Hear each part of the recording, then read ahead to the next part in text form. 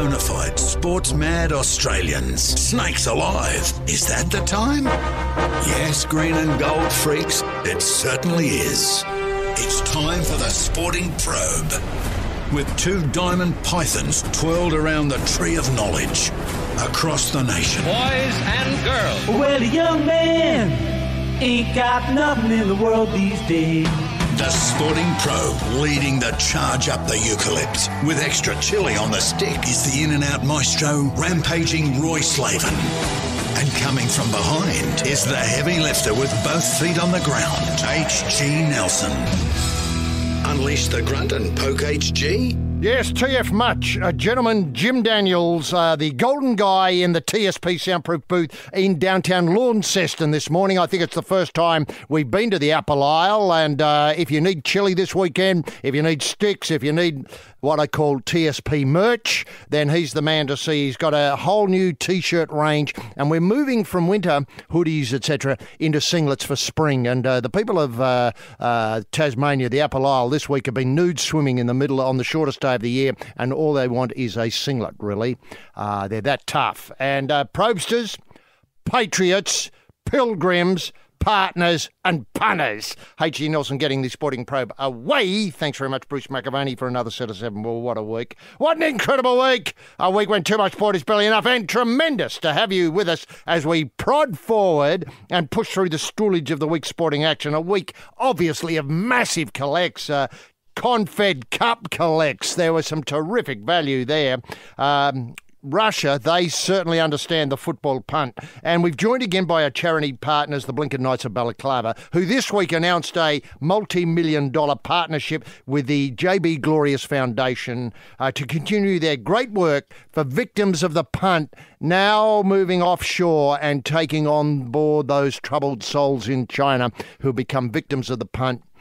Well, you know, I'm not talking about Crown Casino people here. I'm talking about people who have really done their arse on a lot of bad bets. But they've got help coming at hand with the Blinken Knights and the JB Glorious Foundation headed their way. To get us underway, though, let's lock horns with a man who ensured that a complete knowledge of rugby league will be part of Minister Dutton's Aussie Values Citizenship Test, ensuring that all new arrivals will be rugby league-loving patriots once they pass the test. That man is rampaging Roy Slaven. Roy, can we get the TSP bunny in motion simply by asking what highlights caught your restless eye this week? Barrow! Yes, thank you very, very much, H.G. Nelson. Wonderful week to be an Australian. 20% pay rise for AFL players and not before time. Just 20%. That works out at about $60,000 on average for each of the players. And well earned. I'm just hoping that the administrators haven't been forgotten and the administrators get a 20% bump in their remuneration as well. That's only fair. I think a couple have already got that. Good. My feeling is, how about your umpires and your boundary umpires in particular? 20%. Yes, all good. up. Mm-hmm. I noticed our federal politicians have just been given a 2% rise, so that puts it in perspective, doesn't it? 2% as opposed to 20%. We're still waiting to hear what Cricket Australia's got to say. Now, are we seeing in Australian tennis what I'm calling a renaissance?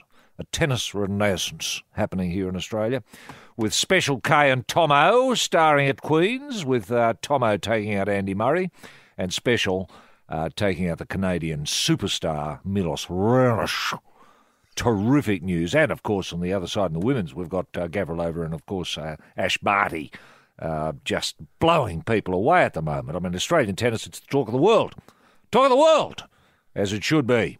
Boris Becker declared bankrupt. Mm-hmm. Man, how did that happen? I know. We might try and unpack some of that a little bit later on. Poor old Boris. There is talk of the Boris Becker Foundation.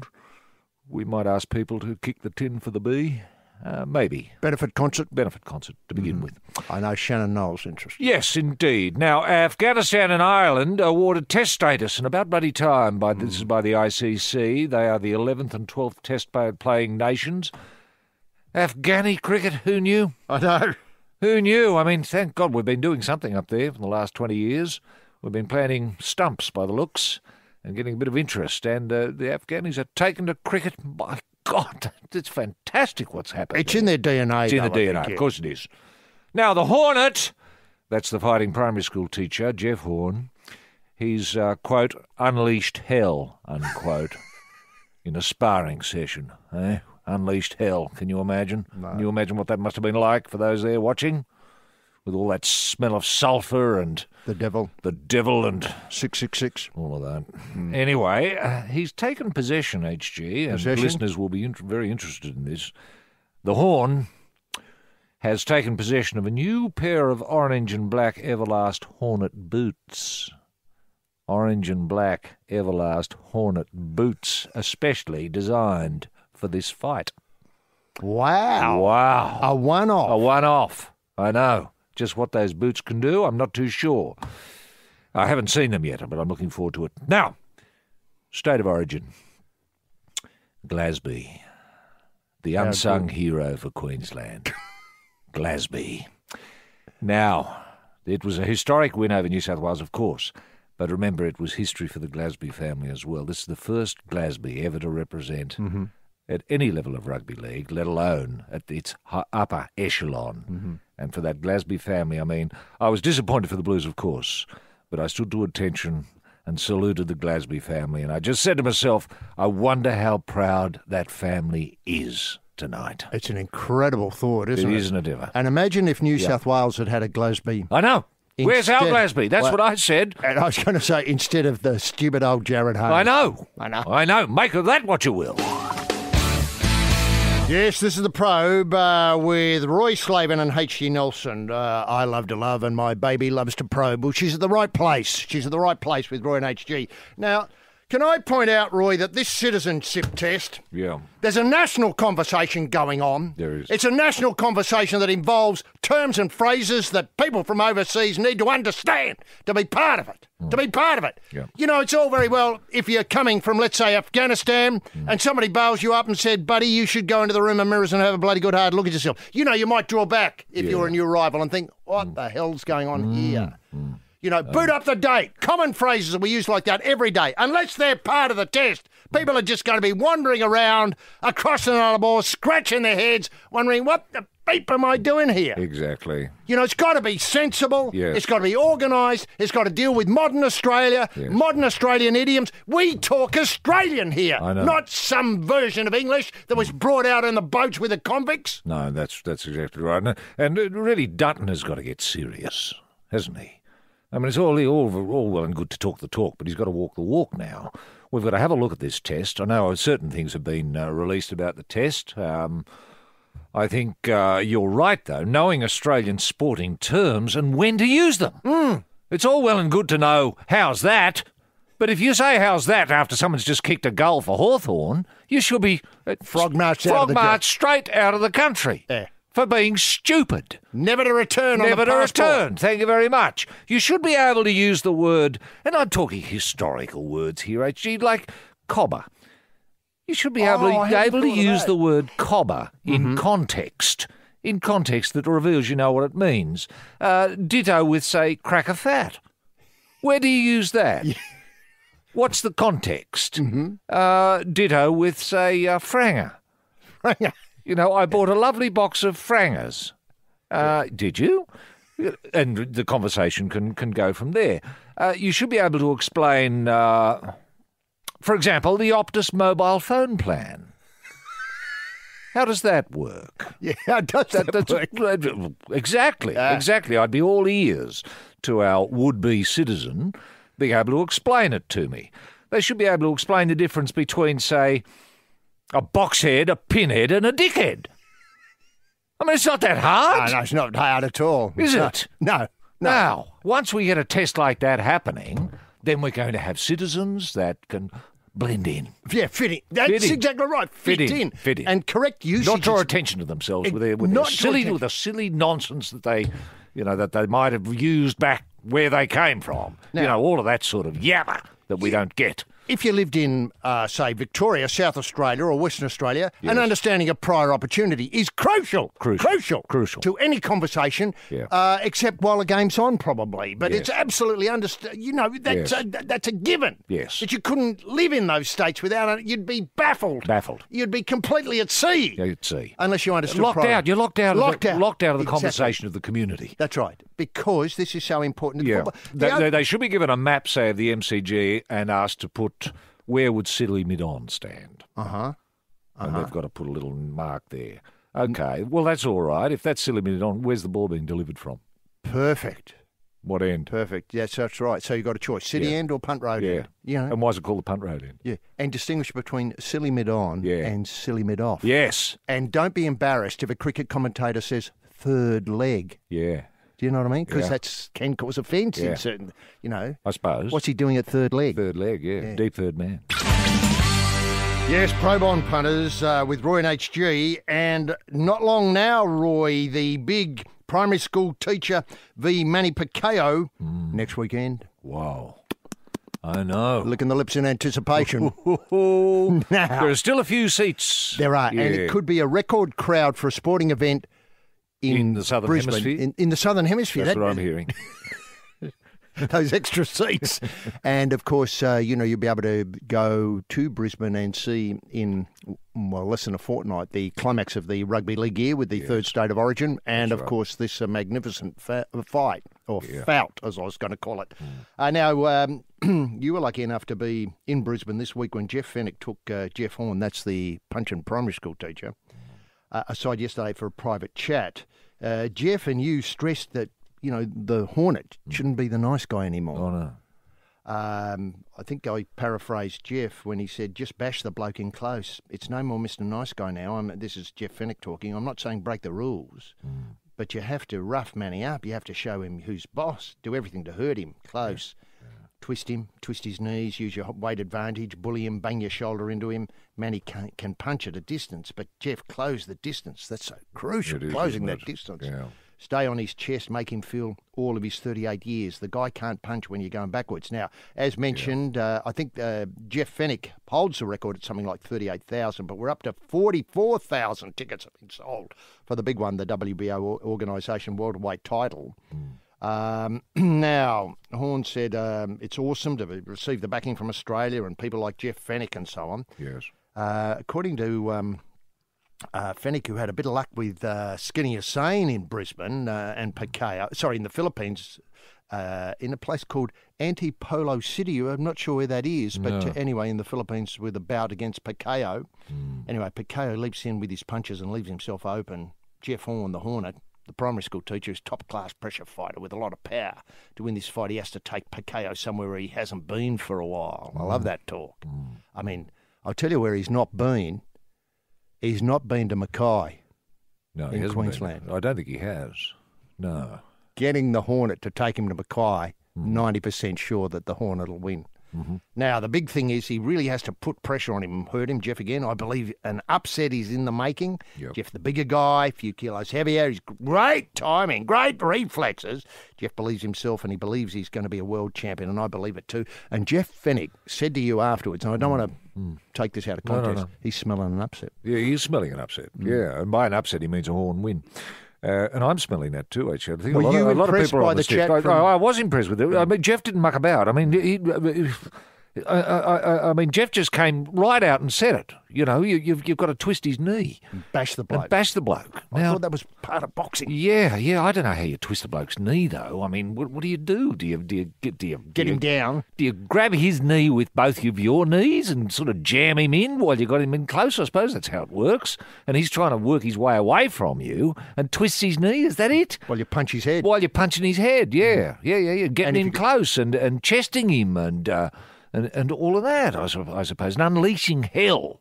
That's what he's got to do. That's what I said to Jeff. I said, listen, Hornet, listen, unleash hell on him, mate. Unleash hell on him. Drop the plate. Drop the plate, twist his knee, get in close, and just bash him. Just bash him. And I think the message got through. Right. And did you feel as though he was, What, in a bashing frame of mind? Well, I suppose that's what I mean. That's what I mean. I think he is. I mean, it's all well and good to stand there with the chalk and say, all right, kids, 2 + 2 equals... anyone? You up the back? Don't know. You? 4. That's right. Put that away. Get in close. Unleash hell. Bash. Now, it's very hard when you put the chalk down, put the gloves on. But that's what he's got to do. He's got to forget he's a teacher. You're not there to teach. No, you're there to bash. Yeah. Now, did you take a couple of plates in and drop them and see how many punches you could get away Well, with? I heard he did 15 punches. 15 punches, count them, and it sounded like 1 punch. Yes, pilgrims, the Probe. It's the Reverend Roy and what would I call it? The novice, H.G. Nelson here, presenting the sermon today. Sometimes other people do it, but mainly today it's just us. Now, look, I hesitate to bring up 2 words which have really depressed Australia over the last couple of weeks. Maybe 3 words. Rugby union, that's 2. Yeah. And the other word is wallabies. Oh, yes. Oh, dear. I don't know what to say about last weekend's capitulation against the Scots team, but that I think I said in media commitments I'd never seen a sport jump out of an aeroplane and try and land on a haggis. But that's how I saw it. Yeah. What we've got here is that before that match, though, Wallabies attack coach Stephen Larkham... I didn't know there was an attack coach. Doesn't appear to be an attack. An attack coach? Is that seriously a job? I don't think so. I don't think he's paid in that sense. He just turns up and... Right. Calls himself an attack coach. And I don't think he does anything. He might have a beer with the boys afterwards, sort of thing. So I like your attack today, boys. He wants the team to become the pride of Australia. Does he? The attack coach? And then he goes on. This is before the Scots debacle. Yeah. A loss today would kill off that bold dream before it gets off the ground. This time last year, England knocked the stuffing out of Australian rugby by beating the Wallabies in June, and the Scotland plan to do the same at Alliance Stadium. If the Rising Scots defeat Australia at a time interest across the board is dwindling in a large part due to the shambolic on and on it goes. You get the drift. I do. Now, what can be done about it? All right. Well, there's a few things that can be done about it. Well, I think the Wallabies, I don't think expected the Scots to be able to play rugby union. I think they got a real shock that they looked professional. They were all wearing, uniforms. They had some bigger people and some littler people. They did. And their grasp of the rules was first Seemed class. to be impeccable. Yeah, better than ours. And certainly their attack coach had a lot more going for them than ours did. Yeah. Now, the one great bit of attack, of course, which has been highlighted over and over again, was Izzy's mark, so-called. Oh, yes. And the try. But that's, you can't build a game around that happening, the chance of that happening. However, this week, of course, a lot of talk about what's being done about the Rugby Union Australia, the parlour state of Rugby Union Australia. Should we get rid of the boss? Should we rebuild? Is it a matter of money, etc.? Money's dwindling away. Yes. Now, in a beautiful think piece in today's, I think, Murdoch Press, Brendan Cannon's written a searing indictment. He's talking about new leadership, external CEO, independent review, unify under one banner. And then he comes to point 5, re-engage with and reconnect grassroots. This is where I think it gets interesting. The professional level of the game is the issue. Grassroots is still pumping along. Kids still love the game. Club rugby is popular, and there is thankfully still a great sense of community. But the professional game has disconnected itself. There are 2 simple ideas to fix this. 1, every single professional player has an obligation to play for their club at least once a season. Once a season. That's incredible, isn't it? Wow. Wouldn't that change it? Wouldn't it once ever? a season. Imagine Falau playing for, say, for Green Randwick. Rats. Yeah. Wow. Once a season. Wouldn't that be a shock? Wouldn't that be amazing? If you turned up. And there you are. You're just a punter. You pay your ticket. In you go. You're here for the rugby. You beauty. We're here to watch Randwick. There's Izzy Falau. Oh, no. God. I love rugby. Yeah. That's it. I love rugby. That's the correct answer. Yes, there'll be thousands of reasons why people say it can't happen. But why not just, and then he's got a capitals here, make it happen. That takes leadership. Next weekend, for example, there are no Wallabies or Super Rugby games. Hang the consequences. Wallabies in clubland. Now, it does get a bit troublesome for the Melbourne, I want to say, Rebels and the Western Australian Force. Well, they don't have any Wallabies, do they? Oh, Wallabies. No, they don't have any Wallabies. You're right, probably. Well, just make it happen. Give them some Wallabies. Isn't that what he's saying? I think that's what he's saying. Leadership? Pulver, if that's the bloke's name. I think that's right. Pulver's got to step in and say, Falau, come here. You're playing for the Rebels tomorrow. I'm what? You're playing for the Rebels. Get down there. Oh, I play for Randwick. You're playing for the Rebels. Hey, Wallabies in Clubland trumps some meaningless Super Rugby game a week later. Meaningless Super Rugby? I know, that's where it falls apart. I know. Meaningless Super Rugby. I thought Super Rugby was the pinnacle of the game. So did I. Now, 2. This is his second idea. Remember that? Yeah. The first one, is he playing for the Rebels? Yeah. All that sort of stuff. 2. So the same Australian rugby badge on every single rugby jersey in the country. Boys and girls from under 6 to Wallabies to the Australian women's sevens team. How powerful would that be? We're all in this together. No matter your age, your gender or your ability, we have one community. Kids would love the fact they have the same thing on their jersey as Izzy or Charlotte Caslick does on hers or his. Up goes the poster. Oh, look. Why stop at rugby? Yeah. Why not have the Wallabies badge on everybody? Yes. Every new arrival. Yes. Every person who passes Dutton's sports test Yes. gets a badge. If you don't, you And don't. if you don't wear it 24 hours a day, You're out. you're out. If you Yeah. don't pass the test, never again Yeah. can you be part of Australian rugby. Wow. That's You know- a big call, isn't it? But what an imaginative suggestion, HG. Have you heard of anything like that before? No, I have never heard of anything like that. Could I suggest taking the canon law Very good. a little bit further? Why not have all jerseys or Guernseys Wallaby colours? All of them. All of them. Doesn't matter what your team is. So- You're in green and gold. So hang on a minute. Sometimes you'll be in the gold and the others will be in the green. No. You just got to know. Your mates. Yeah, your mates. Your mates. We're all in it together. You know, who cares who scores or who doesn't score? As long as there's a bit of attack, a bit of defence. Who won? Don't know. Doesn't matter. We just played. We're all Wallabies.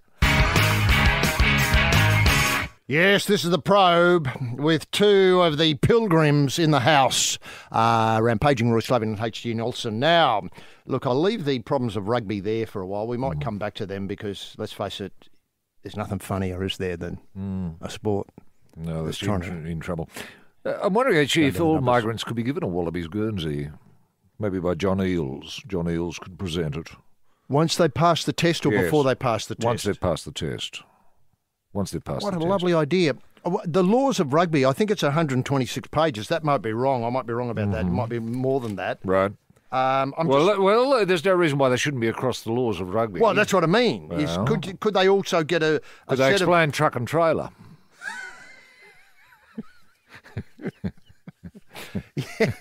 Yes. For a start. Yeah. Or what? Yeah, well, that's an excellent question. I was just trying to get I've got a number here about it. What's the difference between a ruck and a mall? Yeah, well, that's an excellent question. And when is a mall established? You know, when's a mall not a mall? Yeah. When no one's opposing the mall. And discuss Italian rugby in the Yes. What are the Italians done? What's their trick? Yeah, what's the trick? What's their trick? What's the Italian And we're going to see that trick sometime this weekend, I think. Yes, that's right. Now, look, Okay. this is a very sad story. Danny Weidler for the Fairfax People got this. A beautiful story, beautiful writing. One of sport's highest profile couples, the Kangaroos and Panthers star Trent Merrin and surfer Sally Fitzgibbon, have called it a day. The couple have hardly been together in recent times because of their busy lives. Now, Roy, you and I have counselled so many young couples about, difference in sport.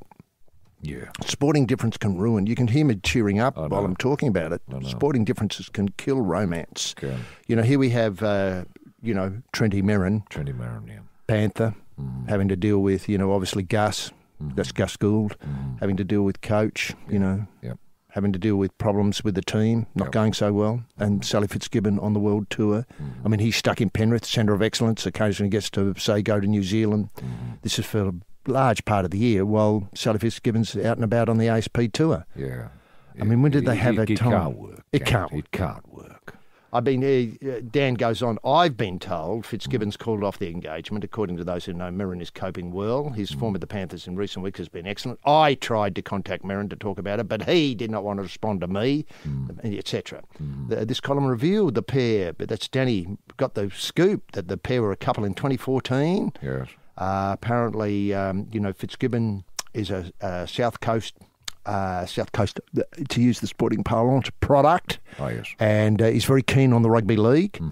Pair are to be well suited, given their sporting link, competitive spirits, desire to live a healthy lifestyle. The pair have not posted on Instagram since April. So that's a dead giveaway. It is, isn't it? Merrin, incidentally, I didn't realise this, is one of the biggest characters in rugby league in the NRL. Right. One of the biggest characters. Right. I mean, hang on a minute. I know, there are a lot of Andrew characters. Fafita? I know. Andrew Fafita? Yeah. I mean, just to start. I know. James Maloney? Yeah.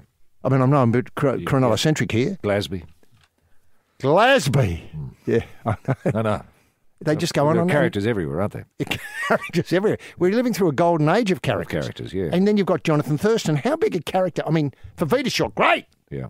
But then, I just think Jonathan Thurston's slightly bigger than Fafita. Yeah. Cooper Cronk. Cooper Cronk hides his light under a bushel, He but does, what a doesn't character. he? What a great character. Now, and an extremely popular team man.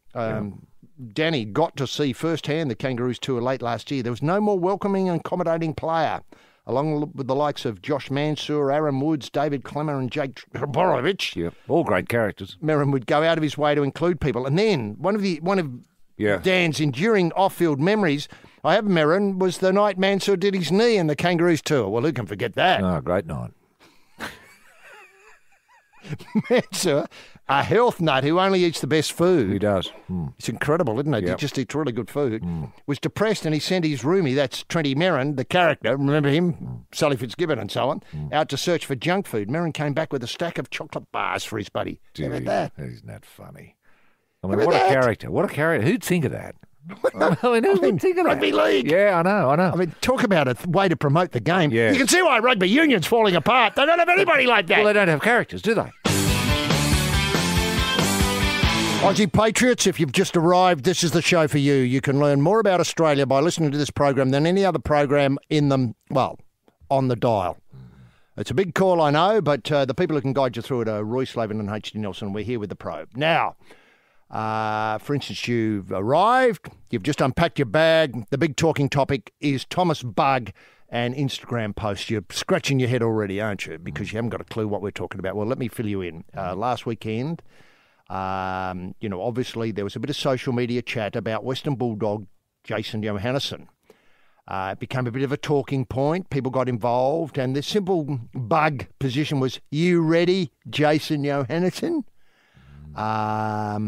I felt it was a bit twee, really, that that was the best a Melbourne Demon player could come up with to put another player off his game. Given the sledging, as we know, is a great part. Heath Shaw, who I think celebrates his 250th game this weekend for the Giants, or, obviously Collingwood and the Giants, is a great sledger. And he surely could come up with something better than "You ready." You ready? See, It's I always weak, like the one... It's weak. Weak. Yeah. I always like the one "We Know Where You Live." Yeah. TT. Or JJ, should I put it that way? Yeah. Or something like, "We know where you park your Or car." You're Dead. You're dead. Yeah. It's just too twee. I mean, why would the Bulldogs be bothered about that? They wouldn't. Exactly. Yeah, it's not going to affect them at all. Now, they had a bit of a meeting, the Melbourne Demons, after this. They were Did obviously they? felt a bit awkward about it. Yeah. The Demons understood Bug's intent, and the club leaders, this is the Melbourne Demons, wanted to make sure Melbourne was perceived as a humble and respectful football team. Oh, no. Oh, God almighty. This is where Minister Hunt steps in, surely. Well, don't wait for that. No, I know. So they've got to... He's got his hands full, apologising. Yeah. I'm so sorry. Yeah, to the court. Yes. Sorry, Victorian Court. Sorry. I'm so sorry. I'm really sorry. How sorry are you? Really sorry. Could we have that in writing, Minister Hunt? Yes. Yeah, I'll write it in my blood. So sorry. Now... Minister Hunt's, of course, got his hands full not only with, obviously sport, but health. Yeah. And remember, of course, he's the intellectual powerhouse of the Liberal Party. And I think they've got a meeting They've this got a weekend. conference today. Is he speaking today? I suppose he is. On intellect. Now... You won't be talking about sport, I'll tell you that for nothing. Fact. Now, the Demon said, this is the, I think, let's see, it was Viney, Todd Viney or somebody, another Viney anyway. We spoke a little bit about this morning, our leadership group, and whilst we think it's not a big issue and it was intended as a bit of banter, we can see how it could be taken out of context a little bit and come across as a little bit disrespectful. He's got too many littles in here. I don't know why they're not weeded out. And how could you take it out of context? What other context could there be? I'm sick of this. I'm sick of people saying I take it out of context. That's what Minister Hunt says. You're an idiot. Did you say he's an idiot? Yeah, but I was taken out of context. Exactly. Did you mean he was an idiot? Oh, might have. I don't know. I can't remember. I can't remember the context. Your Honour.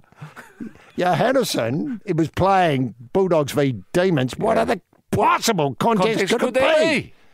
Anyway, he said, so we're having a little bit of a word to Buggy to keep it in check. I mean... Keep it in check? I mean, you have to not do it. Why not bump it up a little, Buggy? Indeed. I mean, if you're going to Instagram someone, give it a bit of grunt. This is just embarrassing us. Turn up the volume, please. We certainly want to come across as a humble and respectful football team and understand there is an opportunity for it to be taken the wrong way. Oh, Lord. Yes, this is the Probe with the big two in the Wallabies jumpers. We've taken our Wallabies badges off though, and we're not going to put them back on until they start winning. They win something. Yeah. Look, we don't mind beat Italy. Yeah. There's a start. I've got mine with a safety pin, and I'm going to put it back on. Right. I ripped it off, obviously, earlier. Yeah. I couldn't bear it. I know. I felt embarrassed. Embarrassed. I felt an imposter. I know. I felt un-Australian, Roy. I know. Now, you've never heard me say that before. No, I've never heard you say that. In 30 years of working with you, I've never said that. No, not when you're wearing a Wallabies Guernsey. To say you feel un-Australian. You know, I'm embarrassed for John Eales now. John Eales, the great John Eales. Remember when we used to win sometimes? He was there when we used to win. And Georgie Gregan, let's not forget him. Oh, yeah, he won once. You know, maybe more than once. Yeah, he was a winner. Oh, God, Lord. You know, makes you weep. I know. Now. I mean, they're imposters, aren't they? They're imposters representing us at the moment. They're pretenders. Pretend they're playing rugby union. I know. Maybe they should change sports. Now. I mean, is it a Chinese plot? Have the Chinese... inveigled themselves into rugby union and are just destroying it? From the inside? From the inside? I mean, is that what's going on? Well, why isn't the Royal Commission looking into the Wallabies? You know, where's the minister when you need him? Which minister's that, Roy? Please. Now, can I ask, the only thing that makes me think you're right is it's been far too QT with regard rugby union and China, where everything else is going full raw. Yeah. You know, obviously the AFL, China love it. Yeah. Koshy's got that Aussie bok choy running up there, boatload after boatload every week. Gold Coast Suns, the Chinese team. They're going to change their name next year to the Gold Coast Chinese Suns. That's right. To cement the relationship. Yeah, the Mousy Dungs, I know. The dings. Now, and then, of course, with Rugby League, well, they've got a seed group up there showing green shoots. They've got money coming in from the books are arriving. They're going to destroy Rugby League as well, though. I mean, the thing about the Wallabies, it happened... So quietly. Without us noticing. We used to just take it to... it was natural that they'd win every now and again. You think, what about them Wallabies? Hey, whoa, where's my Guernsey? Better put it on because I want to go out. And I want to look Australian. I want to look like a winner. I mean... Then all of a sudden, they've lost again. Lost again. And then you just take it, it's normal that they just lose all the time. And this must impact on the team. They must get together and think, we're losers. Well, look at us. Yeah, I know. The only thing we can do is lose. We're Wallabies. Oh, right. Now, look, last week... Here's the attack coach. Oh, no. Any ideas? Attack coach? Yeah, catch the ball. What? Catch the ball! Oh, right. Oh! Yeah, okay. Let's what try. An idea. Now, look, last week we broke some news on this show about, obviously, the interaction using new technology between the game as it goes on and the fans in the stands. Yes. Now, this is sort of taken off in leaps and bounds, and mercifully people on the Mojo Wire have chimed in. This is James has written. He describes himself as a loyal TSPer. Oh, I like that. I like that. He'd be wearing his Wallabies Guernsey today. He'd have it on. Yeah. Maybe a couple of badges on. Yeah, he would. Now, further to the idea of players interacting with fans, and remember, of course, this is the Brendan Cannon position too, about the rugby union, etc. Yep. Anyway, fans, could we try to encourage more fans back to the game by getting player to interact live with fans at the stadium, while the game's going on, implied, by offering live tips to punters while on the field? Brilliant. We could get, say, Sam Burgess from the Rabbits to chat to fans about his strain in the old hammy, and better get him off for an interchange. Yeah. And that could affect how people, obviously... Oh, you could bet on him coming off because he told you. And Hey, would it be possible, he suggests, to get is up... that legal? I suppose it is. Yeah, I haven't got a problem with it. No, that's good. No problem. Now, and I'm just wondering That passes the sniff test. or the pub test. Yes. Now, look, and he's wondering if he could also hook up from the game to the people at home through Roy's YouTube Rugby League channel. Wow. I know, it's a hell of a thought, isn't it? That is a thought. Hey, see, I've got an email here from Sam. Sam says, given the poor state of affairs of our national sporting teams, Wallabies losing to Scotland in Australia. Oh, give me a break, he says. I'm wondering whether we shouldn't break up the stranglehold Minister Hart has on sport and apportion each federal minister with direct responsibility for an individual sporting This is an team. excellent This is idea. a How does it work fresh air. in practice, Roy? For example, Arthur Sinodinos becomes the Minister for Innovation, Industry, Science and Rugby League. Julie Bishop is Foreign Affairs and Lawn Bowls. Peter Dutton, Immigration, Border Control and Dog Racing. This is brilliant. What a fantastic... That'll relieve her just to get on with whatever he does. Intellectual powerhouse, that sort of stuff. Coming up with ideas, man. Bashing the courts. Yeah. Sorry. Taken out of context. Sorry. I think direct accountability for a code is likely to sharpen one's focus on overall performance, bolstering our sporting endeavours and giving us a platform we can vote on at the next election. This may also attract more youth into the politics caper. Wow. I would imagine if you were the Minister of Racing and, say, Health. Yes. What a perfect fit. Well, that's Dutton. I know. Dutton. Is that what he's headed? Dutton's in charge of dogs. Dutton and dogs, there's a fit. He'd sort them out. Now, there was Get rid of them slow ones. Oh, yeah, what do we do with them, Minister? Shoot them. Yes, I am, you are, we are Probers with Roy Slaven and H.G. Nelson. Just still with the Mojo Wire contributions. Probe-sters, writes Brad Hughes, you have to dip your lid to the NRL for the magic created during half-time in the State of Origin Wednesday night. I felt proud to be an Australian during Holden face painting competition, which featured 5 adults having paint smeared on their noggins. Yeah. I can only imagine the impact it must have had on viewers at home. Yeah. Our game is in safe hands, and only question remaining is how can they possibly top that in Game 3? Isn't that good? This is something apropos of what Brad's talking about, is that match, as I understand from Rabs, that's not, obviously Rabs, Ray Rabbits-Warren, was seen in 100 countries. No way. And 100 countries saw our face painting. I've said to you before, our face painting is the best in the world. It is. It's fantastic. The best in the world. Yeah. And great to think they've got the message of Holden out across the world too, doesn't it? Yes. A lot of people be thinking, where do I get one of them Holdens? Wouldn't they? Now, can I point out that you can't buy them anymore? Thanks very much. Okay. Greg has been in touch. He says, so moved to hear the story regarding New South Wales players receiving personal messages from loved ones in blue envelopes prior to the kick-off of SO01. Why didn't they do it for the second match? I'm buggered if I know. Players revealed how motivating this was and inspired them to their fantastic victory. Now can I point out... Yeah. I don't believe that for 1 minute, that little bit, how motivating it was and inspired them to the victory. I'm not sure why I don't believe it, but I just don't believe it. You don't believe it? No. Right. Well, Greg does, and that's all that matters at the moment. He says, given what happened in SO02, could you see a use for a medium or person who talks to the departed and relay messages to Blues players from the other side? What a great idea. Now I'm interested. I know. How inspirational would it be to receive a message from dead Uncle George, imploring supreme efforts and silky ball handling skills? Or why not old rugby league? Well, that's players? what I'm thinking too, Yeah. and I think he's getting that way. Furthermore, he says, how inspirational would a halftime spray from Moose Mossop or Jack Gibson be? Through the medium? Through the medium. On the Ouija board? Yes, well, the Doris Stokes type, who just... Yes. My name is Jack Gibson. Boys, I want you to really put in Believe in the Blues. That sort of stuff.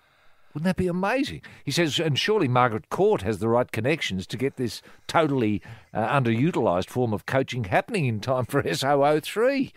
It's time for Rugby League to reach out to Margaret, I suppose, and say, Marg, do you do any of this sort of work? Can you talk to Gibbo? Whatever, half. It's an excellent idea. That's assuming Gibbo's gone to the right place. Yeah. I have no reason to doubt that he wouldn't. He wouldn't be anywhere else. She knows how the devil works. I know. So she might have contacts in the other place, the hot place. Oh, really? Oh, I'm not saying she does. I'm just saying... But then the players be all ears. Oh, Jack, stop. Shut up. What's it like in hell? Yes, just two buffheads on the burble. This is the Probe with Roy and HG. Now, what I like the idea of the seance style at half-time. Oh, yeah. Would they come in and sit on those chairs that you see them sitting on, and they hold hands? Yes. And then... You'd have to have the lights out, wouldn't you? Like mood lighting. And then the lighting. seance leader comes in and says, Jack, are you there? And, maybe... Jack, if you're there, knock twice. Yeah. Now, Jack, can you speak? Fair enough. Yeah. Excellent. Then the players lean in. Now, can you see that being sponsored by somebody and put to air television? Well, I didn't want to get them involved necessarily, but I tell you what, that would be... Holden halftime spray from the other side. Something like that. Holden halftime spray! Wow, that is incredible. Now, can I just say that when you're talking about this game going internationally, 100 countries. Now, let's face it, only Papua New Guinea is the only country in the world where rugby league's then obviously the number one sport, national sport. Now, talk about a wedge that goes everywhere is, never mind that you don't understand six tackle rule or forward pass, who does, touchies, what are they doing, sort of this traditional softening up period should happen. Everybody understands Holden half-time spray from the other side. They do. They do, and they'd be very interested in it, wouldn't they? They would. Yeah. Now, just going back to rugby union for a minute or two, and also on the question of motivation, is that last weekend, I hope I got this right, maybe it was the weekend before. Anyway, Michael Checker, our coach, had a weird and wonderful motivational tool in the dressing rooms before their big... Oh, this is over Fiji, so it was a fortnight ago. Was a huge poster of a barking dog. Oh, yeah. Huge poster of a barking dog displayed on the dressing room wall at Amy Stadium. Oh, yeah. And that was the last thing the players saw before they left for the game. It's understood Checker introduced the picture of the hellacious hound, according to Ian Payton here for the Murdoch people, to the dressing room last year, but until last weekend it had been placed in a spot that would not be filmed. Right.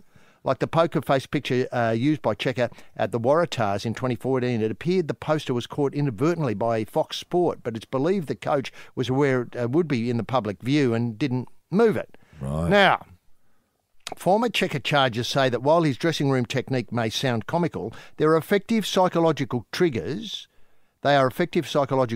Well, the jury's still out. The jury's well out on that. What psychological trigger was used last weekend against Scotland? To lose. Eh? Now, triggers, and the Wallabies coach is far from alone in using left field ideas. Oh, maybe he's got to go right field. Now, many teams draw motivation from different pictures and quotes from legendary figures like... Jack Gibson from the other side. Yeah. Jack Gibson from the other side. Formerly Wallabies and University coach Dave Brockhoff, character, even loosened the hinges of a Coogee Oval dressing room door one year so he could rip the door clean off as part of a fiery speech. Wow. Now, didn't we have this once in rugby league where I think Desi Hasler, or it might have been the car door off. Well, was it Desi or was it Sticky? Might have been Sticky. Yeah, one of them did something stupid to a car door. Very hard to rip a car door off, It is. You've got to know what you're doing. Now, rugby league, coming back to rugby league with Desi and, obviously Sticky as we were. Yeah. Last weekend, there was a match. Let's see, Eels v Dragons, crowd of 13,000 at ANZ Stadium. Great game, Eels, obviously Dragons, both contending for top 8. Both very popular teams. Popular teams in Sydney, big drawers.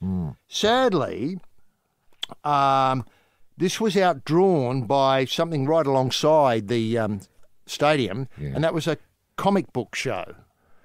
where I think 17,000 turned up. I hope I've got those numbers right. 17,000 turned up, as beating opposed to 13,000 at the game. At the game. Now, remember last week we spoke about the number of jumpers, some of which had superhero motives. It looks as though we've got to go all out, doesn't it, to combat the rise of comic bookism. Wow. I had no idea. And did the people going to the comic book or ended up at the comic book, did they imagine they were going to the rugby league and just got mistaken? Swept up with the crowd. Look, what's the problem there is they How embarrassing's that? Look, it's not as though they were dressed in blue and yellow. A lot of them were dressed as Phantom or characters out of Star Wars or stuff like that. So they knew what they were doing. I think they knew what they were doing. It was a deliberate snub to the rugby league, wasn't it? It was. Deliberate snub. That's what worried me. Never mind all that we offer. Yeah. Face painting at half time, the view from the other side, all that sort of stuff. Yep. Well, the view from the other side, that'd fit right into comic books. But you know what I mean? They still can't get them there. You know, all the dog pictures and everything you like that goes with sport. None of that was able to be, lure them in. Yeah. Boy, is there any way of, adopting the comic book view for rugby league? Or Well, hand out free comics when people come to the rugby league. Well, there's a start. So how about, all right, you get a rugby league sort of show bag, and in it is obviously a scratchy. In it's a personal message from Minister Hunt. Yeah. Which about the beauty of rugby league. Yeah, the beauty of the game, that sort of stuff, right. What to expect today, etc. It wouldn't be hard for one of his staff to do it and just put his stamp on it. Easy, that's done. So you get that, and maybe a packet of cigarettes and a beer and a pie and a comic, a Phantom comic or something like that, featuring the Girk twins. I don't know. Isn't that an excellent idea? So you know how these big charity dues, where you know this from the Blinkered Knights of Balaclava, they have to provide a tote bag for people to come in and they take it away with them after the lunch, fundraising lunch. Yeah. Often costs more than the event raises. I know. It can. You've got to be careful. Got to be careful about it. But if the numbers are there, if you could speak to the Phantom comic people, Lee Falk, Wilson McCoy, whoever owns them, and say, look, we want to buy 200,000 copies of, the Phantom. Volume 1, number Phantom 12. meets the Girk twins. Yeah, all right. Yeah, not a problem. So you get it pretty cheap. And then the Minister Hunt thing, he'd do that for nothing. Yeah, and it's in his interest to be seen associating with winners. That's a big problem there. Certainly wouldn't do it for the Wallabies, but anyway, be that as it may. No. So then, what an excellent idea. So going this weekend, keep an eye out for show bags. Yes. Featuring comics, cigarettes, pies, beer, and a message from Minister Yes, Aussie Patriots, the big two in the house, rampaging Roy Slaven and H.G. Nelson and the Probe. Now, this is disturbing, Roy, and I hope people are sitting down for this because Cricket Australia is now cautioning cricketers that the game risks joining rugby, that is rugby union, that is the Wallabies, in the black hole that the Wallabies are in at the moment. Wow. You know, I'm not a person who's given to alarmist comments. No. But why would Cricket Australia be saying that? Is that to scare the players into signing contracts? I think it is. Australia's cricketers have been warned. I'm not sure by who, but be that as may, cricket is at risk of falling into the same hole as rugby if players do not give up the revenue share model. This is according to the Fairfax paper. Right. The blunt warning was issued at a meeting fronted by Cricket Australia's chief negotiator, Kevin Roberts, team performance boss, Pat Howard, and Cricket New South Wales chief, Andrew Jones. Right. Fairfax media has learned players were told that cricket was the next risk of becoming the next rugby and argued that incredible growth of the AFL and Rugby League was because those codes did not have a revenue share model. Now, incredible growth of Rugby League needs to be questioned given that more people went to the comic fair and now... Mind you, that was a pretty terrific comic fair. It was incredible, wasn't it? Yeah. I don't often go to the comic fairs. No, nor do I, but I meant to go to the footy. You know, I said to you, I'll meet you there and we'll go to the footy. And then... I just saw the comic fair sign when I was going to the footy. I thought, oh, man, that looks pretty good. And before I knew it, I'd wasted 80 minutes. And caught the train back to Parramatta with delighted Eels fans. That's right. Now, rugby has been plunged in crisis with the interest waning due to the Wallabies' poor on-field performance and dwindling participation number and strengths of other codes. While cricket's pay discussions have stalled, the AFL and its players this week, as you mentioned earlier, $2 billion pay deal Cricketers Australia are saying the AFL bargaining process was evidence the revenue share model being pushed by the players needs to be changed to a profit share. Right. Where's this going, Roy? Can they survive? It's a bit arcane, isn't it? It's a bit hard to know who to trust. It's mirrors, isn't it? You hit the nail on there. Who to trust? Leadership. We need leadership. And do we look for the minister to give us leadership? Don't we?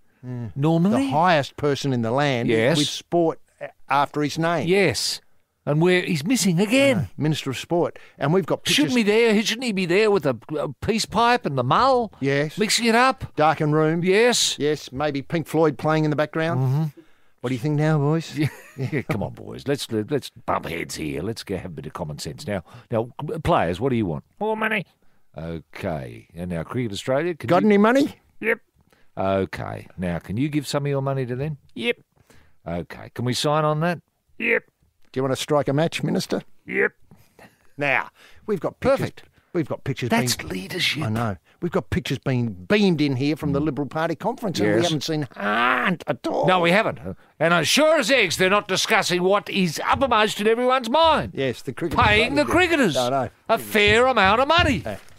Yeah. Something decent so that they don't have to have the arse out of their trousers. You know what I mean? So they might be able to invest a little bit in property or something like that. Give themselves a future. Have a superannuation fund at the end something of their beyond careers. cricket. Something beyond cricket. Oh, something to look forward to ask. Now, so how often do you see old bloody cricketers, former cricketers, down on their uppers, standing on street corners, with just a hat on the ground saying, "Help! I'm in trouble. I used to play cricket." Yes, we're probing on with Roy and HG this morning. And Roy, I meant to ask about this incredible thing about putting the picture of the dog up. Oh, yeah. Did Grassy Granell, your old coach, stoop to things like that? Or, we mentioned the Dave Brockhoff ripping the door off the dunny where he'd, loosened the bolts. Not really, actually. Grass would always stand by the exit door as we were running out. And he'd just bark at us as we went out. He'd bark, "Shamrock! Yeah, Shamrock! You're a Shamrock!" Mm-hmm. To each of us as we went past. So it was, I don't know, we sort of understood the team we were playing for when we went out. There was no confusion. We were all pointing in the same direction, That's excellent. And every now and again the call would go out, if we were behind. You'd hear Grassy in the stand, "Shamrock!" And then, someone in the... Someone run the ball up. Someone in the forwards would say, what was that? What did he say? He said, "Shamrock." "Oh, bloody hell, yeah, nearly forgot. Okay, Shamrock! Shamrock!" And then we'd all Shamrock again, and then... It's a great rallying cry. It is a great rallying cry, yeah. And sometimes the crowd would get involved, Bullshit! That's... irony. I know, yeah. Lithgow known for it. Yes. The other thing that bobbed up this week with regard players was the problem of players who get suspended at crucial times, and the Swans, who had a great win last night at the dying moments over the Essendon Bombers. Yep. People like seeing Essendon beaten, I think. They do. That's a given, isn't it? Since the drug scandal, yeah, that's never going to go away. It's never going to go away. That's their history. Yeah. Now, Zach Jones... his teammates are furious with him and let him know all about, because he's been suspended. The Swans were building momentum after, obviously well recorded that they didn't win any matches in the first 6 or so rounds. Yeah. The 22-year-old had been sailing close to the wind before he struck Richmond's Dan Butler last weekend. Yeah. He was found guilty of rough conduct for a hit on Travis Cloke in round 2 and for striking Hawthorn's Luke Bruce in round 10. So he's travelling. He's got form. He's got form. Those incidents are tracked fine, but this time he received a 1-week ban. Right. Swans midfield star Dan Hanbury didn't mince his words over his teammates' record. You want to play on the edge, but miss games is unacceptable. God, he didn't miss words. Didn't miss him, did he? Wow. Could have been taken out of context. Yeah, I'm sure he was. Yeah, he apologised. This is Zach. Apologised to the group in the morning, but it was accepted. He's such an important player for us. We don't want those sort of guys missing through discipline acts. A few guys get mentioned something to him also this morning privately. Now, how did you deal with suspensions, especially when you had obviously leading up to important games like finals or matches against Orange Sims? Yeah. Often Stomper Staines went missing for one reason or another. Well, Stomp did, yeah, and He was given pretty short shrift, HG. By the tribunal? Well, let's say Stomp was ruled out, given a suspension for a week for stiff-arming someone, which often happened. I mean, that was his go. Yeah. We understood that. Everyone understood that. He pushed it close to the edge. Very close to the edge. Yeah. He was the Nate Miles of your era. In a way, but he used his arm, not his head. So, most players who came into contact with Stomp, walked away with a broken nose. And that was it. And that was rugby league. league. Was rugby league back in those days, Yeah. before cameras, that sort of stuff, and that sort of nonsense that goes on robbed now. the game of its magic and mystery. So, so if Stomp's rubbed out, Grass would get him in and say, well, Stomp, you've been an idiot. What have you been? I've been an idiot. How big an idiot? A real idiot. Okay, what are you going to do about it? I'll cut the oranges. Well, what else are you going to do? I'll hand the oranges out at half-time. What are you going to do then? I'll wash everyone's car. All right. And what are you going to do then? Mow their lawn? I'll make dinner around at my place next Wednesday night. What if we don't want to come? We just don't have to come. But I'll make it anyway. And what are you going to do then? I'll go and start a fire somewhere. Yes, it's Rampaging Roy Slaven and H.G. Nelson here for the Probe.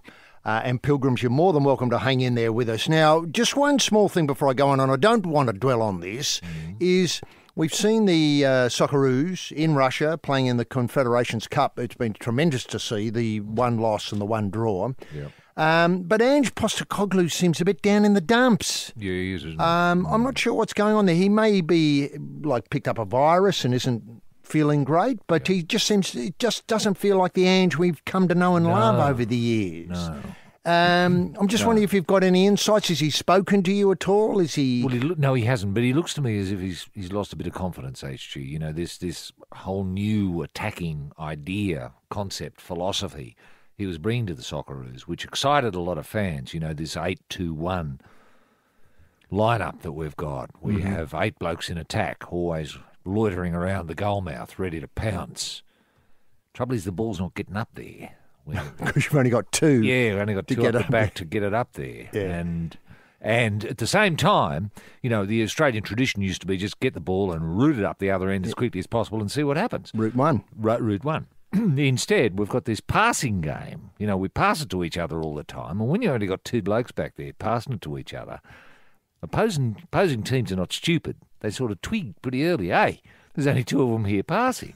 Let's get the ball off them. Yeah, righto. They do that.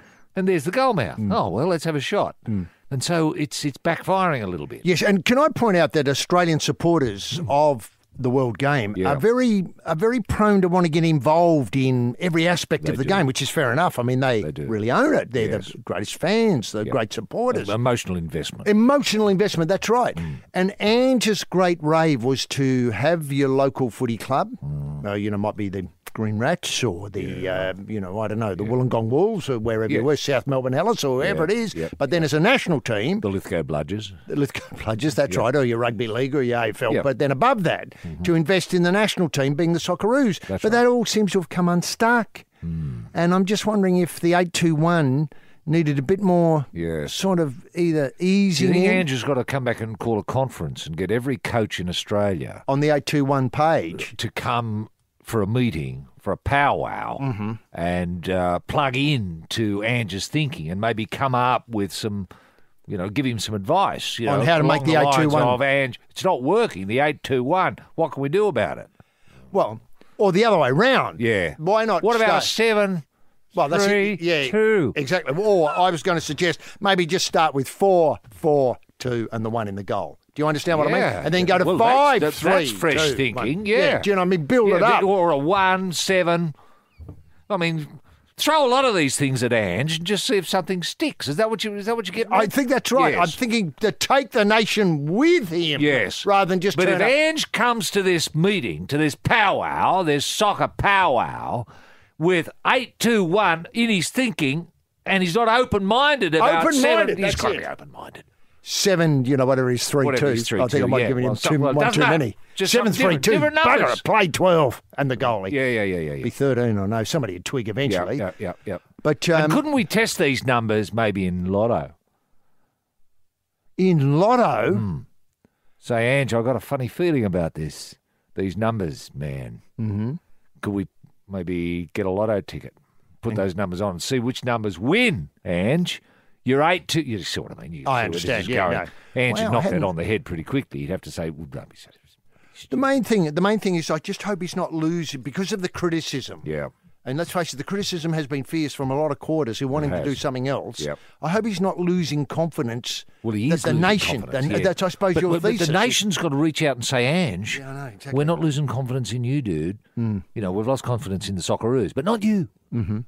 Stick with the 8-2-1. Stick with the 8-2-1. You know, stick to your guns. It'll work in the end. I think Ange's problem is, and I think it's the same for anyone who takes on the onerous challenge of coaching the Socceroos, that essentially you get a lot of players fly in the day before who don't see each other very often. I understand. Hard to get them to get on any page. Exactly. And then when you introduce them to each other, you know, this is da-di-da. Come on in here, boys. Now, have a look at the board here. Now, 8-2... They think, what? Scratch head. Yeah, we've got a what? We're to stand up. Oh, okay. You know, it's a bit hard for them to understand. You know, whereas if he had, look, I think we've got to be. If we're going to be serious about this, we've got to get these players released, and so that being a Socceroo is a full-time job.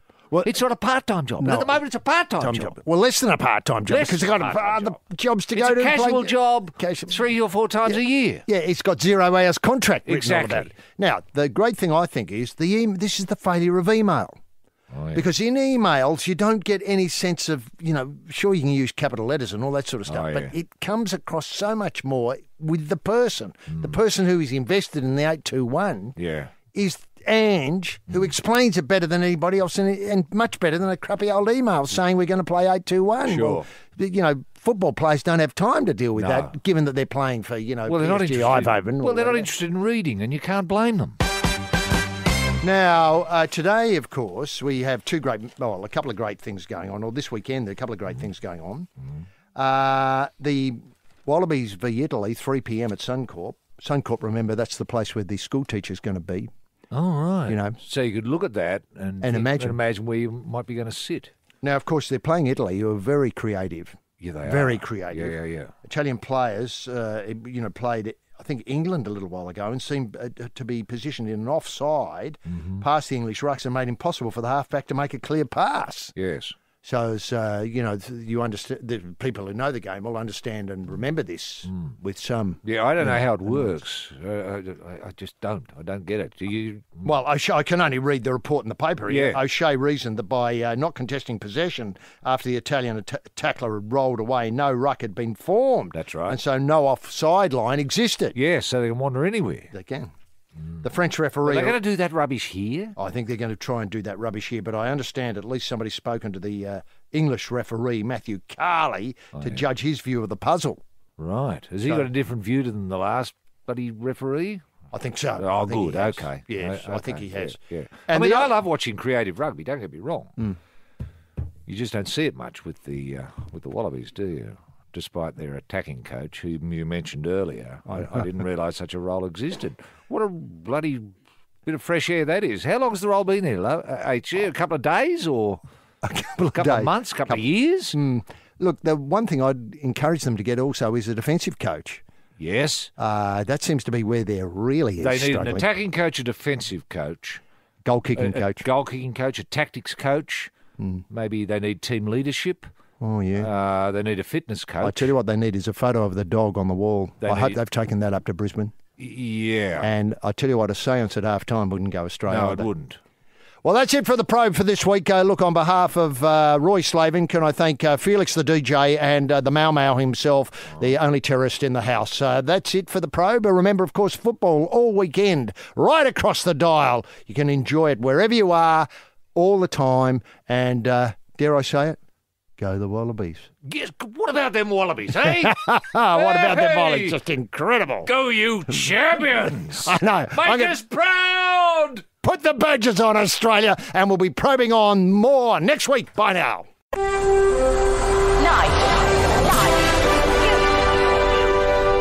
Bonafide sports-mad Australians. Snakes alive. Is that the time? Yes, green and gold freaks, it certainly is.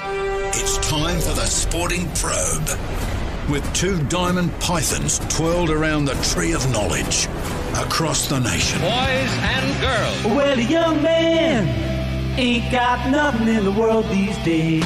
The Sporting Probe leading the charge up the eucalypt. With extra chili on the stick is the in-and-out maestro, rampaging Roy Slaven.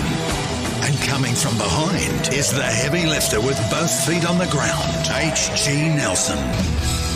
Unleash the grunt and poke HG? Yes, TF much. Gentleman Jim Daniels, the golden guy in the TSP soundproof booth, located this morning, or this weekend, should I say, in Seacliff, South Australia, out front of the SLSC. So if you do need supplies, sticks and chili and that sort of stuff, and new merch, we've got a whole new range. We're moved into spring now. A lot of tank tops, caps, bucket hats, that sort of stuff with the Probe merchandise logos all over it. They look great colours, great range, and Gentleman Jim has done a terrific job with that. Now, Probe-sters, patriots, pilgrims and punters, and tyre lifters, or should I say tyre fitters.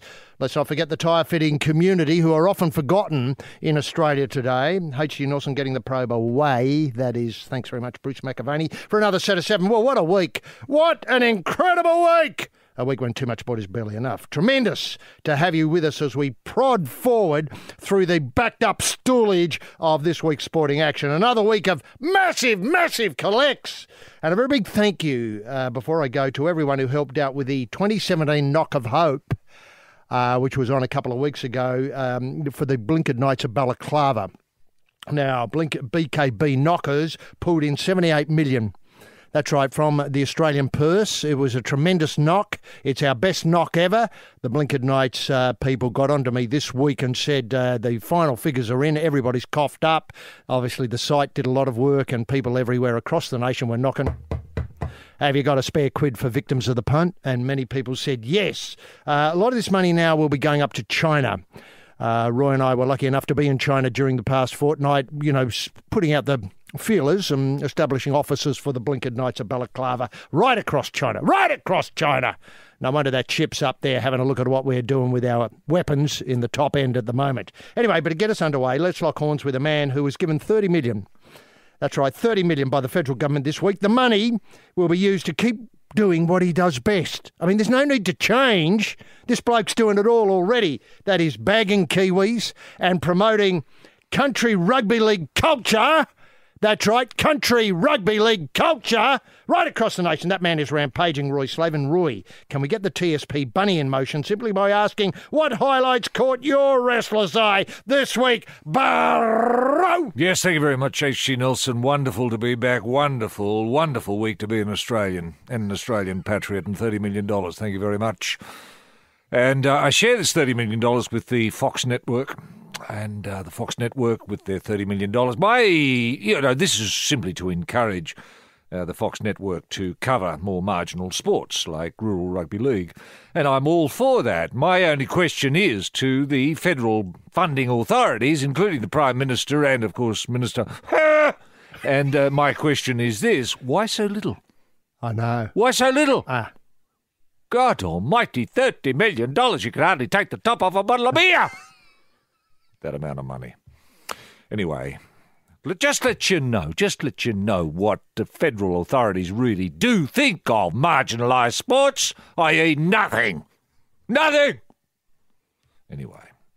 Now, Manly, speaking of marginalised sports, Manly Warringah Rugby League Sea Eagles are under investigation for salary cap breaches. This echoes what happened at Parramatta not so long ago, and it's been happening.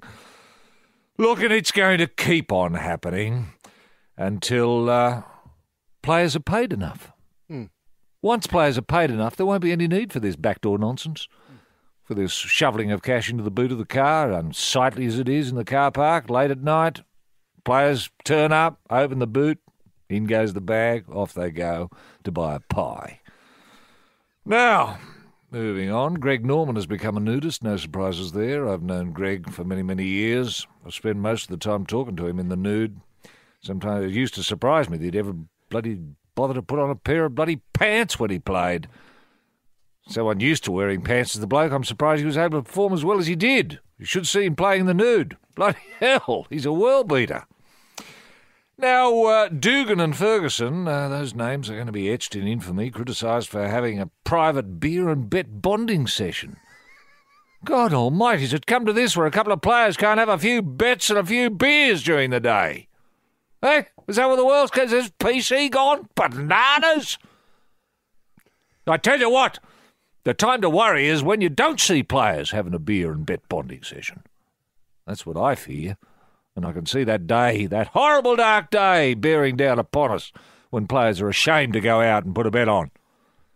Don't tell me Australia's going to become a nation like that. Jeff Horn, speaking of heroes, that is the primary school teacher, he's launched a campaign to take on Floyd Mayweather at Suncorp in 2018. Tickets will be going on sale next week. I've already got 2. I'm going. Can't wait. Bring it on. Sharks, now, Sharks, they're interrupting another surfing competition again. When are we going to get serious? When are the Vic Hislops of this world going to bloody step up, get out there and clear the waters for our heroes on boards so that they can ply their trade with impunity? That's what we want. We don't want interruptions. Now, Alan Jones, speaking of heroes, he used to coach the Barbarians against the Wallabies. Can't wait. I think the last time Alan blew the whistle in a training session might have been with the Balmain Rugby League team. And that was a tremendous success. Who can forget the Blocker Roach incidents? Who can forget that? It was all good. And so we wish Alan all the best. I think Alan's principal skill was being able to convince whatever player had the ball at the time that he was captain. Brilliant idea. Brilliant idea. They're the simple ideas that Alan does so well. Now, Bernie Tomic, speaking of heroes, says he's not going to change, so we're just going to have to get used to it. Fair enough. I think we are getting used to it. I love that, I got millions of dollars and you haven't talk. Love all that from Bernie. I think everyone does. I'm bored. And I don't care, if I get bumped out the first round or if I win the trophy, I don't care. It's all the same to me. I just got big cars and millions, and I'm going to do this next 10 years, and then I'm going to retire, and you're going to look stupid because I'm going to be fabulously rich. Love that sort of talk, Bernie. The more the better. The more the better. Make of that what you will. Yes, this is the Book of Probe with the Reverend. Rampaging Roy Slaven wearing the frock, and the puffer wind at the back door is H.G. Nelson. Now, Roy, look, we've been pestered all week to get involved in a discussion, and I reluctantly get involved with this, that is the Channel 9 footy show. And I'm not talking about the Rugby League footy show, which is just having a golden run. Yeah. I'm talking about the AFL footy show, which has hit a bit of a rock. Now, look, you won't get me bagging Sam Newman. No. I won't. I just won't. But Sam's got the sulks. And he's sitting in the corner sucking his thumb, and he won't come out. He won't come out and do what he does best, and that is to entertain. I'm just wondering, before we get to the solution to this, whether you've got any insights into Sam's thinking, or what do you think's going wrong, or is the footy show... Look, let's face it, television doesn't last forever. No. People have to accept that life goes on. Remember the great shows that we grew up with, fantastic shows like E Street. Yeah. I thought that was just a wonderful show. Terrific. Not many people listening to this would remember E Street. Marcus Graham was Wheels, I think. A terrific role. And I think was Melissa Couts who was kicked on. Did she get a start in E Street? I'm not sure if she was in E Street, but a show around the same period, though. She was terrific. I think we presented her with her Logie for the Best New Talent. For her performance in E Street. Was it in E Street? Well, I just made that up. Well, let's say it was E Street. Yeah. Well, she was great in E Street. I just picked that as a show. Yeah. The people loved and thought would last forever, but it didn't because... Like A Country Practice. Now, that was a great show. Remember Terence Elliott, Dr. Terence Elliott? He was a terrific character. And Molly. The death of Molly. Remember that, HG? The nation stopped and blew its nose.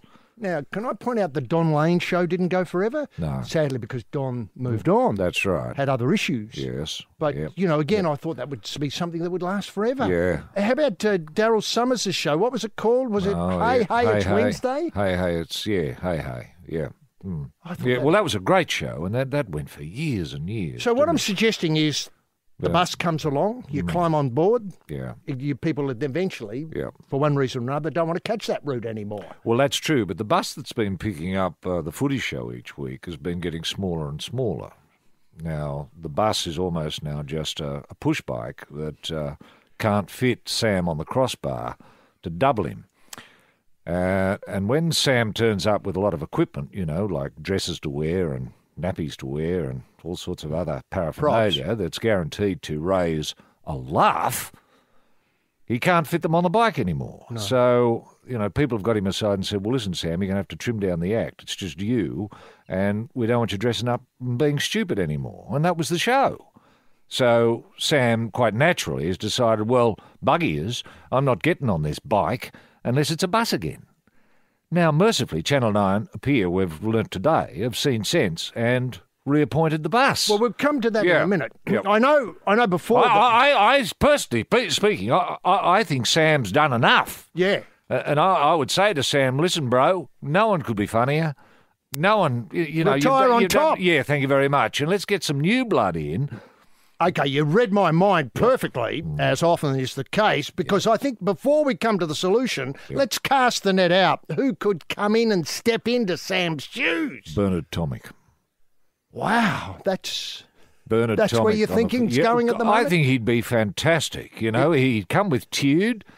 Now, Bernard, what do you think? We've got Hawthorn versus the Swans. Any thoughts, Bernie?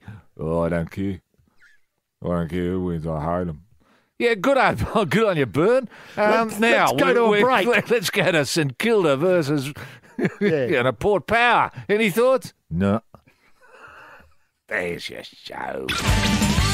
Yes, you're probing on with the Country Killed specialist, head slaughterman, rampaging Roy Slaven, and the man in the box with the stun gun, H.G. Nelson. Now, the AFL, in their wisdom, probably stayed wisely out of the decision of the revamp of the footy show with Bernard Thomas. Well, it's a Channel 9 decision, isn't it? Exactly, it's a Channel 9 decision. But the news that broke yesterday, and, Melbourne supporters of football were so blessed to see this live. Yeah.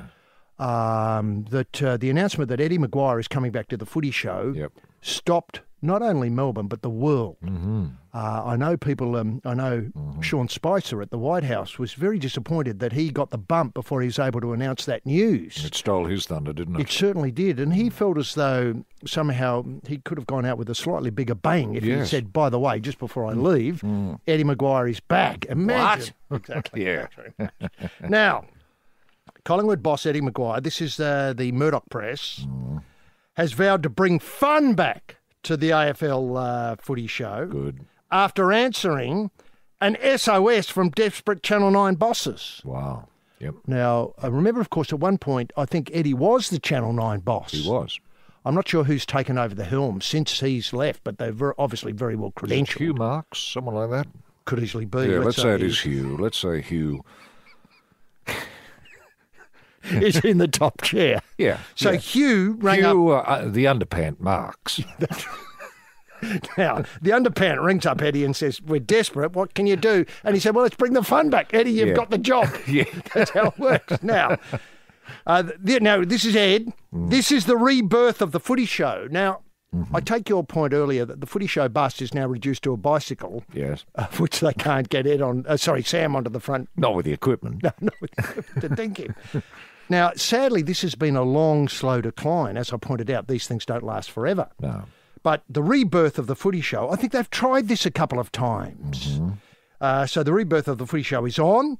Ed's going to co-host it alongside Beck Madden and the controversial star Sam. Yes. Now, he's described in this article as who was the centre of a bizarre protest on Thursday night's show. Largely run by Sam, I assume, the bizarre protest. It was. We're going to give it back to the people again. Wow, a bit like the Liberal Party in New South Wales. That good. That good. And hang on, aren't these contradictory things, fun and giving it back to the people? Or are the people the fun part of it? I don't know. Anyway, let me what go say on. the people had in this? Did the people was there a plebiscite to determine whether Eddie come back or not? Or that they wanted it back? Yes. Maybe the people have had enough of the footy show. Anyway, we're going to bring the fun back to football. Oh, Lord, hang on a minute. When did the fun ever leave football? It's never left football. There's nothing funnier. There's nothing funnier than seeing the Crows play Geelong in Adelaide on a Friday night. I know. And to see all those, really fit blokes having a red-hot go. Yes. Yeah. Now, the fun would, we're going to let Sam off the leash. Off the leash? He's going to be full pelt. Full pelt? What does that mean? Wow, nappy and dress. Is that what that means? When was the last time he was full pelt? Gee, Well, it's been a while since I've seen Sam in a dress, though, I must admit. Well, hang on. God almighty, it was fun, though. The shock announcement followed a tumultuous 24 hours in which Newman silently sulked his way through Thursday night's footy show and refused to answer questions from Madden and fellow panellist Craig Hutchison after being told he couldn't don the dress to do a skit about the AFL scandals affair. It was the funniest footy show I've seen in ages. Sam on the sulk. More of that, please. Yeah. Well, that's not bad. I enjoyed it, yeah. When they said that Sam wanted to put the dress on, I thought, oh, well, no. We don't need that. We've seen that, We've seen that. It was Bernard Tomic turning up in a dress. Whoa! All live. Fantastic. Bernard Tomic. Now that's your start, isn't it? Ladies and gentlemen, welcome to the Footy Show. Yeah. Hey, Bernie, who have you come at? What? Why the dress, dude? That's right. Is that what it is? He could maybe do a number. I don't know if Bernie can sing, but I'd love to see karaoke and maybe do Voulez-vous coucher avec moi ce soir? Something like that, in the dress. Yeah. Right. What about Sam with him? Sam and Bernie. A duet. Yeah, forget Eddie. Ladies and gentlemen, the Footy Show, here's your host, Bernard Tomic. Yeah, good day. How are you, Sam? Sam, aren't you talking? Better go to a break.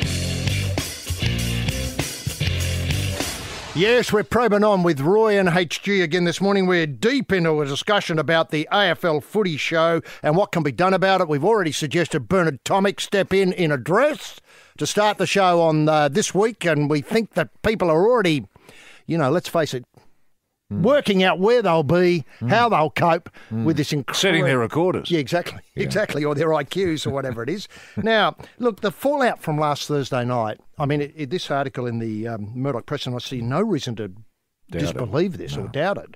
The fallout from the sulk, and I liked the sulk, don't get me wrong, I thought it was fresh, innovative, and let's face it, people forget that these are human beings we're dealing with here. People think of them as, somehow superstars with, just exotic lives, but they're human beings. They get, I was going to say pissed off. They get hurt.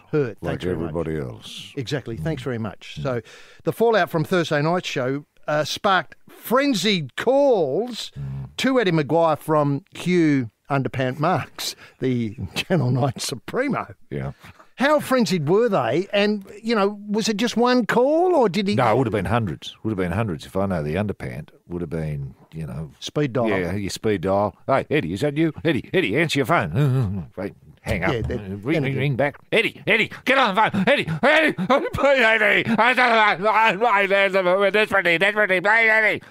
That's how it would have been. And now... So... Eddie would have listened to these messages, and there would have been hundreds of them, realised the underpant was in trouble, and probably would have got back to him. Yeah, in that manner that Eddie has. Yeah. Hey, underpant, Eddie here. Anyway, on it went. Now, industry sources said an obsession with political... industry sources. I don't know. Could have been me. I mean, I might have said something accidentally at a cafe in China. Looking for books. Yeah. Now, can I say, industry sources, and the first name that comes to mind is somebody who would know television and knows football, is Molly Meldrum. Yeah. Now, Molly's no stranger to show business. No. Could he be the sort of person who could step in and do something with the footy show? What about Boxhead Lecky? Boxhead Lecky, yes. Yes. Now, he would have been there. Well, Boxhead would be right across this. And he may have been there when they first put the footy shows, both the NRL and the AFL together. Yeah, it was Boxhead's idea. The whole thing was set up by the Box. So you can imagine the underpant would have spoken to the Box. The Box would have... Said Eddie. And away it went. Next thing you know, frenzied phone calls. Industry sources. Now, this worries me. Said an obsession with political correctness by network bosses, producers and on-air colleagues triggers Newman's meltdown, plunging the show into its deepest crisis. Yeah. Political correctness has nearly got us, one colleague said. Oh, wow. Yeah. That's hard to imagine, isn't it? It's hard to imagine, yeah. Well, hang on to your hats when this show comes back. It's going to be a real eyeful, isn't it? Now, you know, dresses here, dresses there. now, can I, the audience in a dress? I suppose. If you don't wear one, you'll have to. Yeah. If you don't come in a dress, we'll provide you with one. Well, if you don't come with the right attitude, if you don't find sexism funny, well, get out of here. That's how it'll be. That's what they'll be. Yeah. Who's their warm-up person will be saying that straight off the bat. Yep. Now, Maguire announced his return live across the nation and the world to the TV footy flagship as he founded 24 years ago. I didn't realise this. Oh, he founded it. So it wasn't Box. So that was a lie. No. Industry sources. Look, I think Box gave him the space and said, Eddie, do your best. That'd be it. Yeah. Now, the co-host, now forget Hutcho's first name for the minute, but be that as it may. Well, I'll just call him Hutcho. Hutcho. Yeah. He's axed. Hutcho's gone? Yeah. Eddie's going to step into Hutcho. No God, they're way. big shoes to fill. I would have left Hutcho there. So would I. Well, it was the only reason I watched, because of Hutcho. Craig Hutchison. Yeah, Craig, yeah. Now, CH. He said, obviously, I'm very disappointed, but I respect the decision that's been made. Maguire said the footy show would be now rested for a few weeks to recalibrate. I love that term. No idea what it means, recalibrate. Does that mean new set? New set? New set, I'd say, yeah. Yeah, different colours. Eddie sitting there where he used to sit, maybe. Sam where he used to sit. And Brendan Favola and Bernard Tomic, our first up guest. Is Billy Brownless going to be back? I suppose Billy will be there. Billy doesn't mind putting on a dress and a bit of lippy and rouge. Nappies and stuff like that. I hope it's full costumes. I hope the costume budget has gone up a little bit. You know, a lot of rouge, as you say, and lippy and would you start wigs? Wigs. Well, Winks on the show. That's not a bad opener. Our first guest is Winks, dressed as a chickie babe. What do you think about Tequila and Hawthorn, Winks? Now, recalibrate, then come back with a show that will blow everyone's socks off. Now, hang on. Do people want their socks blown off these days? Well, I thought... Seriously? Mines were blown. But yeah, I'd rather my mind blown than my socks. I'd be very disappointed. Wake up the next morning, oh, where are my socks? I'd rather wonder, where's my head? Hi, I'm Mark Bouris. Every single day in Australia, people are busting their guts in starting and running their own businesses. It's a big deal. 60% of Australians are hired by small to medium-sized business owners. These guys are doing their bit, buying stock, hiring people, and paying their taxes. So what is it like to start your own business? How do you go from just running a business on the side after work to owning something much bigger? How do you make it your future? Join me on The Mentor, a weekly show on Podcast One where I speak to Aussie business owners who are working through just that. I find out what makes them tick. I help them work out their next steps for their growth and for their future. The Mentor with Mark Bouris.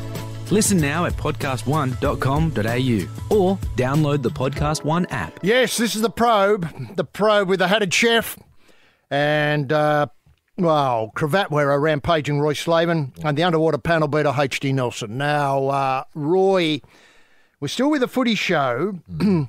Obviously, political correctness nearly got us.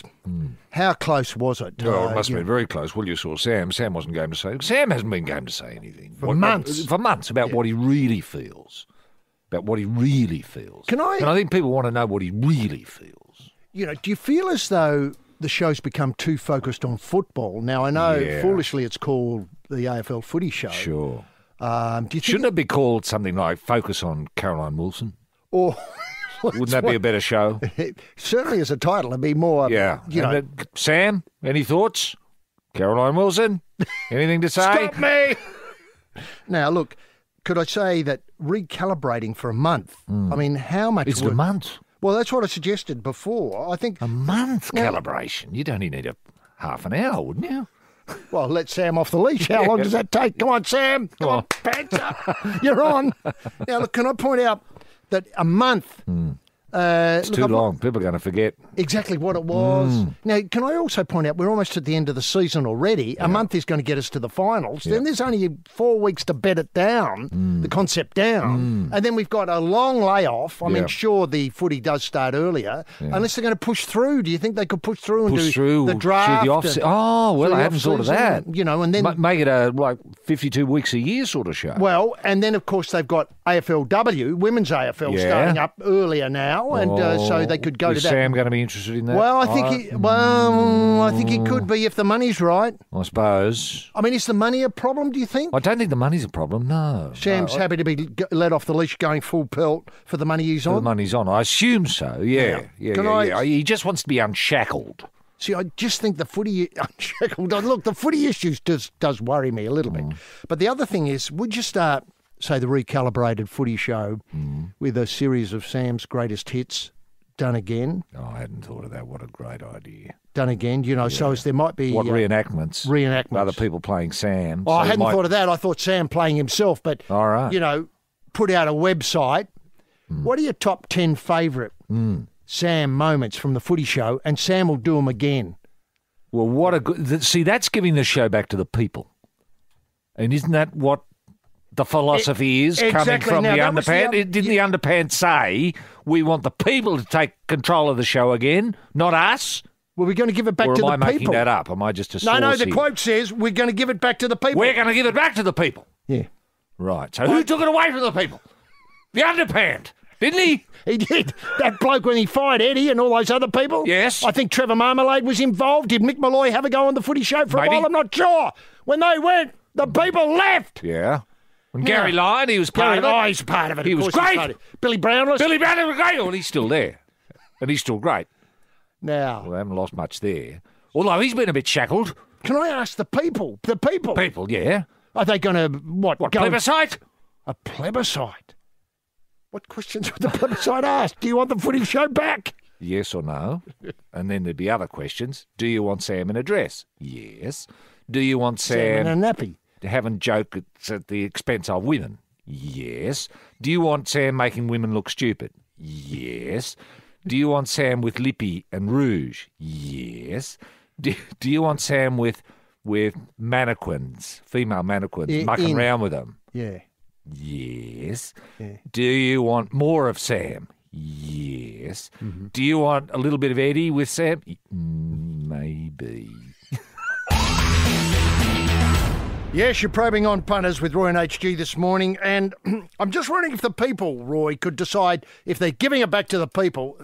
I don't know how that works. I don't know how it works. Is it going to be done from the MCG? Cumbersome, isn't it? Cumbersome. Done from the MCG so as everybody can come and have a look? Big screens, all that sort of stuff, a bit like, a Chili Peppers concert. Voiceover, welcome, etc., all that sort of stuff. Yeah, I don't know. I don't know how it's going to work. Anyway, the people, are they going to decide what's on? And I bet you the people would love to see, first guest, never mind Bernard Tomic, great though he is, never mind Sam in a dress, first guest, here he is, ladies and gentlemen, you wanted him, he's back, Greg Norman, the nudist. Yes. Has anyone approached Greg yet? I tell you, that'd be a great get for the footy show. Well, the people would love that. Are the people calling out for that? Whispers I receive, yes. Whoever I speak to on the bus say, wouldn't it be great if Greg Norman could appear on the footy show? Maybe he's a co-host with Bernard Tomic and Sam. I thought, wow, what a great idea. That's a terrific trio. Now, look. Well, I hope the underpants across this. I hope the underpants thinking, pencil. Norman. Can I ask? Norman the nudist. Would he appear nude? That's what I mean. With Sam in a dress. Whoa! Oh. Hold me away. I tell you, what a great idea. Now, look, you've known he's been a nudist for some years now. Yeah. Were you surprised when he came out this week and said, yes, count me in, I'm a nudist? I didn't think he would ever admit it like that, especially with the nude photograph that he released internationally. And it's a great shot. I mean, you can imagine the wood in his hand, can't you? It's just such a great shot. And you can see why Chrissy Everett-Lloyd fell for him. I mean, look how fit the bloke looks. I know, so fit. Look, there's obviously a lot of low-hanging fruit here, but the rest of the shoot was incredible. The shots that are up on, his site are just amazing because he is so fit. He is so fit. And he says, of course, he has a therapist and her name is Nature. I mean, what a great... For young kids. Great advertisement, isn't it, for fitness and for nature. And for getting young kids involved in nudism and how naturalism. Brave of Greg. Brave of Greg to put photographs of himself nude in various situations. I mean, we've seen him in the bush. We've seen him on the Eiffel Tower. We've seen him in a plane. We've seen him in the pool. We've seen him, at the base camp at Mount Everest. All these shots of Greg in the nude. It's fantastic. He certainly does get it around, get out and about. And he does love nature, and I can tell you, actually, nature loves him. Oh, yes. Now, this is the Probe flight TSP 69, cleared for takeoff. At the controls, Group Captain, rampaging Roy Slaven and crop dusting in the main cabin today, H.D. Nelson. Now, there was a brief pause there, Roy, while I collected my thoughts and wondered whether it would be possible, to really open up the Footy Show guest list and try and, if we were doing it this week, could the shark from J-Bay be a guest? Wow. I don't know how it works, but, I was just thinking that somehow that... Why not internationalise it? Why not get someone like Sean Spicer, who now has a bit of time on his hands? Wouldn't that be a coup for the show, to have Sean Spicer? No, I agree. I think you're thinking... Internationalise it. Try and get President Xi.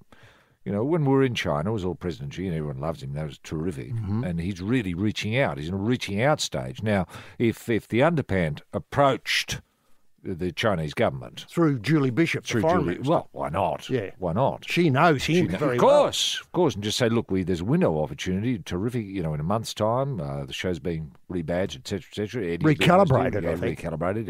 Eddie's going to be hosting. And Eddie, the Chinese lean forward. Who's Eddie? Oh, him, yeah. Well, I remember it was great years ago with, blah, blah, blah. Next thing you know... We've got a terrific show tonight. Joining us from Washington is Sean Spicer. Sean, how are you?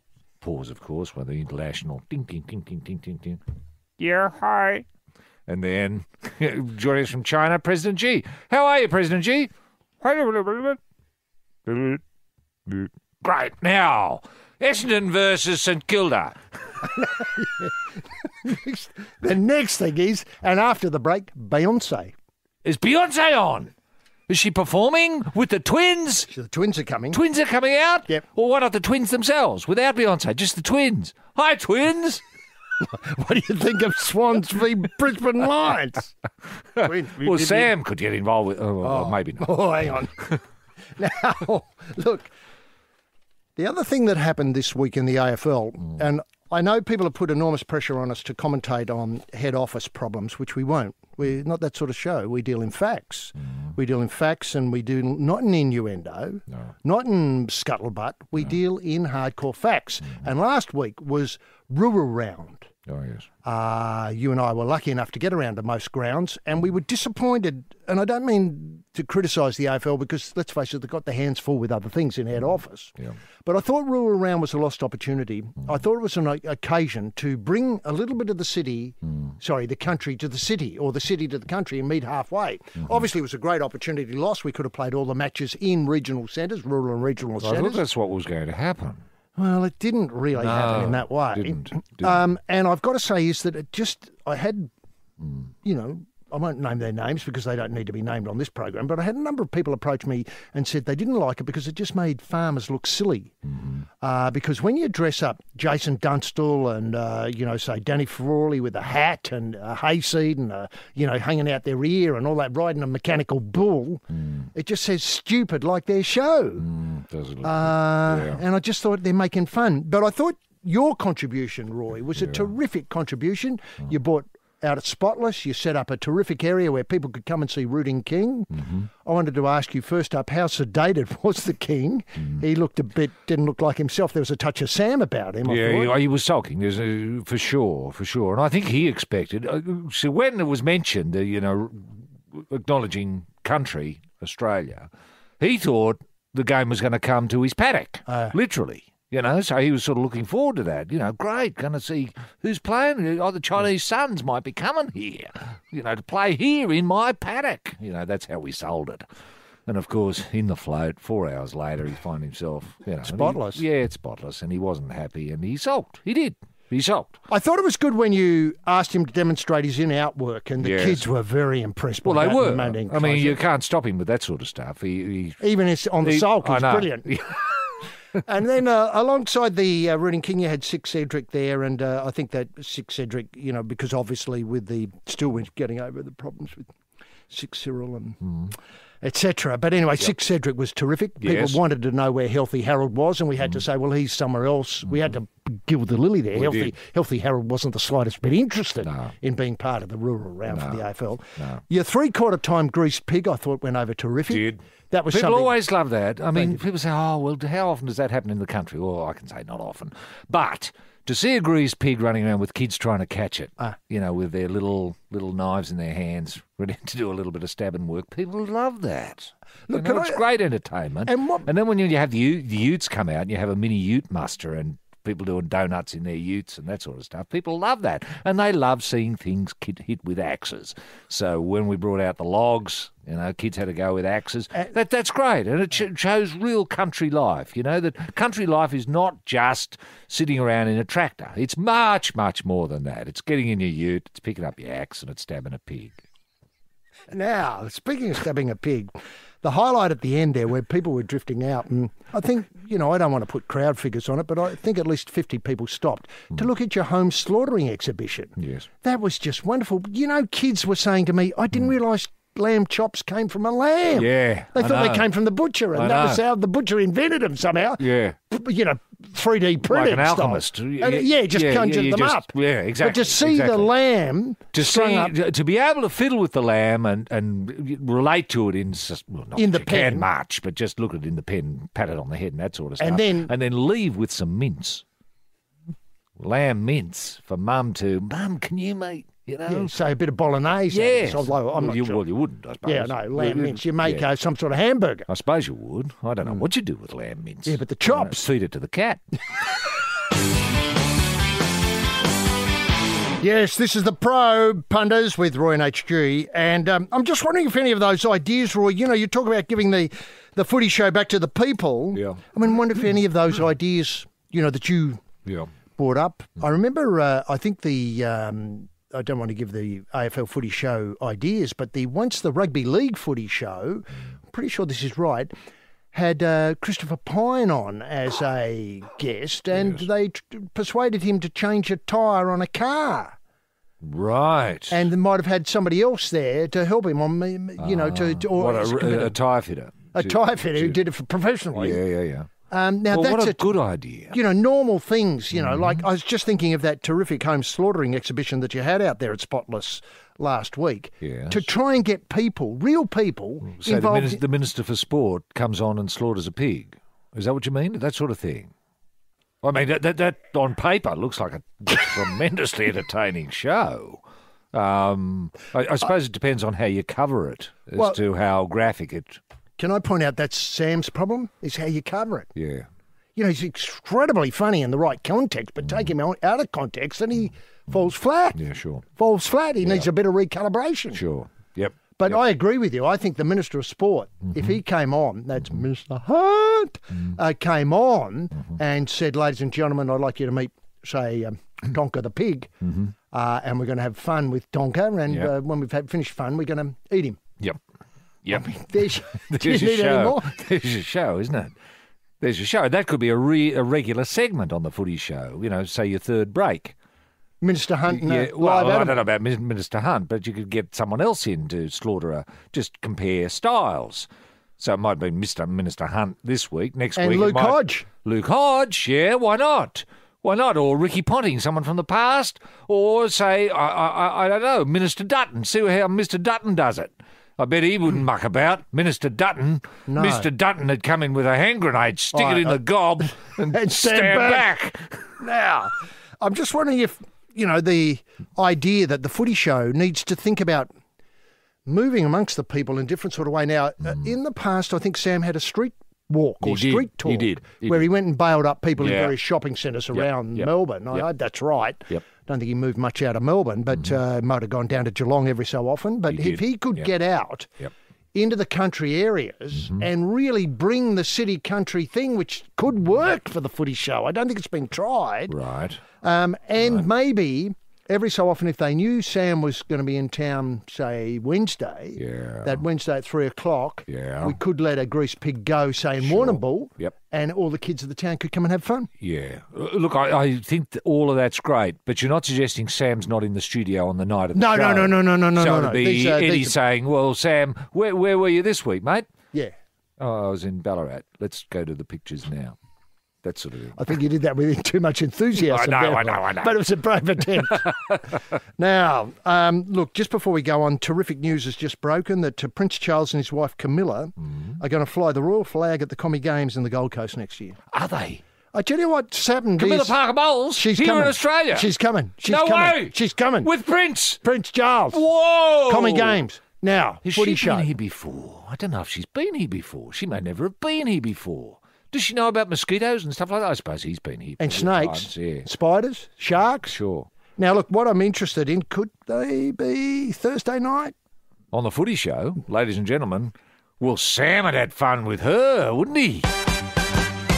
Yes, the Probe with Roy and HG. Now, this is terrific news. I think we've been following this story for many, many years now in various media outlets, Roy, but this fantastic news that racehorses, after they've done their work racing, will now have a retirement area of Australia set aside for them for their exclusive use.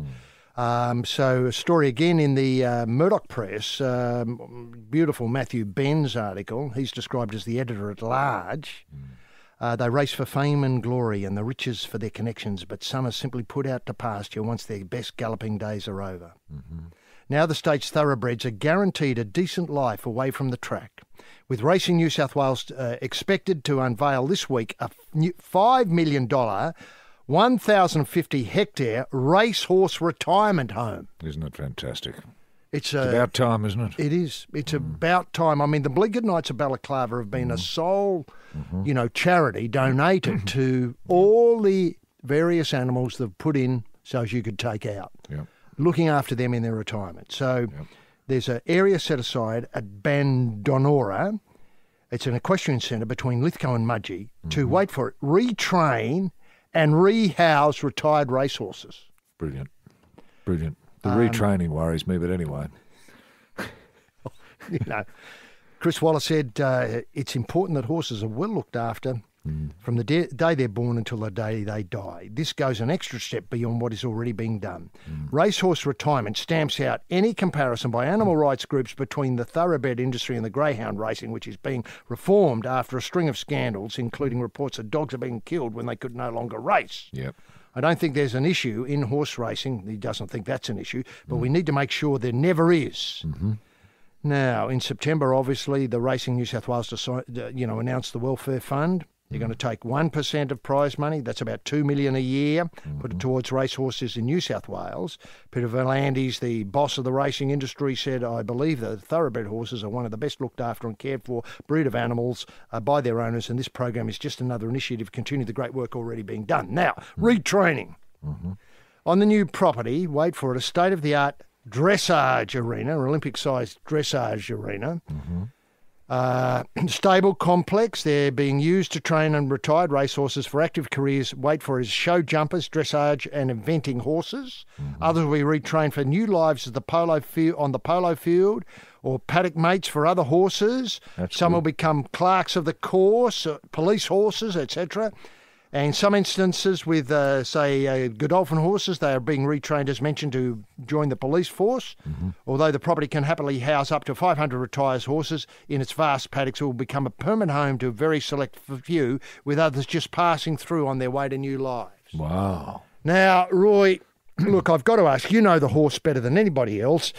Would Rooting King like to be retrained? Let's face it, he's got a terrific career at stud. His work in the mounting enclosure is par excellence. You know, would you have liked to have seen the king reduced to a dressage horse, a police horse? You know, would you have liked to have seen polo? I mean, these are just things beneath the king. Far beneath him. He'd have hated all of that. All of that. Would he have sulked? He just wouldn't have participated. No. He wouldn't have got involved, you know. He hates police horses. You know, he gobs off on them. You know, he calls them scabs and that sort of stuff, and dobbers. Not using our language, of course, but I've got to interpret, you know, his bleatings as to what it means. But I certainly get the impression, you know, if he sees a police horse on television, he smashes the set. Yeah. You know, and I thought, was Bruce McAvaney involved there? No, it was just a bit of footage of a police horse. And that dressage, I mean... He hates dressage. I know. He sees that as cruelty. Yeah. Can I point out, you sedate him often when he has to go to spotless. Of course I do. Yeah, because of the obvious reason. Yeah. How much drugs would you have to put into a horse to make it do that? I know. Beggars belief. You'd have to buy truckloads of Valium. You know, because with the king getting him just down to spotlight, I mean, God Almighty, it took a couple of canisters of bloody Valium to get him there, and even then he still wasn't happy about it. Give me more, he seemed to be bleating. Look, I don't know about this, H. I think, you know, if King is anything to go by, all the king wanted to do after he'd finished racing was have a root. Look, and he managed to do that time and time again. He's still doing it, you know, even in his sleep. Even if he can't, you know, he doesn't move very much. As I said to you before, the only bit working is the bit that needs to work. Now, look, a Living Legend stable will aim to house champion geldings, giving fans oh dear, the chance to get up close to Group 1 horses such as Epsom Handicap winner Haraki and Winx. And Winx's biggest rival, Hartnell. Now, you're going to have to explain who these horses are. To the kids, yeah. It doesn't work like bus that. trips from schools? Wait a minute before you go. Meanwhile, the 1890s built homestead will be turned into a bed and breakfast for racehorse-loving eco-tourists. There's anything I hate more. So it's becoming a circus act. You're turning him into an old circus act, aren't you? It demeans the horse. It absolutely demeans the horse. It doesn't take any account that the horse had pride. Yes, pride. The horse wants to keep doing what it's always done. Yes. Now, why not release all horses, actually, all retired horses into the snowy mountains to breed with the Brumbies and become part of that beautiful wild breed of horses in the mountains? I know. Hey? The colt from Old Regret. Yes. All of them. Banjo Patterson. Yes. The man from Snowy River. Now. The fact that we've got to cull them every couple of years doesn't matter. We can get to that later. Now, these are eco-tourists looking for organic cooking. Organic cooking, trout fishing and four-wheel drive holidays. Well, why don't they just go to the Snowy Mountains? Yeah, exactly. Where the Brumbies are there. Bloody take a rifle and get rid of a few while they're up there. Now, the property also has 3-bedroom cottage which can accommodate apprentice jockeys who will attend the Centre for Skills training camps. Oh, dear. Oh, no. I mean, what started off on paper as a pretty simple and useful idea. Positive. Is drenched Suddenly in it's syrup. Yes, But I know. no horse float should go anywhere near. No. And it doesn't understand horse culture at all. And what about dogs? Why can't the greyhounds go there as well? You know, the ones that aren't very good, the slow ones that usually get tapped on the head. Up in Bandonora. Yeah. And what about your racing pigeons? I mean, they put in. Sure. You know, obviously your trotters. No one talks trotters. Dogs and horses get all the attention. Yes. No one talks trotters and racing. paces. Yeah. Exactly. They put in Yes. just as much. I mean, it'd be great if at least some of them could be there so as kids could see a dog, Yes. a trotter, Yep. and a thoroughbred racing Yep. horse. And what about fighting chooks who don't fight anymore or who have been, busted, as often happens? This week, I think, a couple of hundred chooks were found that were being prepared for cockfighting. Is that in Australia? In Australia, yeah, in Australia. Now, why couldn't they go there as well? So you'd have your fighting cocks, your pigeons, you'd have your pigeons, you'd have your dogs, you'd have your horses. You know, the only things not welcome there, in my view, should be people. The next billion seconds are the most important in human history as technology transforms the way we live and work. The smartphone, barely a decade old, has given billions access to information and capacities they've never had before. It's changing what we can do, and it's changing the shape of the future. So what does that future look like? Hi, I'm Mark Pesce, the host of The Next Billion Seconds, a new show on Podcast One. Join me as I speak to some of the brightest minds shaping that world, the people who are spending their lives forming that future. We'll hear about their work in helping shape those next billion seconds. Listen at podcastone.com.au or on the Podcast One app. Yes, punters, the probe continues with Roy Slaven and H.G. Nelson. Look, this news that Alan Jones, the described often as a shock jock, on Sydney radio, is coming back to coaching is tremendous. I think the last time he was in charge of the team, as you pointed out, was the Balmain Tigers. People remember him connected with the Australian Wallabies when they were a force in rugby, world rugby. Yes. And I think he might have taken them to a slam. He did. As Four in Nations. Four Nations. Yeah, in 1984, I think, HG. And then he kicked on with them for a few years after that. He might have done. Maybe I remember 87. I think 87. Yeah, some great success in 87. Anyway, it's been World Cup, maybe World Cup, maybe. Yes, Don't know. Yeah, well, people will know. Yeah, who are listening. people know. Now, anyway, he's great coach, great coach. Great Now, motivator. Before we get to the Jones approach, we've got to set out this competition that he's getting involved with. Is a competition that involves the Australian Wallabies, Yes. coached by Michael Checker, formerly coached by Alan Jones, up against the Barbarians, which is a pickup side from all round the world. Yes. First question, does the Parrot get to choose the side? I hope so. He'd certainly have input. And I don't know why Alan just doesn't say, well, listen, why don't we just pick the All Blacks? They can be the Barbars, and let's see how we go. The Barbarians... I don't know if it works that way, though. You might be limited in the number of players you can pick from one international team. There might be rules. I don't know. Okay. But is the Barbarians like an international club of rugby that you join? It exists in the mind, HG. Exists in the mind. Exists in the mind. Right. That's all. If you've ever played rugby union, you can always expect a call late in the year. Would you be interested in playing for the Barbars this year? And you'd say, oh, well, yeah, who's coaching? Alan Jones. Oh, count me in. Yeah. Where do you want me to play? When? Now, the thing about I think you've summed it up is the Barbarians don't always come to Australia, much in the way that the Lions. No, at the it's moment. usually traditionally the England play the Barbarians. Okay, fair enough. Yeah. Now, the New South Wales... I think you might have been at Twickenham to I have watch the been. Barbars I've seen the once. Barbarians go round against Australia at Twickenham. Wow. I'd never forget it. No. It was just incredible. I bet it was. I think it might have been Campos. That's David Campo Campisi's last game. Wow. Some time ago, of Yep, course, obviously, yep. but I see it in my mind. I never felt more Australian. No, I bet. Standing there in the freezing cold wondering what the beep I was doing here. Yeah. Anyway, be that as it may, the New South Wales government says the two-match series in Australia will wait for it to attract more than 15,000 overnight visitors. Well, no, it won't. 15,000 overnight visitors. Wow. I take it they Who's won't be done going to the those game. figures? That's back of envelope stuff, isn't it? I mean, that's just so. crazy talk. I mean, 15,000 people are going to come to watch the Wallabies?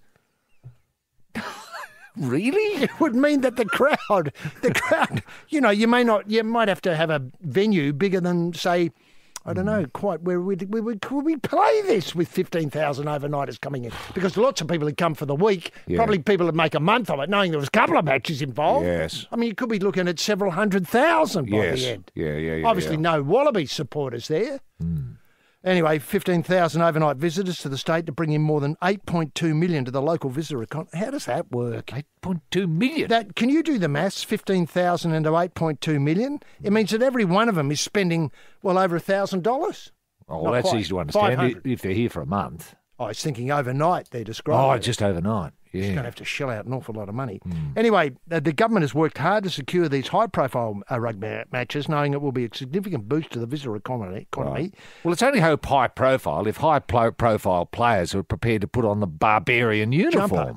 What sort of colours are they? I can't remember. Well, multicoloured, isn't it? Sort of striped. Okay. Stripes, okay. Yeah. The Barbarians is a world-famous rugby club which only plays a few matches every year, so I'm delighted New South Wales... Oh, Lord. How will they promote this? Do you think rugby, like the Barbarians, will have to go on the footy show? Well, the Barbarians... I always imagine with the Barbarians, HG, that they might actually behave like barbarians. I earn do the too. moniker. No, I've you know got what I that mean? So I seared expect, in my memory. lock up your doors. The barbars are here, running down George Street with machetes. Axes and stuff.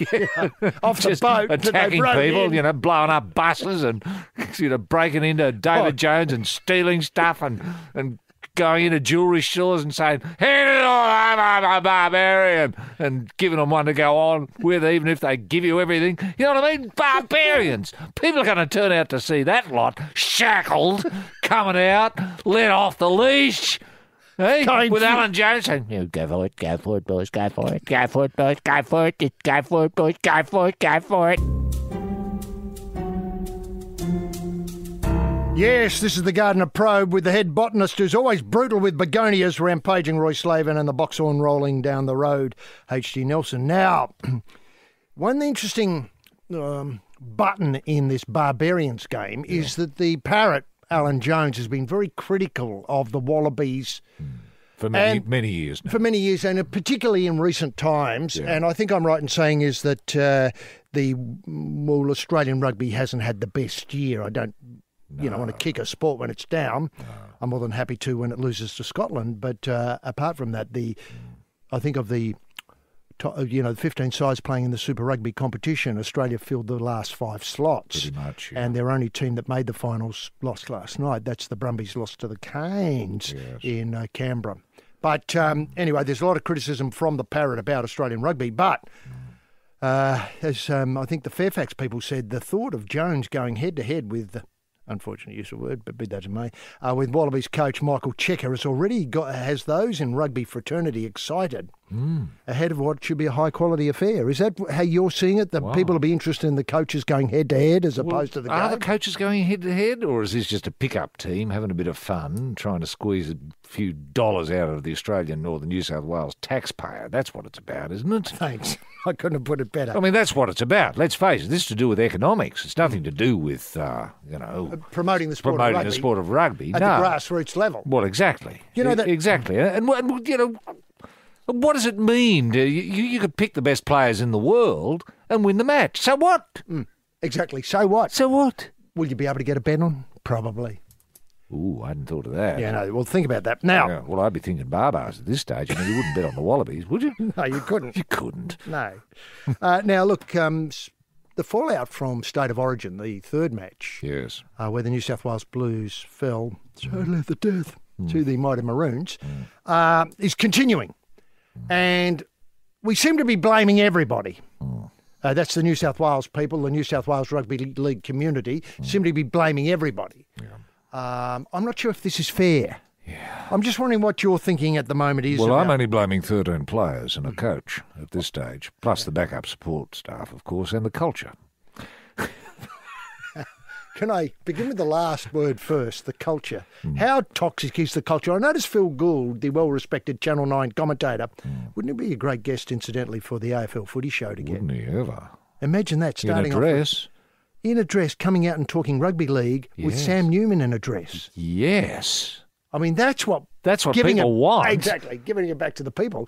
And, I don't mean to be unkind to Gus, but Gus can put on a sulk just as easily as Sam. He certainly I'd love can. to see an old-fashioned sulk-off between those here. two in dresses. Gus Gould with lippy and rouge and a sulk and a dress with Sam. Riot. Anyway. Now, this toxic culture. Describe as toxic, this culture, actually. Toxic. And so much so that Gus, who's in charge of the Penrith Panthers, says none of his players can go and play State of Origin until this toxic culture is fixed. Wow. It's a big blow across the bow because the boys out at the foot of the hill, I use that term advisedly, they have some very good players. They do. Who could be in line. I think Molan is one who... Well, they're the next generation of Blues, but they're not allowed because of the toxic culture. Now, is it a matter of just getting rid of, obviously... Troublemakers? Troublemakers, dickheads, etc. Or is it...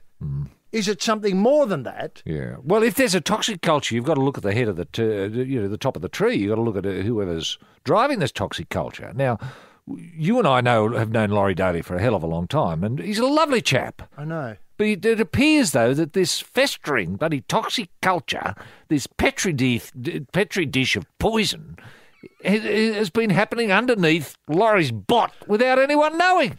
especially him. He didn't realise that he's just in a toxic environment. Wherever he goes, people fall over from being poisoned by this toxic bloody culture while having a few beers. Now, it appears to be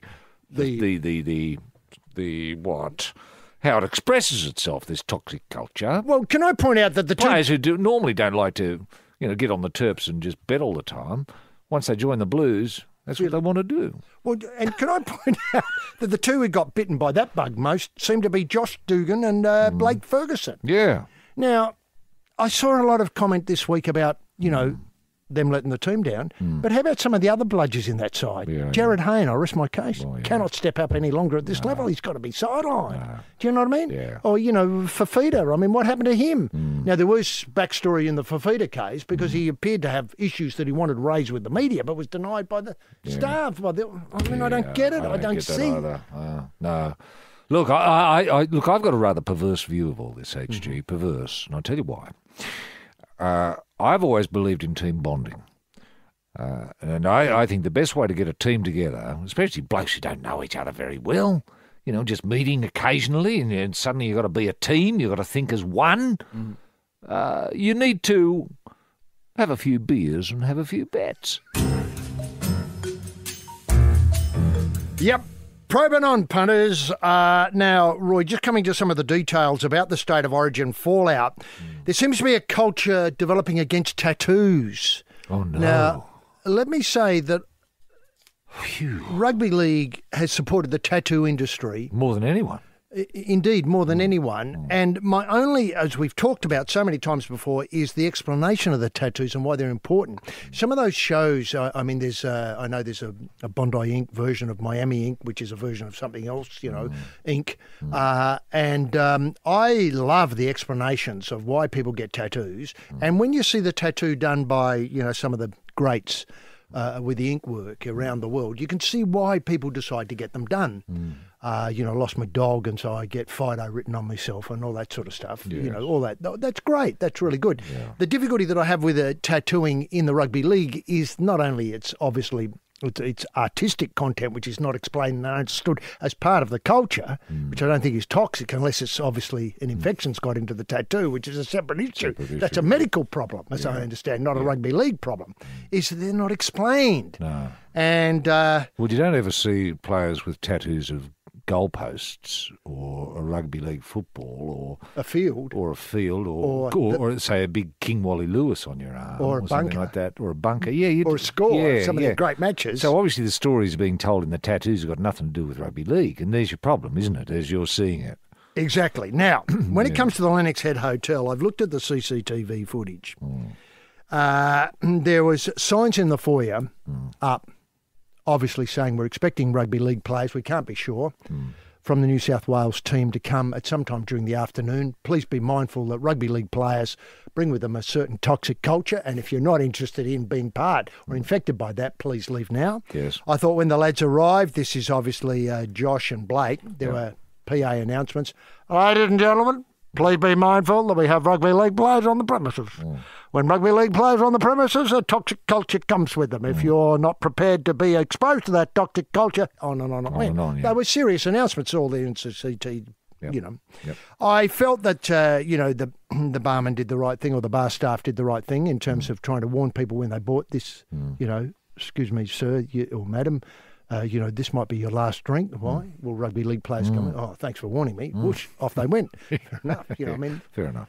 I thought that the boys behaved impeccably. They did. There was no one to punch. There was no one to hit except themselves. Yes. And it would be, the machine they used at the TRB, they didn't just try to destroy it. They accepted the losses and they took their winnings. They did. What more can we do, Roy? No, I agree with you, HG, and it is an ongoing problem. When I mentioned before, HG, that I thought the toxic culture might be elsewhere, it seems to me that had all the players joined Josh and Blake at the hotel for a day of betting and beers, it would have been a much tighter unit. I mean, everyone knew where they were. They weren't up to any nonsense. They were just betting and having beers. And what else can rugby league players do with their time? They've got a lot of free time on their hands. What do you expect them to do? What, macrame? Well, exactly. Lego block building? Study something? Sandcastles? You know, they've got to have some meaning to their life. And if a few beers and a few bets gives their life meaning that fills that gap between when I wake up, what am I going to do? I've got to go to bed. Between those 2 points, if you've got betting and beers, you feel fulfilled. You think, I've done so, I might have lost a bit, do I win? Oh, I don't know. It doesn't matter. Yeah. You know, it doesn't matter. I'm still alive. I'm still great. I'm ready to play rugby league. When are we going to play on another week? Oh, what do we do tomorrow? How about a few beers and a few bets? All of a sudden you go to sleep with a spring in your heart. You do. Now, You've got something to look forward to. Can I point out, if they'd won... Oh, I mean, if they'd won... I mean, Laurie would be hailed as a genius, and, the Jared Hayne would be the greatest player ever to play rugby league. Exactly. And so, Roy, next year, have you got any thoughts on what we should be looking for? I mean, this no dickheads policy that's been muted. Well, it doesn't work, does it? No. Does it? I'd look for those genuine rugby league players who have nothing better to do with their time than to have some beers and bets. That's it for the Probe for this week. Stay tuned for a weekend of action right here. And there'll be more Probe, same time, same place, next week. Bye now! Bonafide sports-mad Australians. Snakes alive. Is that the time? Yes, green and gold freaks, it certainly is. It's time for the Sporting Probe. With 2 diamond pythons twirled around the tree of knowledge across the nation. Boys and girls. Well, a young man ain't got nothing in the world these days. The Sporting Probe, leading the charge up the eucalypt. With extra chili on the stick is the in-and-out maestro, rampaging Roy Slaven. And coming from behind is the heavy lifter with both feet on the ground, H.G. Nelson. Unleash the grunt and poke H.G.? Yes, TF much, gentlemen. Jim Daniels, the golden guy in the TSP soundproof booth. This morning located out the front of the Art Gallery of South Australia on North Terrace there. If you're looking for some Father's Day gifts, better get the mouth into gear here. Father's Day gifts, then for God's sake, get along to the pop-up studio there that Jim's backed up in front of the Art Gallery of South Australia. He's got the Franklin plates, the Golden Grubs dinner set, that's there, and he's written a book which he's happy to sign for you, Basting 30 Years in the Soundproof Booth. So it's a terrific read. All the incidents that's happened to the Golden Guy over the journey. And can I point out that if I have to explain TF much again, I'll be accusing people of being un-Australian. Probe-sters, patriots, pilgrims and punters. H.G. Nelson getting the Sporting Probe away. Thanks very much, Bruce McAvaney. And I hope you tuned into Bruce last night. It was just incredible as he farewelled the Golden Greats. And, obviously Hodgie, Bobby Murphy and Boydie, they all went last night. And, you can hear the croak in my throat and the tear in my eye. If you could hear a tear in my eye, we're farewelling so many greats this week. So many greats this weekend. The game will never be the same again. Anyway, away for another set of 7. What a week. What an incredible week. A week when too much, but it's barely enough. And tremendous to have you with us, should I say, as we prod forward through the solidly backed up stoolage of the week's sporting action. Another week of massive, massive collects. I mean, did you get involved with Winks last weekend, and did you tip your winnings into the Wallabies? I mean, obviously no one would do that, so I'm suggesting you took the right option there. The bookies just simply gave away millions last weekend, and I hope you got on the end of it. But to get us underway, let's lock horns with a man who this week won the highly contested Father of the Year competition in Sweden for the 3rd year on the trot. That's right, Father of the Year in Sweden. And he backed up that terrific win by putting forward a bold 21st century proposal to plug the AOC funding gap shortfall in this nation's capital as we head towards the 2020 Olympic Games in Japan. At the National Press Club, before a packed house that included New Zealander of the Year Barnaby Joyce, a man asleep in the corner Tony Abbott, Foreign Minister JB and Sports Minister Hart, this man put forward the simple proposition that poker machines should be installed in all public transport systems across the nation. That's right, every bus, tram, light rail and train and ferry service should now have poker machines, with the proceeds from all those machines going to Olympic sport.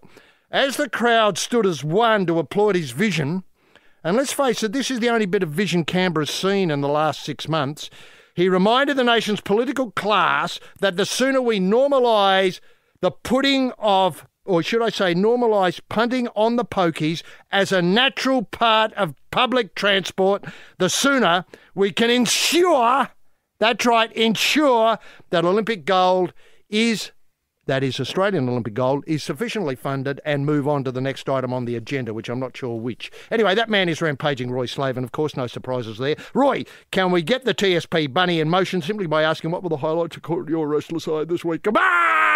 Yes, thank you very, very much, H.G. Nielsen. Wonderful week to be in Australia. Now, the AOL, that is the AOC, formerly the AOL. Who? The AOC, What the does the L Australian stand for? Olympic Committee, as exposed as having a toxic, mendacious, self-serving, contemptuous culture with junior staff appalled, embarrassed, humiliated, bullied and blamed. Nothing to do with me, says Chief John Coates. Oh, yeah. Oh, yeah. I think the public are aware of this, Mr. Coates. I think the public aren't stupid like you think the public is. Now, should Jaron Hayne be offered captain coach role at the Titans? I think he should. And should Jaron Hayne be our new coach for the Blues? Just putting that out there now. Captain coach has got a ring to it. You're not going to get too much disagreement between the coaching staff and the playing staff, if that was to be the case. Now, John McEnroe initially was very keen to pick Nick Kyrgios for his Team World team to take on Team Europe in the inaugural Laver Cup, but of course has changed his mind. And I think we might have broken the Laver Cup concept on this program a few weeks ago. Very exciting idea it is too, this Laver Cup. It's certainly going to galvanise. I don't think it'll galvanise Australia much because we haven't got any players. No, we've got no skin in the game. Anyway. Now, Crown Prince Frederick denied access to a Gold Coast bar. Had to be smuggled in by coppers because he didn't have any ID, didn't have a driver's licence, didn't have any ID, didn't have any, didn't have a bit of paper on him that said I'm a prince. Cops had to smuggle him in. I hope Peter Beattie's on top of this. I mean, what sort of signal is this sending out with the Commonwealth Games bearing down upon us? Hey, Prince is going to swan in and not be served, not be able to get anywhere, not be able to get a beer. Late at night. It's absurd. Beattie, wake up! Okay. Now, Jeff Ogilvy, in good news, has rediscovered his love of golf. Has he? I hate it when golfers lose interest in their trade. Sounds like Bernard Tomic. Does a bit, doesn't it? But what is Bernard Tomic turning to golf? Has he rediscovered his love of golf? Yeah. Thank God that's happened just in time. Andrew Forrest, of course, is to start his own rugby competition. Bearing in mind Fortescue Metals turned a $400 million profit in the last half year. I think that $400 million is going to go in, just to begin with, into an international rugby competition of Twiggy's imagination. I think it's got win-win written all over it. And how interesting to tie Australia's rugby future to the iron ore price. Boy, that's never occurred to me before, but it might just work. Now, is Jamie Whincup... Now, we're going to throw the lines open a little bit later on. We're going to have a little bit of talk back. As we generally do, and 30th show of the year, we always throw the lines open. It's tradition. Now, our talkback topic today is Jamie Whincup our new Peter Brock or our new Mark Scaife? Now, don't leap in. We'll let you know. Just cogitate on this for a little while, and we'd be very interested in getting your thoughts. And just finally... should the All Blacks fear the wounded wallaby? The wounded wallaby? Beware the wounded wallaby, for he won't let you down. He won't take his golden shirt and smear it with his brown. Make of that what you will. The Probe in the House of Blues today with the, slow hand on the friend to Strat, that's Roy Slaven, and stirring the 12-bar soup up the back, me, H.G. Nelson. Now, Roy, racing, I know we haven't dealt with racing because it's sort of out of season. We're just beginning the new season. Winks returned last weekend, and what a run. I mean, to get stuck in the barrier for a month. I know. You know, everybody thought they'd done their dough, but Huey Bowman got the horse around the field and obviously snouted the line beautifully. There's a film in that race. I hadn't thought of that. Yeah. Coming from behind, you'd call it, tentatively. Just to get the money. Yeah. Are you seeing crowdfunding here? People love Winks, the people's pony, I think it's been described as by people like Maxie Presnell and others. That's right. I'm just wondering if, Winks, we could offer maybe a cap with Winks written on it as a way of encouraging people to put in, say, $500,000. Yep. Or a couple of $100,000. Or why not say a gold coin? For a gold coin, you get to meet Winks one afternoon. Just the cured form. People kick in that, $2 and you just go up and say, hello, Winksy, love your work. You're allowed 2 or 3 seconds with Winks and then off you go. Now, while that was described here, I think, by the Fairfax people as a run that defied logic. Yeah, it defied everything, didn't it? I couldn't believe what I was watching. I phoned you afterwards. I was in disbelief. I couldn't speak. Oh. I don't know why I phoned you. You must have wondered who it was. Well, this silence. This I know, heavy breather. Yeah, I get a lot of those though. Right. So I could listen and try and work out by sort of osmosis, if that's the right word, telephone osmosis, who it is. And I worked out in the end. I think I said, "Is that you, Roy?" Yeah. After about 30 minutes. Yeah. And you just hung up. Yeah, I did. You got the message through. Now, but Craig Williams, the Melbourne jockey, was riding a horse called Hartnell in the Lawrence Stakes. Which also defied belief. Yeah. Hartnell went to Caulfield to avoid racing against Winks because Hartnell knew, he said to the trainer, listen, I haven't got a hope here. I've looked at the sectionals and Winks will beat me even if it stays in the barrier. God, talk about being prescient, a horse. That's horse sense.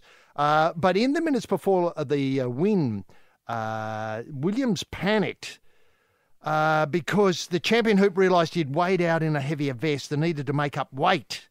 So he went to the farrier's bag. This is behind the barrier. Yep. No one sees him do this. And took out a set of clinching tongs. Oh, yeah. And a buffer and put him in his boots. Right. He had a $2,000 fine because he weighed in 1.3 kilograms heavy. Right. And admitted his bind to the stewards was laughable.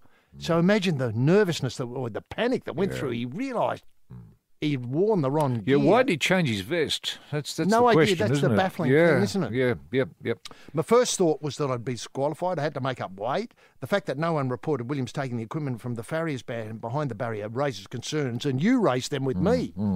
Both the integrity and the occupational health and safety issues, what damage would have been if the farrier's tools had dislodged in the run. I know. Could have killed someone. And accident waiting to happen. Yep. Did the farrier phone the police or anything when he or she discovered that there was equipment missing from their bag? Well, that's the other thing that worries me is the farrier seems to be oblivious to this and came back to scale himself and weighed in light. Anyway, what would punters have said if Hartnell, the $2.80 favourite, was beaten? Yeah. Victorian Racing Chief Steward Terry Bailey said if it wasn't so serious, it'd be almost humorous. Penalties of $1,000 for ordering equipment without steward's permission, on and on it goes. Now, was the farrier complicit in this, HG? That's the question. I suspect the farrier was. Yeah. Has the farrier been carpeted? Anyone said, so. Come in here, farrier. Show me your bag. Where are these tools? Yeah.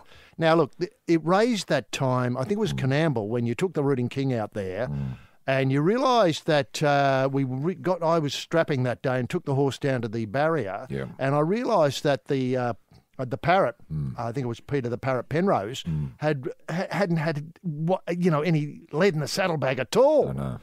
The only thing I could think of doing was to put his brother, the puller, up there as, Perce the Puller Penrose, up there with him. Yeah, I know.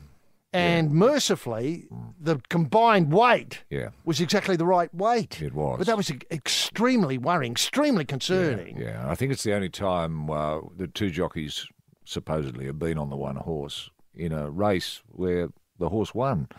It was an amazing victory. I couldn't believe it. I was shocked when I saw it. When I saw the king come out of the barrier with 2 blokes on board, I thought, bloody hell, what's gone wrong now?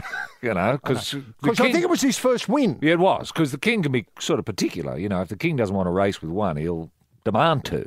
He's that sort of horse, or was. He doesn't race so much anymore. But he still likes a couple of kids on getting on, rather than just one. He likes to have 2. He's funny that way. Well, and what was great was the looking at the video now, you see the puller arguing with the parrot all the way round the track. Yeah, what am I doing here? Yeah, exactly. Just shut up. Stay still. Yes, the Probe Carpet Emporium, laying the Axminster, the man who knows his rugs and his runners, the wonderkin rampaging Roy Slaven, and knocking him out for a song off the back of the Ute, the Wizard of the Weave, H.D. Nelson. Now, look, this is a film you and I have been working on and had hoped to get up, but we're talking about Ride Like a Girl, the Michelle Payne story, and Rachel Griffiths, the well-known actor and film worker, is putting this together. I hope it's been crowdfunded by punters like the Winx film. Yeah. And it's a great story about Michelle's background. Obviously a youngster who just loved horses, coming to the greatest horse race in the world. I think we can say that with all confidence now. Yeah. Forget your Everest, that's rubbish. But the greatest horse race in the world, the Melbourne Cup, the race that stops the planet. Yeah. And obviously the Prince of Penzance victory will be part of that. Roy, you've had a look at the script. How much of the actual Melbourne Cup is... It comes towards the end of the film, actually, yes. As you'd expect. It's sort of the... And what I think is brilliant about the script is that you're uncertain as to whether Michelle will A, be able to ride, and B, will win. So you're left, right, so you cliffhanger. A cliffhanger. When the race appears in the final scenes, you're uncertain because the script makes you forget history. Your memory disappears, and so you're looking at it fresh for the first time. That's the way I understand it. So it's absolutely brilliant the way they've done this. Now, can I? So even if you go into when the film is finished, if you go and say, well, I remember Michelle winning it. She won the Melbourne Cup. She won it, and you get in, you sit down, first scene comes up, you've forgotten all that. It's gone. And look, the race normally takes about 3.5 minutes. 3.5 minutes, yeah. But donating 34 minutes to it, do you think that stretches... No, yeah. But it just adds to the drama. It adds to the drama. You think, oh, well, the race is starting. Oh, it's still going. You look at your watch, 20 minutes later, they're only at the first furlong. Time slows down, and that use of slow-mo, I love that. And super slow-mo. You might have seen slow-mo before, and we all know what slow motion is. Yeah. But this new super slow-mo, it's incredible. It's incredible. You can stretch out, say, 3 seconds to 40 minutes, and you remain engaged. I know. It's unbelievable. Wait till you see it. Yeah. Now, can I ask casting? Obviously casting Michelle's tricky. Yeah. I think they've made the right decision not to cast Michelle as Michelle, if you know what I mean, because she's a jockey, she's a professional. Yeah. It would demean her to go into a bit of fluff like this. Which distorts history, obviously, as you're pointing out. Yeah. Now, casting her, would it take somebody like Nicole Kidman to be able to throw a leg over and have a go? Or Kate Blanchett, maybe. Kate Blanchett. And then we have to cast the supporting cast. I think Darren Weir trained the horse. Any ideas? Could, Robert De Niro Russell Crowe, Russell maybe? Crowe. Yeah. Bruce McAvaney, obviously big, Paddy Welsh, I think, would have given the odds, shouted the odds that day. Yep. 4 sevens coverage. That's right. I'm not sure who could play him. And then, obviously you've got the lesser characters like the romantic interest, the farrier, the strapper, the person who had the tools behind the, obviously the barrier and stuff. All those parts. Do you see an international audience for this film? I think so, actually. It's a universal story, isn't it? It's a universal story. Someone unlikely gets the opportunity to do something extraordinary under enormous pressure with the world gazing on. These stories don't come around very often. In fact, I can't think of a story like this ever before. It's so new, it's so fresh. And the great thing is you can almost be Brechtian about it, HG, because you know the answer. You know what's going to happen. But you're still surprised along the way. That's the brilliance of it, that you get this intersection of, I know what's going to happen, with, oh, it did happen, and I'm still surprised. Yes, this is the Probe. The Probe. Oh, look, let's face this, Probe, let's talk communications, doing the deals on data, rampaging Roy Slaven, and overcharging on your overseas calls, H.G. Nelson. Now, the big one tomorrow, where, look, this surprised me because of this opening statement from the Murdoch press, was that at 2 p.m. tomorrow, the credibility of world boxing goes on the line. That's a big call, isn't it? Let me rephrase that. When did world boxing ever have any credibility? That's when you've got to... That's the question, isn't it? The credibility of world boxing goes on the line. You know, world boxing has withstood Aussie Joe Bugner, Jeff Fennick. Yep. It's withstood Iron Mike Tyson. And, you know, you've got to ask yourself, you know, how low is the bar of credibility that this fight has to clear? You know, would it be... You know, some of these, I don't mean to be unkind to old fighters, but some of them just shuffle along. Most of them could get over the bar of boxing credibility, couldn't they? Sure, yeah. I guess they could. Look, I think it's going to be a terrific entertainment, though. Now, you've summed up the word there, but before we get your thoughts, Roy, I do have to warn people that you need to lower your expectations here. You know, this isn't, Horn v Pacquiao 2, the Battle of Brisbane. No. This isn't anything like that. No. This is as you pointed... That Horn v Pacquiao 1 restored boxing credibility as far as I'm concerned. And I don't think this bout we're going to see tomorrow would happen or would have happened had it not been for the Horn-Pacquiao fight that made people think, boxing's great. Count me in. Yes. Now, Jeff Fennick, Australia's greatest fighter, is concerned the UFC star Conor McGregor could destroy it. Wow. Destroy credibility. Boxing. And he's not alone. Wow. He's not alone. Well, anyway, Jeff Fennick's thoughts. This guy McGregor is so unconventional. He's going to put his heart and soul into it. He'll either get knocked out or he'll knock Floyd out. It's going to be closer than we think. Most boxers Floyd has fought have been a little cautious. Not this guy. Sometimes I wonder why the bout has ever been sanctioned, considering one guy never fought as a boxer. I guess... This is Jeff's thoughts. Money speaks all languages. He's right there, isn't he? He says, and this is the telling point, one of them's been in the ring training, the other one's been in strip clubs training. Fennick expects Mayweather to win, but fears a boil-over. Now, let's not forget Fennick has form. He does. In smelling a boil-over. He was the one who tipped us into the Horn stink. The last time out in the Battle of Brisbane 1, and we cleaned up there. We did. We cleaned up everywhere. Yep. Is he and he's smelling a similar sort of boil-over. A boil-over. An absolute boil-over. Right. So he's seeing a McGregor win, maybe. I think that's what he's seeing. Wow. Now, that would smash the credibility of boxing forever, wouldn't it? Well, boxing is incredibly resilient. Yeah. It's not a redemptive sport like rugby league. No. But it does seem to find a way of reasserting itself. The one thing that I was disappointed slightly in the weigh-in, where we saw McGregor mouthing off in that trash talk speak, trying to get Mayweather to do something, was that Mayweather didn't have anything to say. That did disappoint me a little bit. Yeah, I thought he should have gobbed off at the same time. They should have just been gobbing off at each other, shouldn't they? That's right. That would have been a better show. And can I also point out that sometimes the bystanders like to get involved, and I thought that would have been an opportunity to do something there, which would have thought, well, obviously there's a fair bit going on here. Imagine what the fight's going to be like. Yeah.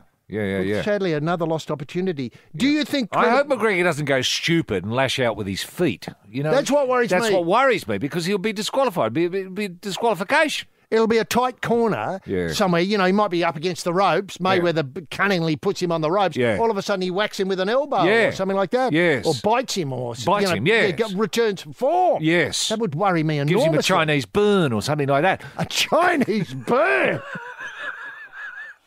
Wow. Well, with that UFC, you can get up to any I know. I've seen blokes give other blokes a Chinese burn on their tool. And that hurts. G'day, Mark Howard here. A year ago, I started the Howie Games podcast, which has given me a fantastic opportunity to chat with some of the biggest names in world sport. Now, at times, the episodes get pretty emotional, like Ricky Ponting talking about his son.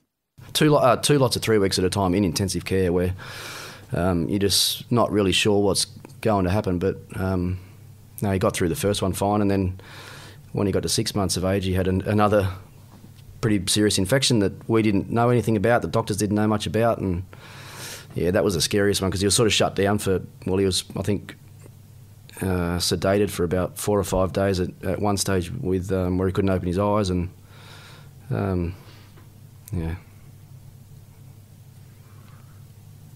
Yeah, I can obviously see the effect it has on you, mate, which is why it's... now you've got me upset. That's what happens when you've got young kids, mate.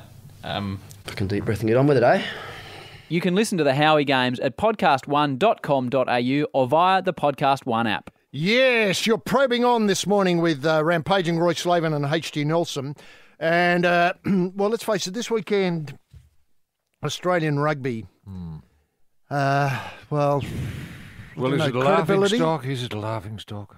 Is it? Let's just unpack this a little bit. Yeah. There's quite a lot of issues connected with the problems of the last Bledisloe Cup, which is last weekend. Yeah. And now, according to the Murdoch Press, Australian Rugby Union is in crisis on and off the field, with the sport labelled a national laughing stock ahead of tonight's second Bledisloe clash in New Zealand. Now, is there an official government department that labels laughing stocks? I mean, what's the authority here? What's the source of this claim that it's a laughing stock? Yep.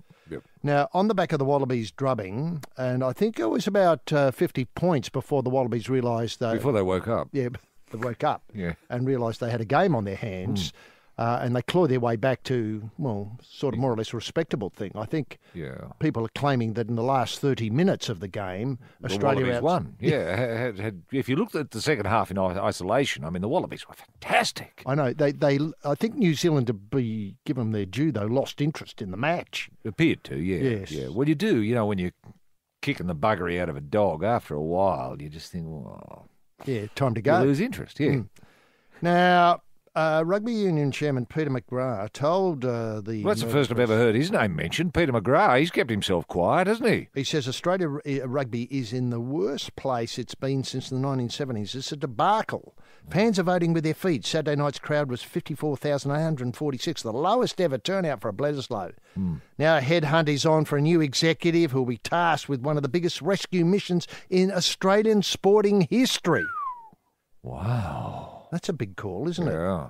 Now, they're suggesting that all sorts of people could put their name forward for the job, including Footy Federation David Gallop. Well, you're in trouble when you're turning to Gallop for help. Or I think the parrot, Alan Jones, is suggesting CBA boss Ian Narev, who's out of a job. I should have said former CBA boss, who's out of a job, could do it. Yeah. I think he leaves the CBA at the end of next year, doesn't he, HG? Okay. Yeah. Okay. Yeah. So there's no reason why he couldn't do both jobs, though. I mean, he's terrific. I mean... Look what he did. That wheeze he got going. I know, it's just unbelievable. Yeah. And to think he ran it for so long. I mean, if he could do that for rugby, for the forces of, money laundering, imagine what he could do for rugby union. Yes. Now, is rugby union just as corrupt as she? I mean, is there any suggestion that there's a relationship between money laundering and rugby union in the same way there is between, say, the Commonwealth Bank and, or should I say, iron ore prices and rugby union through the lens of Twiggy Forrest? Yeah. Now, just before I forget, can I just say, just wait would be my advice. Oh, yeah. Just wait. Now, according to McGrath, it's a fiasco. We're a laughingstock of Australian sport. He's suggesting there's no shortage of candidates for Pulver's job. Right. Look, it is true, and I notice, that we did have a defensive coach who sort of is hoping the same plan that worked in Sydney is going to work in Dunedin this weekend. Good. So there's no changes there. And Michael Checker, our number one coach, is getting a lot of hate mail and so on. But it's not all doom and gloom because, as you mentioned, Twiggy Forrest has threatened to form a breakaway international competition if the Western Force acts from the Super Rugby. Speaking to thousands of Force supporters who rallied in Perth on Sunday to save their club from the ARU plans to remove them, Forrest made the surprise claim they could form another rugby tournament. Wow. Quote, if a Super League, as in Super Rugby League, the ARU want to run a process that's not based on merit, that is based on the lucky draw card of where you happen to live and where you happen to support your sport, then we will start our own international league from here. Wow. This is absolutely not the end of the Western Force. It's not the end of rugby in Western Australia. Win or lose the appeal, we will get stronger. Imagine that. A second force or almost a third force in world rugby based in WA. Now, you've had a look at some ideas. Yes. Where's he going with this? Is Papua New Guinea included? No, I suppose there would be. Look, I suppose the nucleus, you'd have to look at the home base being Port Hedland, wouldn't you? That'd be... Yeah, indeed. A brand new ground built with the support of the... Purpose-built, yep. rectangular ground. Maybe seating 100,000. Yes, at least. Built in Port Hedland. With WA money, government money, with Fortescue Metals money. I know, Fortescue Metals providing the bulk of the money. Yes, which would come from China. That'd be largely Chinese money coming into it. So you'd get a Chinese rugby union team... for a start. Yeah, no, I'm liking this. Bears, you'd get, maybe the Shanghai Steelers. Sharks. Or Sharks will do. Yeah. Shanghai Sharks. Yep. Then you'd go, maybe you get a PNG team, yes. maybe an Indonesian side. Yes. And a Fijian side, let's say a Solomon Islands side. Cook Islands. Would you allow New Zealand into this melange? You might get the odd European team like Bulgaria. I don't know what Bulgarian rugby union's doing at the moment. Nothing about Bulgaria. They're the sleeping giant of world rugby. Maybe they could come. The Bulgarian bastards are coming to play the Bears at Port Hedland. Be on it. Now, this is going to be a difficult thing for the ARU to deal with. Well, they can't ignore it, can they? They can't ignore it. Are you? Is there any talk of Michael Checker joining this breakaway league? So this means... Is there going to be a second Wallabies? Wallabies 2, the shadow of the Wallabies? Hang on, I'm not sure. Challenging the Bledisloe Cup, the Fortescue Metals, Wallabies? Well, would we have a unification process whereby the real Wallabies, the old-fashioned Wallabies, the laughing stocks, take on Twiggies? Oh, Metals Man. Yeah, Metals Man. So the Metals Wallabies. Would that be it? Prior to taking on New Zealand. The winner, so you've got a triangular series. Yes. Where you've got All Blacks. Yeah. The men in gold and the men in metal. I like it. Yes, probing with Roy and HG this morning or whenever you're listening. Now, that Shanghai Sharks, Beijing Bears, that got me thinking about an email we got from Richard Murovich this week. Oh, yes. Concerning, developments at Port Power. And as you'll recall, earlier this year, Port Power played the Chinese Suns in Shanghai for premiership points, AFL premiership points. Yep. Well, the tradition continues. This legacy is just blossoming really, really nicely. As Richard points out in his email, he says, of course, there's going to be a big event this week at the Port Power headquarters, celebratory dinner featuring Aussie bok choy, bilby heads and platypus beak soup. Good. No surprises there. Yep. But it does appear that with the official countdown to next year's game in China, Port Power are awarding a jumper to their first Chinese player, Chen Xiaoling. Or Xiaoliang. I've heard terrific things about Chen. Now, on Wednesday, they're going to hand Chen the number 88 jumper. Are they? The number 88 jumper? Yeah, the highest number ever assigned to a Guernsey at Alberton. Wow. Shen, while recognising its 88 days to the groundbreaking clash with the Gold Coast in Shanghai on May the 14th. Now... Well, numbers are very important to Chinese people. Correct. Yeah. Now, the significance of the 88 days to Chinese, how the Chinese culture values the number 8 as lucky and 88 as double lucky and hence good fortune. Why not 888? Well, that's an excellent question. I think there would have to be a weird jumper built to include the extra 8. Right. But maybe it could be like wings and they could go 8,888 and have 2 bits tacked on that flap in the breeze. Flap out, Flap out. Yep. Now, what I like here is that the brains or the finance behind all of this, apart from David Koch, who's instrumental in getting all this together, and no Australian figure is more revered in China now than David Koch. I mean, he can walk the streets there and people just hand him money and books to put it in so he can get it home. That's right. But Sally Zhu from the Broken Hill-based Oz Gold Empire, and this is a new empire to me. I didn't realise there was an Oz Gold Empire in Broken Hill. No idea. I'd never connected gold mining with Broken Hill. No. You know, silver, lead, zinc, all that sort of stuff. Yeah, sure, but gold mining in Broken Hill.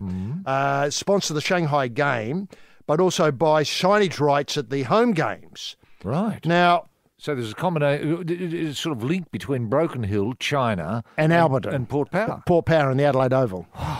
It's incredible. That's the future, isn't it, with globalisation? That is the future. Now, this is weird because we were just talking minutes ago about Twiggy Forest and the metals and Port Hedland and the developments there and the Mena metal that he's got going. Yes. Zhu is very well regarded in China with this work that she's doing with the Port Power. Yes. Obviously, Chen's appearance in the 88 is part of the Power's, what's described as the Power's China strategy. You know, if you go online, you can see blog after blog after blog outlining the China strategy, emphasising cultural understanding between Australia and Chinese rather than just a sponsorship grab in Shanghai. That's so important. Yeah.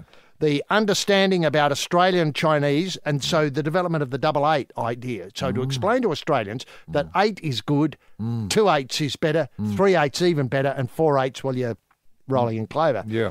Chen will return to Shanghai with the Power entourage in May to assist in the AFL development themes in the China strategy. He will stand as a beacon to 10,000 students at 14 Chinese schools that are taking up Australian football in their curriculum. Wow. I've got no idea who the education minister in China is, but obviously Koshie's had a word to that person. It sounds like a can-do sort of person, HG. Who's got a lot of footies, a lot of Sherrans, Yes. and 1,000...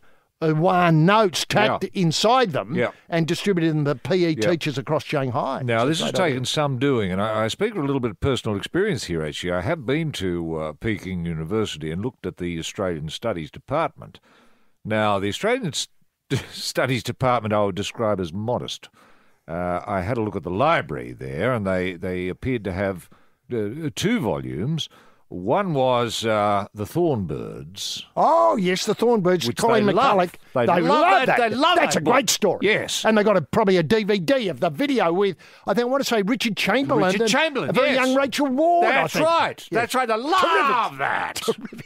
Terrific show. Subtitles leave a little bit desired, but sure. that's, Yeah. So they've got that and a TV Week from 1977. That were the 2 volumes they had in the Australia Studies. Was that the Footy Show special TV week? Yes. Yes, no surprises No there. surprises there. Yeah. Now, to imagine, though, that they've now got 10,000 kids wanting to play AFL. It's mind-boggling, isn't it? It is absolutely mind-boggling. Now, can I point out... But what worries me, and what I don't understand, is why aren't these kids wanting to play for the Chinese Suns? Well, this is the baffling part It's about baffling, isn't it? They all see the Suns as their team, Yes. but they want to play to the opposition. Can I point out there's something missing here, and that is the Australian end of this. All very well for us to understand 8 and 8 and 88 and 3 8s is And better. great and 4. numbers. Yeah, great numbers and all love that your sort numbers, of, bro. Yeah, that's right. Shanghai, Suns and all that sort of stuff. Yep. But our contribution to Chinese culture is the Golden Circle pineapple ring. Well, there's no mention of it in this rubbish that's coming out from Port Power. Sure. It's got to be a two-way street. We can't just take. Aussie bok choy sure. Yeah. Well, they are taking our iron ore. And butter. Well, no, not our butter. They're taking New Zealand's no, butter. No, our butter's going really... They're taking our butter now. Yeah, our prices have gone up 25% in butter because of the sales in China. Wow. Okay. I think it's a New Zealand firm that's doing it. Oh, well, that'd be right. Thank you very much, Barnaby Joyce. Yes, you're back with the Probe-sters, Roy and HG. Just before we go to some emails, Roy, of people who have got in touch with the show, you broke a story earlier off air in your blog saying that the Port Power were very keen to get people along to their game tonight against the Shanghai Suns at Adelaide Oval. Yes, they are. And they've done some discounting to get people in. Look, can you flesh that out for us? Before the bounce, HG, you can buy a pie for $2. A $2 pie. Isn't that fantastic? Is there any limit on how many? No. Like if your family went and they said, well, we're going to have 10 pies, that cost you $20 and you took some home and froze them. They wouldn't worry about that? No, I don't think they'd worry about that at all, actually. So take an esky and get as many pies as you like, and then you could live on pies for the rest of the week at $2. I think that's a terrific idea. The other thing is, actually, any kids under the age of 15 are being allowed in free. Right. Now, do you think that the Suns people would feel a bit sort of put off by this, thinking, oh, no one's going to come and watch us play. They're having to discount pies and let kids in free to see us. We must be horrible. Yeah. I mean, you forget that this is the Chinese national team in our competition. It features Gary Ablett. He may not be playing tonight, but be that as it may, the stars of tomorrow are there. Yes. I mean, the Suns tomorrow. Yes, yeah. And the people forget that they've just changed their coach.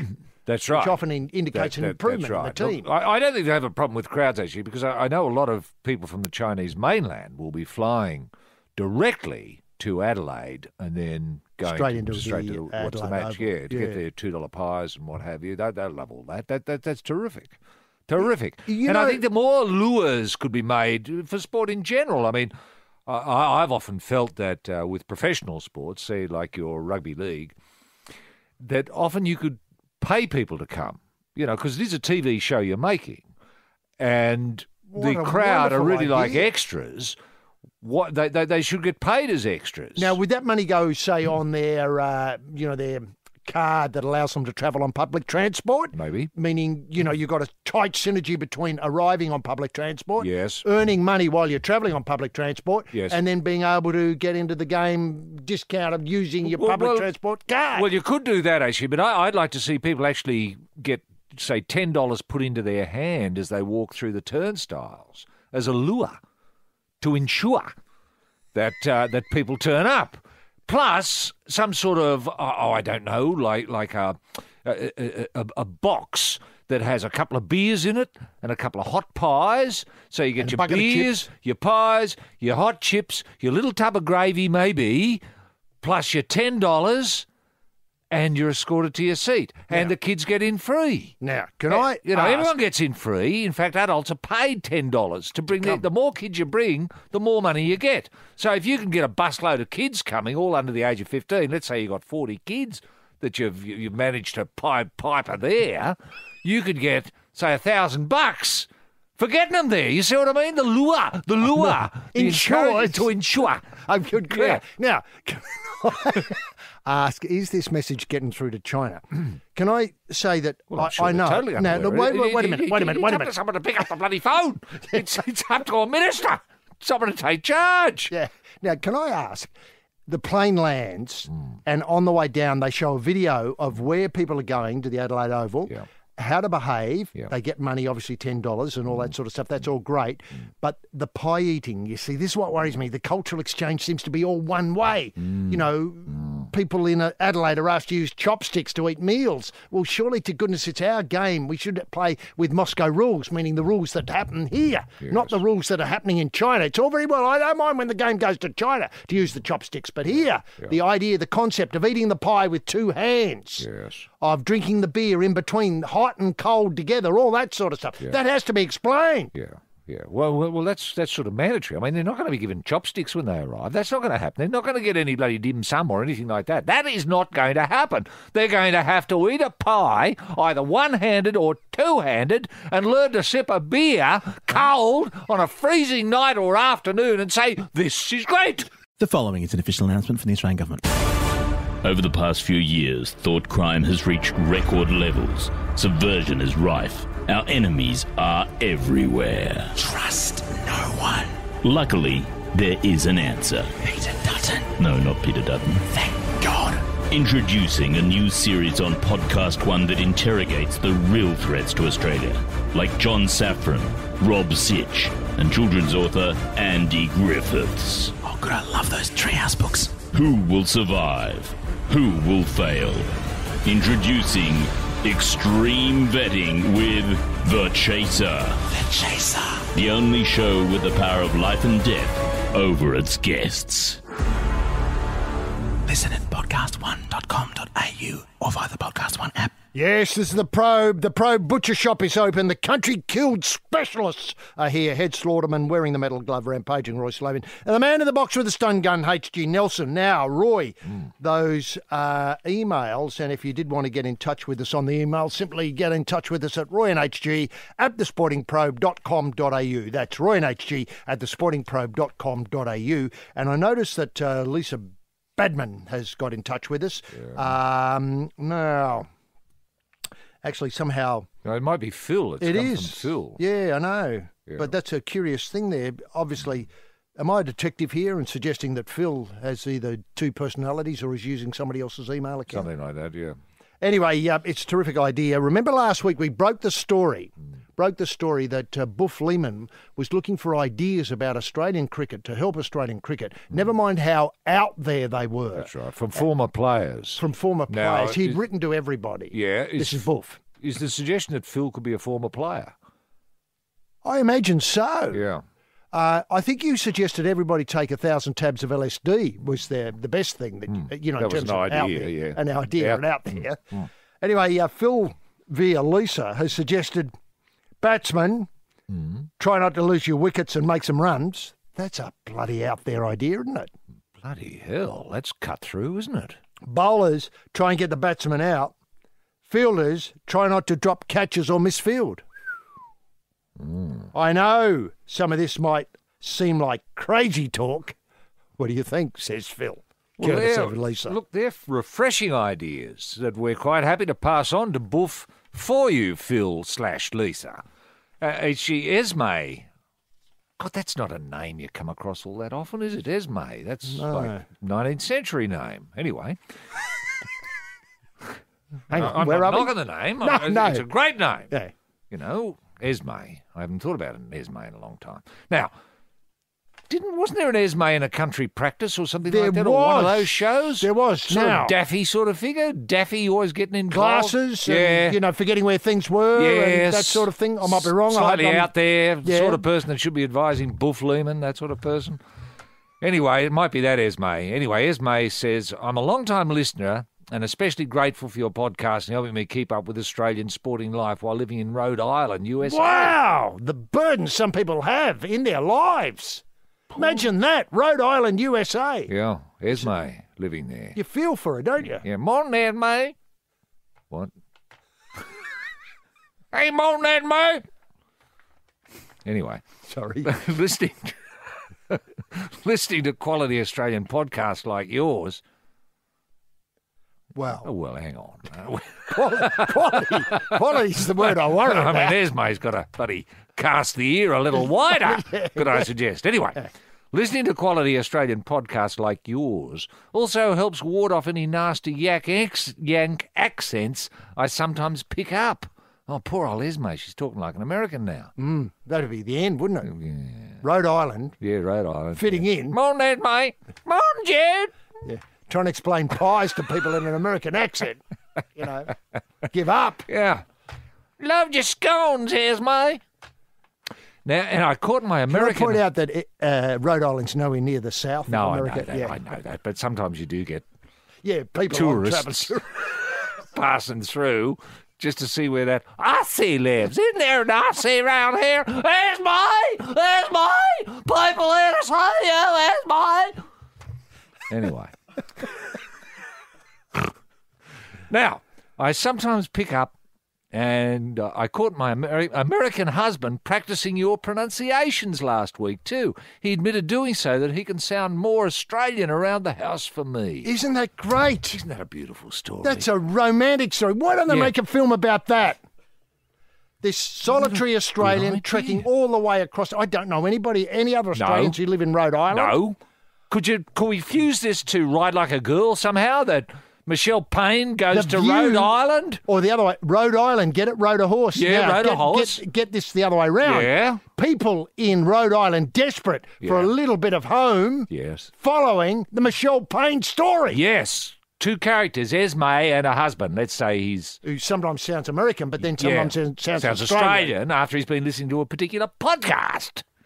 Wow, it's a story of today. It is. So you'd start, your opening scene would not be Ballarat and, Michelle, get out of there. Yeah. Get away from the horse.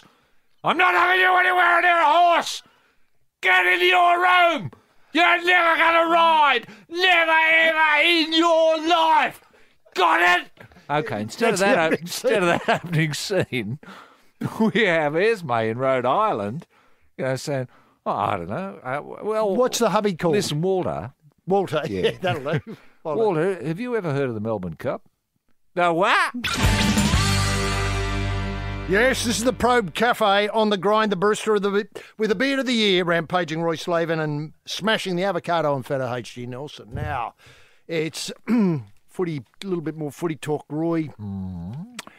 The rugby league in New South Wales was rocked yesterday when, it's two big issues this week, the Jared Hayne issue, the Neil Henry decision on the Titans and what's going wrong with Titans Rugby League, or should I say Gold Coast Rugby League. But then the bigger story, Laurie Daly didn't see it coming and he was axed from the helm of the New South Wales Blues. Where do we start looking now? Where does the search begin? And, do you think that there is light at the end of this tunnel, or do we just have to wait for another generation of Queenslanders to more or less decide they've had enough and want to stop playing rugby league? Sure. Because it does look that way. Defeatist status attitude, isn't it? Yeah, I mean, it is desperate. It's desperate. I mean, no one could have believed more in Blues values than Laurie Daly. I mean, you've just got to look at the hotel bills for. Did that shock you, by the way? Given the rave at the time, did that shock you? Yeah. Well, I know. Fit players can put away a fair bit. And the fitter you are, the more you can put away. But I was staggered by what I saw. I mean, it was Guinness Book of Records material, wasn't it? I mean, why didn't they think of that? At least they would have come out with some sort of win. The Crown where they stayed, or the Star rather, where they stayed, that was drunk dry. I know. And, they had to smuggle in 6 packs from the, obviously the nearby Dan Murphy's to keep people going. I know. Through those long, lonely nights. And I had the bonding, I mean, the bonding was fantastic. First class. First class, absolutely first class. I mean, that's what the Blues do well.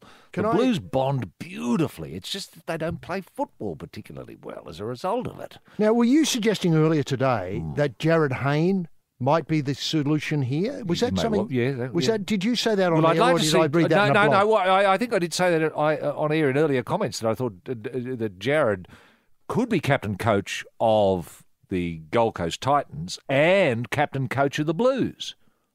Because this would solve so many issues concerned with selection and player retention and so on. Yes. Is it too much to expect somebody? I think Laurie did it as a full-time job. He did do it as a full-time job. I didn't know what he did for, say, the other 10 months of the year, but he thought plan. You know, what? All right. He'd be thinking things like, all right, day one at the camp.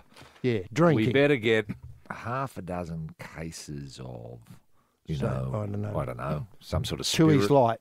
Oh, spirit. Yeah. You mean Bundaberg. Something like that. Yeah, Bundaberg going dark and stormy. Dark and stormy. Yeah, I know. Beautiful. That's a great idea. Thank you very much, HG. So he'd write that down, half a dozen cartons of that. Blah, blah, blah. So he'd be planning for 8 months. Training run between 10 and 5 past. Yeah. So that too much. Some of the boys will have to miss that because they'll be injured and getting over their injuries. That's right. Back on the grog, with the cocktail. Yeah. And tell you what, players make their own cocktails and surprise us with the ingredients. It's a bonding thing. Yeah, bonding thing. Isn't that good? So Aaron Woods comes up with, say, a little bit of sherbet and a little bit of vermouth. Sherry. And a little bit of sherry. And an onion. And an onion. Yes, thank you very much. And a bit of chilli thrown in just to give you a bit of a backdoor surprise at 3 a.m. By the way, we patented that cocktail. You can't have it. Yeah, that sort of thing. Well, see, Jared is what I'd call a practicing Christian. Now, he's going to bring a lot of Christian values to the team, which may not involve the grog. It may involve people opening up, exploring their relationship with unfathomable things, like what happens after death. Is there a spirit? Have you got a soul? And what happens after death is your number one topic? I suppose so. So the bloke should get very philosophical. You know, Aaron Woods might say, I reckon when you die, that's it. Well, that's very sad, Aaron. Uh-huh. You know, you want to think about this a little bit more deeply. Just imagine that you go somewhere else. Would you prefer to burn in the fires of hell for all eternity, or would you prefer to sit at the right-hand side of the Lord And Aaron's going to think, oh, okay, I might go with the right-hand side of the Lord. How do I do that? Well, you win. See? Now, that's what he'd bring. Yeah, true. True. You know, and it's not going to work for everyone. I'm not saying it's going to work for everyone. Yeah. But with the right sort of players, and Aaron Woods might be the wrong one. Yeah, no. But Jared would pick. Tease that out. Well, he'd pick players that he knows are of the belief. Yeah. Remember. Have the faith. Remember, of course. And if you can believe in Jesus, you can believe in New South Wales. That's the link that's got to be made. Wow. Has ever that been done before? No, never. Remember, I think Jared also is the sort of person who drives to a T-junction and then just decides to go left or right on a whim. Yeah. Well, he's led by the forces person above. Upstairs. Yeah. So that's really good. Yeah. Now, the other thing is, does it worry you, for instance, and I don't mean to dwell on this year's great success for the New South Wales Blues. That first game. Yeah, I know. First game. And if we could just remember that and forget the rest. He says, this is Jared talking, he says that when he got back into the sheds, he was collapsing and almost vomiting at halftime. And I don't mean to use words that Margaret Court might be offensive here, but this is quoting him verbatim. Does he say lesbian? No, he says I was rooted. Oh, okay. You know. Phew. I was rooted. I actually collapsed in the change rooms. I was spewing up. I was sitting there going, I could be the first centre in Origin history to get substituted. Wow. This is the first game. First game, half-time, and he's rooted. I know. It's hard to imagine. He says, my legs felt like jelly. I hadn't lost my legs in a half-time. It's pretty scary.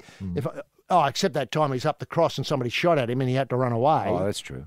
It got pretty scary then. Yeah. If I hadn't put my head down on the table and crashed, I was gone. But you've just got to go out there and keep on going. Like I said, you've got to go to hell and back. Oh. Hang on. Yeah, no. Is that what he means? I don't think so. The sulphur? All of that? The fires? The trident up the tail? Yeah. I wasn't really scared about it. I was rooted again. He didn't use that word. He used one starting with F, but I just had to change it because of Margaret Court. Right. It's what it is, even if it wasn't. Now, that's his position. It's suggested here that several people within the New South Wales dressing room scoffed at these comments when Hayne first made them and recalled no such thing happening at all. Is he the sort of person you need as a coach? Do you understand what I'm saying? I do. You mean, is Jared gilding the lily? Is that the suggestion? It does appear that way. Of his own importance to them. I hate that. But if anyone's going to gild the lily, you'd want the coach to do that, wouldn't you? I mean, true. True.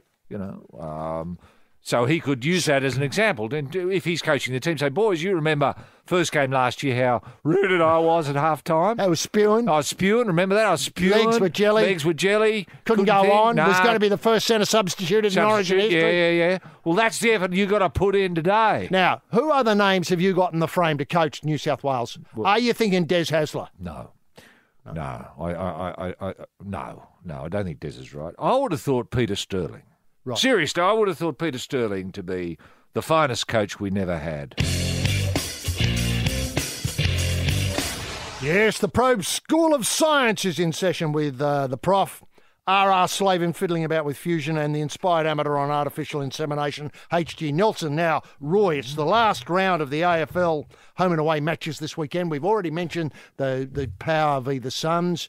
Great, $2 pies, $10 on the way in. Bring the kids. They get in for free and you get $10 for every one. Yep. Now, a lot of retirements. I can't really remember It's a golden generation. A golden generation is leaving us, you know. Yeah. I'm just wondering who you'll miss. I'll miss Nick Rewalt. Yeah. I used to love it when he'd come out as the lone figure and just run around for hours and hours before the game. I often got there about 10:30. Just to watch him run. Yeah, if the match started at, say, 2:10 or even sometimes at 4:50, I'd get there at 10:30 to just watch him run around. Yeah.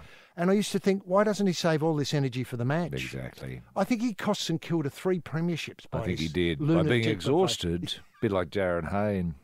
You know, 3/4 time he was rooted. Couldn't help himself, spewing. You know, Stevie Johnson. Stevie J. I'm going to miss his madness. He's like a firecracker, wasn't he? He's like a threepenny bunger. That you just couldn't wait to light the wick or get the wick lit and just see what had happened. I forget those crackers that used to have a lot of threepenny bungers joined together. All right. And they go bang, bang, bang, bang, bang, bang. Oh, yeah. For me, he was like that. He was like that? Yes. Yeah. And, of course, last night, emotional, I had a look. I was standing, saluting. Obviously, I couldn't be there. But when Luke Hodge finally came off, carried off by, obviously the wee and the poo, look, the shorts were around the ankles, the slip was pointing north, and I was just crying. I was uncontrollable. I thought, we'll never see this again. Yeah. And did you see they put out a footy with his name on it? Did they really? Yeah. Yeah, what a nice touch. A lovely touch, and 305 games or whatever the number was. Yeah. We'll never see his like again. No, we won't. But I look to the future each year. Thank God we've got people like Toby Green. I know. Who can fill that enormous void. Mm-hmm. And does so with aplomb. Well, he does with his boots. I know, he stepped up. Yeah. They're lesser names, of course. The big ones obviously go, but thousands would just drop off the twig this weekend playing their last unsung heroes. I mean, Ivan Maric, I forget where he started off, but he ended up with the Richmond Football Club, had that mad stare. Journeyman, I suppose. Yeah, journeyman. Yeah. Not a very good player, probably robbed of his best years through injury, but, Ivan Maric, let's face it, the Probe remembers them all. We do. And I know... Why can't there be a sort of celebration of journeyman round?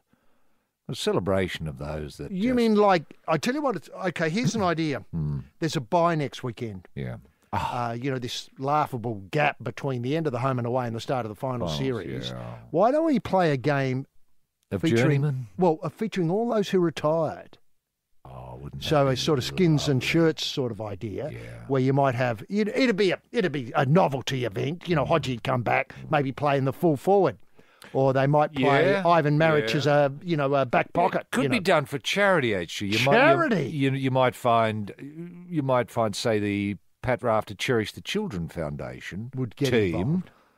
Up against. I don't know. Maybe the Shane Warne Foundation. Shane Warne Foundation. Thank you. Yeah, they might have packed up work, but well, let's say they don't have enough money left to come up with a few Guernseys, wouldn't they? They would. They would. And Warney could coach. And maybe Pat could coach. And so this would be part of the build-up. Yeah. And so all the retired players, your qualification, a bit like the Barbarians, is that you're retired. Yes. In this week. Right. And imagine the parade out. And, obviously there's so many here. What a team it'd be. Luke Hodge. This is just a few names who are retiring. Nick Riewoldt, Sam Mitchell, Matt Prittis, Matthew Boyd, another dog. Are they Cherishes or are they Warnies? What would be great is if the 36 players, 44 players or whatever, how many are going to play, line up at the start, and out come two skippers, and they pick the team before your very eyes. Pickups. So you toss a coin to see who gets the first pick. Correct. I'll have him. Nick. I'll have Nick Riewoldt. Yeah.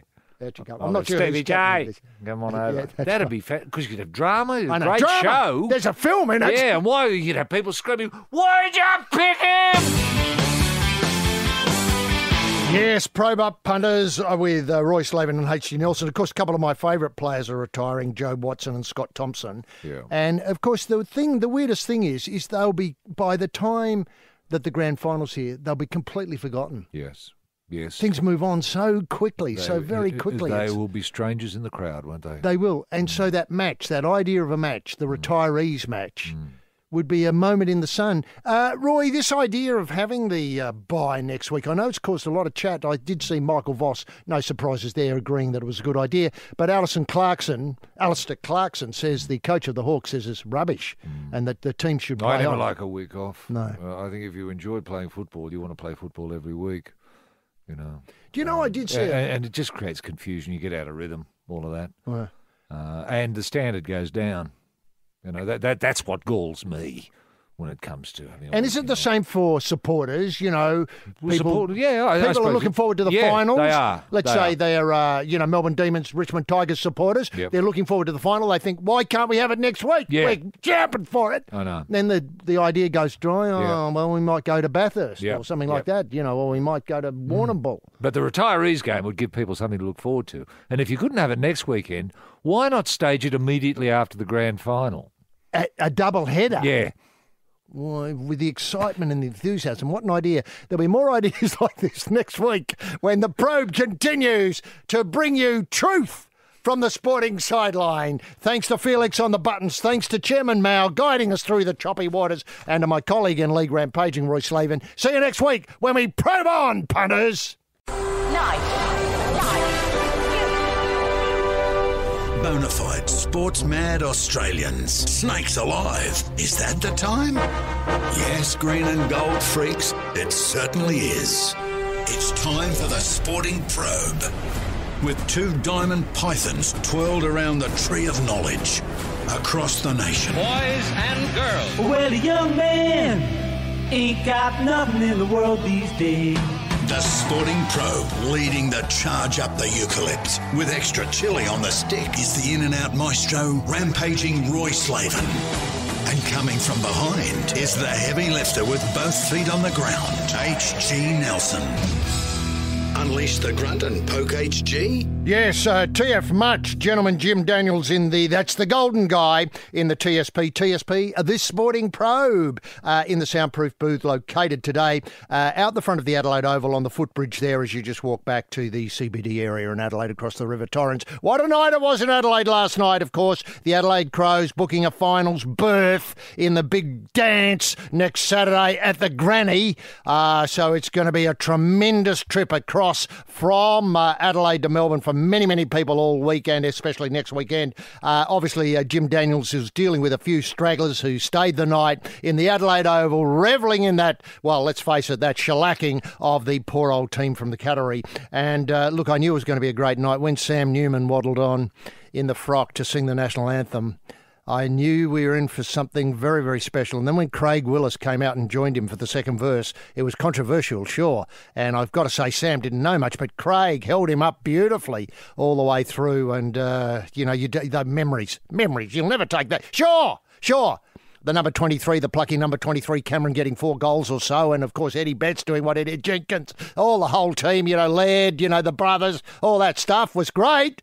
But I tell you what, I bet you most people today are remembering when they come to, did I dream it? Or was Sam there in a dress with Craig? Oh, yes, they were. Incredible night in Adelaide. Great moments for the City of Churches. Probe-sters, patriots, pilgrims, the punters, H.G. Nelson getting the Sporting Probe away for another set of 7. Well, what a week. What an incredible week. A week when too much sport is barely enough. Remember, we're here each and every week for 4 and 20 pies, the one-hander that enables you to mark up the footy record while you chew. The only pie that does that. Tremendous to have you with us as we prod forward and push through the solidly backed up stoolage of the week's sporting action. A week of massive collects, massive collects. Thursday, of course, Lismore Cup. And when you tip that winning into the Pride's Easy Feed Showcase Maiden at Scone yesterday, you were miles ahead. And then, sure, they weren't great payers, but little fish are sometimes the sweetest. The ARL... the ARL, that's a new sport. The NRL and the AFL last night, obviously the favourites got up quite easily. Poor old Bronx couldn't get a score, and, well, the Cats, did they score? I can't remember. So, to get us underway, let's lock horns with a man who this week wrote himself into the Rugby League end-of-year burlesque show, Lead to 11. This man will peel a grape with his buttocks while removing his Rugby League-designed underpants with his teeth. He'll do that nightly at 10:05 in the Spiegel tent. That man is rampaging Roy Slaven. Roy, can we get the TSP bunny in motion simply by asking what highlights caught your restless eye this week? Barrow! Thank you very much, H.G. Nelson. Wonderful week to be in Australia. Now, a really beautiful rugby league story. Des Hasler has shown the door at the kennel, that's the Bulldogs kennel, 5 months after signing a 3-year deal. I mean, that's rugby league, isn't it? What is going on with rugby league? Speaking of rugby league, there's the Papua New Guinea Headhunters are chasing history with an appearance at the grand final of the Queensland Cup. That might be happening today. We wish the Hunters all the best. It means so much to to people in Papua New Guinea to get their inaugural win up in the Queensland Cup. Of course, it does deplete the team slightly. This is when the Kummels are playing this weekend as well. They're playing the Prime Minister, the Insure Man's 13, which will be a terrific spectacle. I don't know if anyone's got the opportunity to fly up to Moresby for the game, but I'd certainly recommend it, and you wouldn't be alone there. I can assure you of that. There are going to be, last I heard, the ground, look, it's not a big ground. I think it seats comfortably about, let's say, 2,500 people, and 40 or 50 people can watch it from their cars. But you'd certainly be welcome to get up there and get involved. It certainly is a carnivale atmosphere in Moresby when the Kummels are playing the Inshawman's Kangaroos.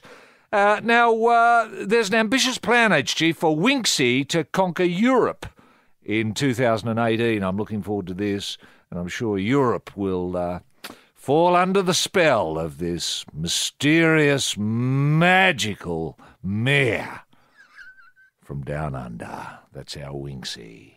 And still on racing, it appears the Chinese have secured significant financial interests in our thoroughbred industry, especially in the Hunter Valley. Around the Scone area, I think quite a significant amount of land has been purchased and a number of horses have been purchased and what have you. So it all looks good, I think, for the Australian thoroughbred industry. Certainly we need foreign investment. We need foreign investment, especially in the thoroughbred industry. And it's been crying out for foreign investment. Indeed it has. And the sooner we get the Melbourne Cup into Beijing, the happier I'll be. Yes. We'll have the Beijing Cup on the Gold Coast. Peter Beattie, are you listening? Are you listening, Peter? Now, what about those Matildas, eh? What about those Matildas? Now, the third successive victory over the hapless Brazilians was marred by the Brazilians' refusal to shake hands at the end of the game. I hated that. I just thought it was poor form.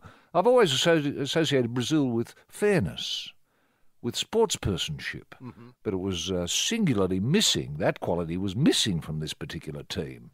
And full marks to the Matildas for making Australia so proud, as is Mark Leishman making us proud. He's our drag the bag man. Now, I think we broke the story, HG, not so long back, that our drag the bag bloke, just sniffing about near the top of the leaderboard week in, week out, has earned him the best part of $10 million. Anyone can do it. If Mark can do it, I mean, Mark doesn't take himself seriously as a golfer. He's just an ordinary Aussie dragging a bag. But he stands to win $10 million this weekend. It's unreal what's going on in the world of Leishman. And I tell you what, he's an unassuming champion. He doesn't have big tickets on himself. He's just an ordinary Aussie, a big bloke, not particularly fit, that can hit a ball a long way. And he's not bad at putting. And he can drag the bag. You know, he hasn't got big tickets on himself. You know, he's no Adam Scott.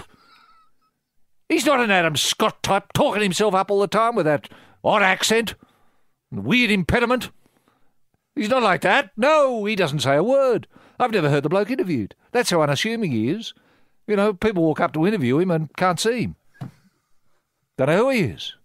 Where was that big bloke? Oh, there he is. Oh, is that Mark Leishman? Oh, he's dragging a bag. Now, speaking of bag draggers, Andrew Buggerall Bogut has scored a contract with the LA Lakers. God almighty, they're losers. You'd have to think. Now, just a final suggestion here, HG.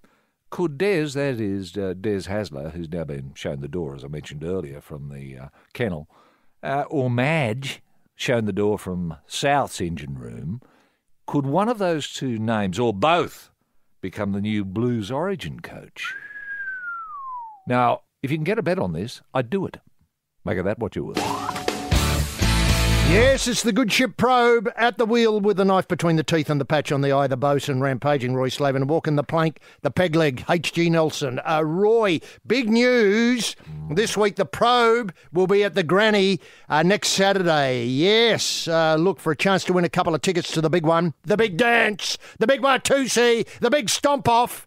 That's next Saturday, and we know, of course, the world will be watching. Well, this one I expect about 4.6 billion people around the planet to watch. Oh. And you'll be able to join us at the AFL live site at the ground in front of Gate 3. Gate 3? Did we get Gate 3? We got Gate 3. It's incredible. I love Gate 3. I know. It's my favourite gate at the MCG. So that's the AFL live site. Gate 3, Saturday between 10 and 12. So you'll have plenty of time to get liquored up if you're a winner before you go to the big dance. So it's going to be fantastic. 2 tickets available, but you have to have a fairly thorough knowledge of this week's and last week's The Sporting Probe. Right, okay. So you listen to the podcast if you want to. Yeah. Get involved, listen to the podcast.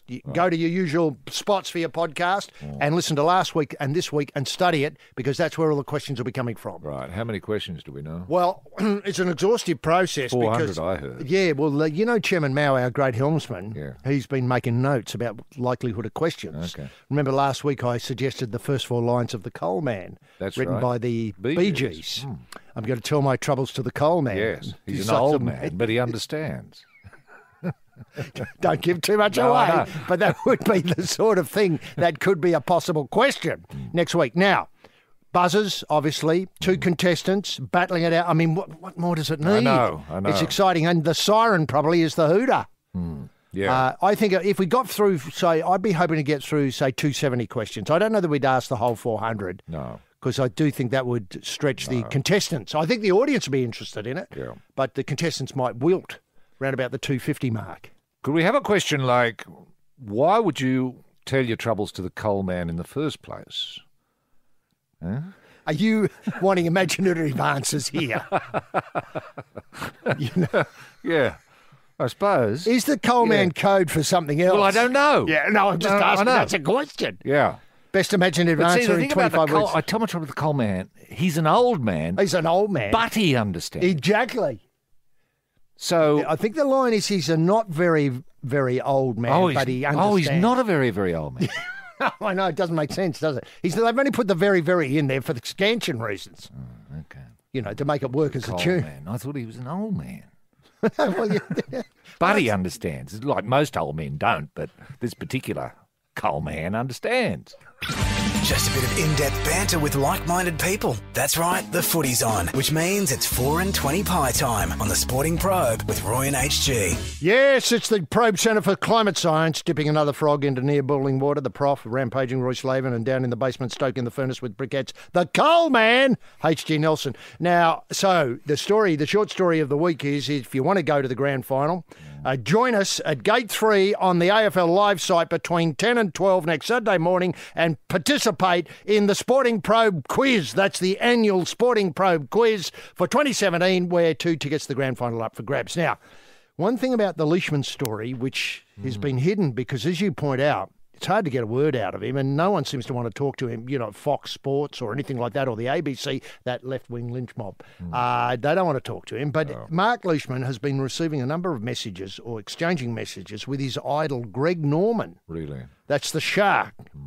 It's one of the driving forces behind his quest to break Australia's hoodoo at the USPGA's Tour-rich FedEx Cup playoffs this weekend, in a beautiful think piece here. So Greg's been texting him. He has. Now, Leishman says he was chuffed with the encouragement from, wait for it, World Golf Hall of Fame member Norman. I didn't realise he was in the Hall of Fame of golf. That's terrific news. He won the Varden Cup a number of times, didn't he? He did. Yeah. He did. Now, Norman's been a massive influence. I've always idolised him. He was a successful bloke on and off the golf course, a real inspiration.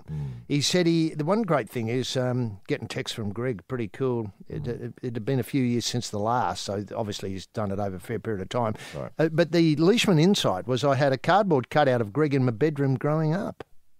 Gee, there's a lesson there, isn't there? Exactly. For any aspiring Australian champion, to get a cardboard cutout of Greg Norman. Can you buy these cardboard cutouts each year? Are they purchasable? I've never seen one. I assume club makers and, certainly golfing gear makers would have, really? Had Sharky as... Well, Sharky's got his own Shark brand, hasn't he? I think so. I've never seen a specific Shark shop, so to speak. But are you telling me in your normal golfing shops, not that I go in very often... would have a Shark section where you could buy the Shark gear, and the photograph, the cardboard, and the cardboard cutout. You can buy that. I'm pretty sure you can.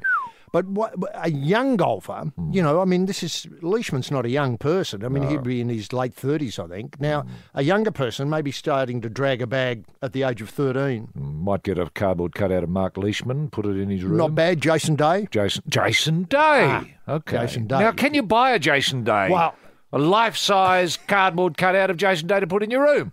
Can you get a leashman? I mean, I don't know. Well, can I just say, there's merchandise possibilities, and we're always looking to expand the merchandise card. Yes. And can I say cardboard cutouts of sporting heroes may be something that's worth looking at? Yes. I mean, I wonder if the AFL, for instance, is just taking, because they're in my mind at the moment. To get a Toby Green for your room. A Toby Green for your room. A life-size Toby Green. Yeah. Imagine that. Wouldn't that be great? What a talking point for mates when they drop in. Yes, it's the Probe with Roy and HG. And just changing codes slightly here, Roy, but speaking of Toby Green, reminded me of another grub. And there's a great email about grubs, which we hope to get to. And the idea is that we have a night where cross-code grubs are presented with their awards. Obviously, glittering night, sponsored by, say, Channel 9. Yep. There'll be red carpet with the grubs coming with their partners and interviewed. How do you think it'll go? Oh, well, I think Toby Green's got this one, a real hold on this one, and so on. I mean, you can see how it goes. Or, you know, Gal might turn up. That's Paul Gallen from the Cronulla Sharks. Well, I didn't have as good a year as I have had in the past. I mean, I'm getting older, and grubism is one of the first things that goes. Etc. All that stuff. Yep. Anyway, Michael Ennis, who would have walked away with the Golden Grub in previous years. Oh, easily, yeah. Terrific grub.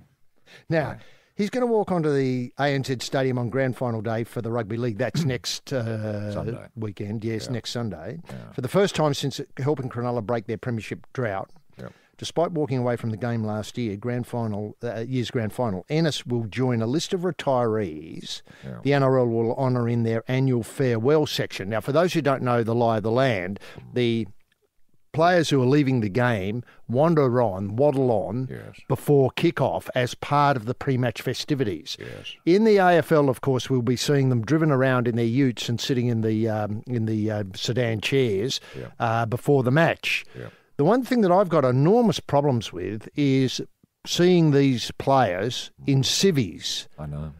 I don't recognise who they are. No. And I'm just wondering if the NRL especially could maybe put everybody back into their playing strip for one more time. So recognising the grub wandering on in the Cronulla gear, I immediately think, hello, it's Michael Ennis. Yes. Now, I'll give you an idea of how difficult it gets, because Ennis will join a host of exiting players, including Matt Ballin.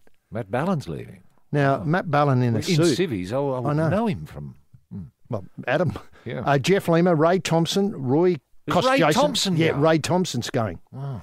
Roy Kostjason, who's terrific. I think he might have played in the grand final. Maybe. Anthony Tupu. Tupu, yeah. Oh, didn't realise the Cobra was losing Tupu so young. I know. Bryson Goodwin, Jeff Robson, and Isaac de Goyce. Right. Ben Hannett, Dane Tills. It's going to be like an army. I know. Dave Shillington. Are they marching out each year? They're marching out sort of... Well, what always happens is they waddle on, wondering where they should go, and they're often led on by somebody who looks equally lost. I don't know what that is or says. Yeah. Of course, there's people like Cooper Cronk might be playing, and Ryan Hoffman, who playing future undetermined, yet to be determined. But... They're still, the NRL is still hoping that they might get an answer from Manly duo Steve Maddai and Brett Stewart, who could be missing in action on the day. Steve Maddai's up the north coast somewhere, isn't he? I think he's been uncontactable. That's right. Now, but I'd love to think he could be there, even though in a suit I wouldn't recognise him from... Well, look, I think I would, Maddai. In fact, Maddai, I wouldn't mind seeing in a suit. Some players look really... unusual in suits. That's right, poorly dressed. Yeah, they do. Yeah, the cut often doesn't flatter. No, and it's very hard to get something what you'd sort of call off the peg. Often these players need bespoke material, and they often don't have bespoke material, and so they wear ill-fitting suits. And I don't mind that look. Look, I tell you, let's have a compromise here. Let's have them all in suits, which can be amusing, with their names on the back. Punching a word or two in the sporting vernacular. Get ready, the footy's on, which means it's 4:20 pie time on the Sporting Probe with Roy and HG.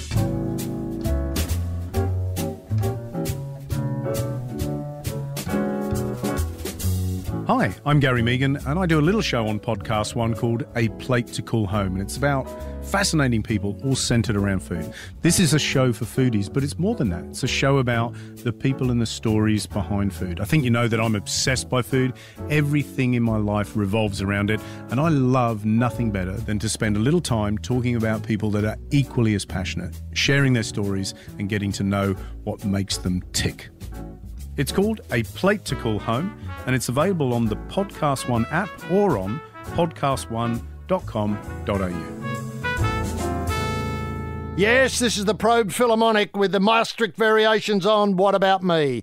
On first violin, melodic maestro, rampaging Roy Slaven, and crashing the saucepan lids in 5/4 time, tone deaf and tuneless H.G. Nelson. Now, one big story that climaxed this week, which we haven't been able to deal with, is the fallout from the ARU's, that's the Australian Rugby Union's decision to dump the Force, the plucky Western Australian side. Were they great, the Force? That whole Force myth. Yeah. Now, can I ask, and the backdrop of this is, why didn't the ARU sell them to Twiggy?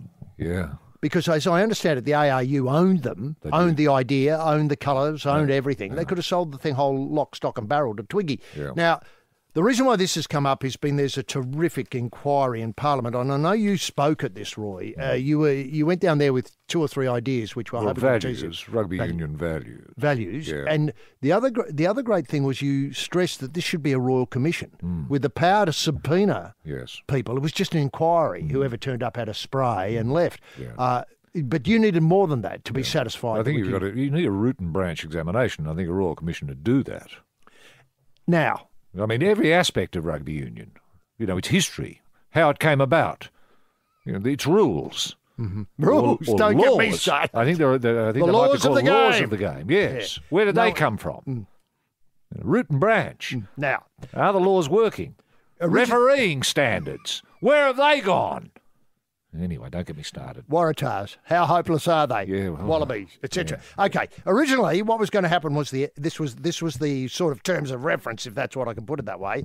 It was going to discuss the ARU board deliberations leading to the decision to reduce Australian teams from 5 to 4. That's the one missing is the Force there. Mm-hmm. Whether there continues to be a truly national competition rugby union footprint in Australia, a truly national rugby union footprint in Australia, obviously without the Force. Yep. The role of national and state-based bodies in encouraging national participation in rugby. Lord. Yeah. The corporate governance arrangements and composition of the national and state-based rugby bodies, including community representation on those bodies. The impact of the decision to reduce the number of Australian teams tends to go round in circles. But can I say that one thing that did worry me, and this didn't come up, and I've got to say that I'm still reeling from that, what I consider alarming press conference that Matt Hodgson, the skipper, former Force skipper, I use that word advisedly because I don't think they're going to come back. No. That alarming press conference he gave some weeks ago when he said, you see in the back of the room people now, and he had to stop because he was overcome by grief. You see what it means to people. You're serving, here for 12 years serving a state, serving a country, and they take it away because of a stupid lettering of the law.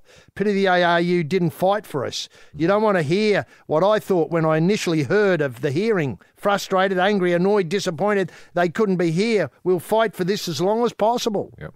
Now, I was really overwhelmed because I'd never seen anybody in sport take it so personally. I mean, these are professional. It was raw emotion, wasn't it? It's raw emotion, but these people are professional. They've been paid to do this work. I use that word advisedly, to play rugby union, obviously. Yeah. Now, 2 things about it is, apart from the idea of why Twiggy didn't buy it, is the other thing is I'm just wondering if a medal could be struck for rugby union. I'm sure Western Australian Rugby Union? Well, let's say Western Australian Rugby Union to start with. I mean, I'm sure... there's John Eales medal. I think we've been to the presentation of that for Australian rugby. But something that said distinguished service, something that said 12 years hasn't gone down the tubes for nothing, something that said, sure, Western Australia wants to succeed, and when it does, it'll have its own rugby union competition. It's going to be great. Some sort of idea that encompasses those simple ideas and a royal commission into what went wrong. Now, the medal, how did your submission about the medal go over at the Senate inquiry? Look, I think it went over reasonably well. I suggested to begin with something like a Sir Charles Court medal. Yes. The former Premier. Former Premier, yes, who might have had a son become Premier as well. I think there was another Richard Court. Richard Court. He was terrific as well. The Richard Court, the Richard and Sir Charles Court Medal. I just ran it up the flagpole, and the senators that were there, and there were many senators there, were very interested. Malcolm Roberts in particular. He's always been a strong supporter of West Australian Rugby Union. He doesn't know why, but he knows it exists, and therefore it's real as far as he's concerned. And he made a very impassioned speech about reality and how his version of reality often bumps heads with reality. And that was really interesting, but it was a cul-de-sac, and we had to back out. Yes, we had to back out of there very, very quickly and say, "Thank you very much, Senator. Can we move on to someone sensible, please?" But it was a terrific. I felt I explained. I put it in context in terms of the Western Australia being ripped off when it comes to GST. This is an issue that's biting in Western Australia. I talked about the price of iron ore going down, plummeting as global growth is not being insured. Thank you very much, Prime Minister.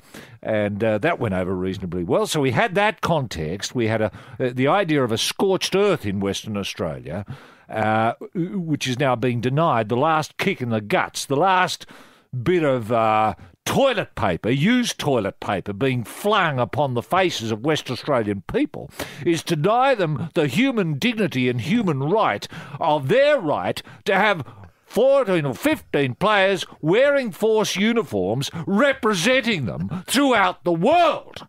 Now, that point I couldn't stress enough. Yes, this is the Probe CFA fire truck, putting the wet stuff on the red stuff. On the pump, crew captain, our tone, rampaging Roy Slaven, and outback torching the tinderbox, H.G. Nelson. Look, we're here each and every week for 4 and 20 pies. This is the pie that can cure foot rot. Yeah, I think you broke that. Athlete's foot. Athlete's foot, yes. Mind you, it might do foot rot as well. God. So I love a pie, isn't it? I always think of the trenches in the First World War. God almighty, foot rot was rampant in those days. Did 4 and 20 save them? I don't know if they were around at the time. No. But certainly when they got home and put the feet up, so to speak, someone would have brought something in, a one-hander. Now. Here you go, Dig. Yeah, that's right. Well You've done Dig. enough. Yeah, that's right. That's right. Let me have a look at those feet again. Oh, you need a 4 and 20, buddy. Now, look, just to keep finishing up a couple of things in the rugby union world, and don't want to dwell on this, but questions that, do you believe that this Waxit, the Western Australian succession movement, could help the Twiggy's IPL rugby union competition? Remember, I think we announced that the talking point in round 1 was going to be the match between North Korea and Iraq. Yes, that's right. Obviously, I think Australia was drawn against Indonesia. I think that's right. Yeah.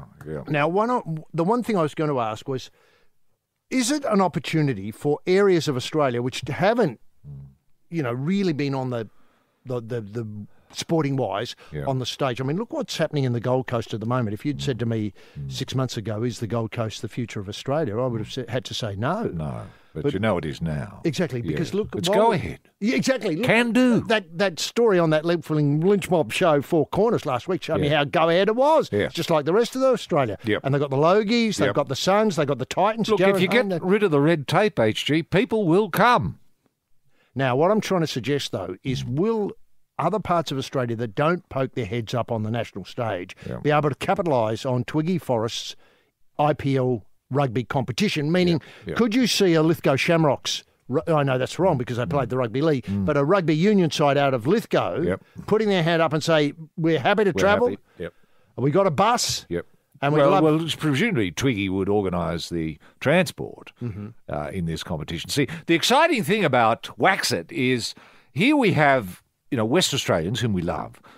But the exciting thing is they've got a whole new country to develop. Now, their own constitution. What are they going to call the country? It's not going to be called Western Australia. Is it going to be part of the Commonwealth, or is it going to be outside the Commonwealth? Is it going to be an independent nation? You mean, would it be an ASEAN, for instance? Well, that's right. Southeast Asian. A non-aligned country. Wow. I mean, that is possible. And in the Constitution, obviously, front and centre would be rugby union. it would be a rugby union nation. In the way that Papua New Guinea is a rugby league nation. Exactly. And that's worked tremendously for Papua New Guinea. Well, I'll give you an idea of how well it's worked. Yep. Is this week the Rugby League World Cup. Yes. That's the trophy. Mm-hmm. You know, sort of, for those who are unfamiliar with this, the Rugby League World Cup is coming to Australia and Papua New Guinea, and the trophy itself is being toured around to generate interest, much in the manner that the Melbourne Cup occasionally goes on a wander around Australia to generate interest in the Melbourne Cup. That's right, or the Commonwealth Games torch, or The relay.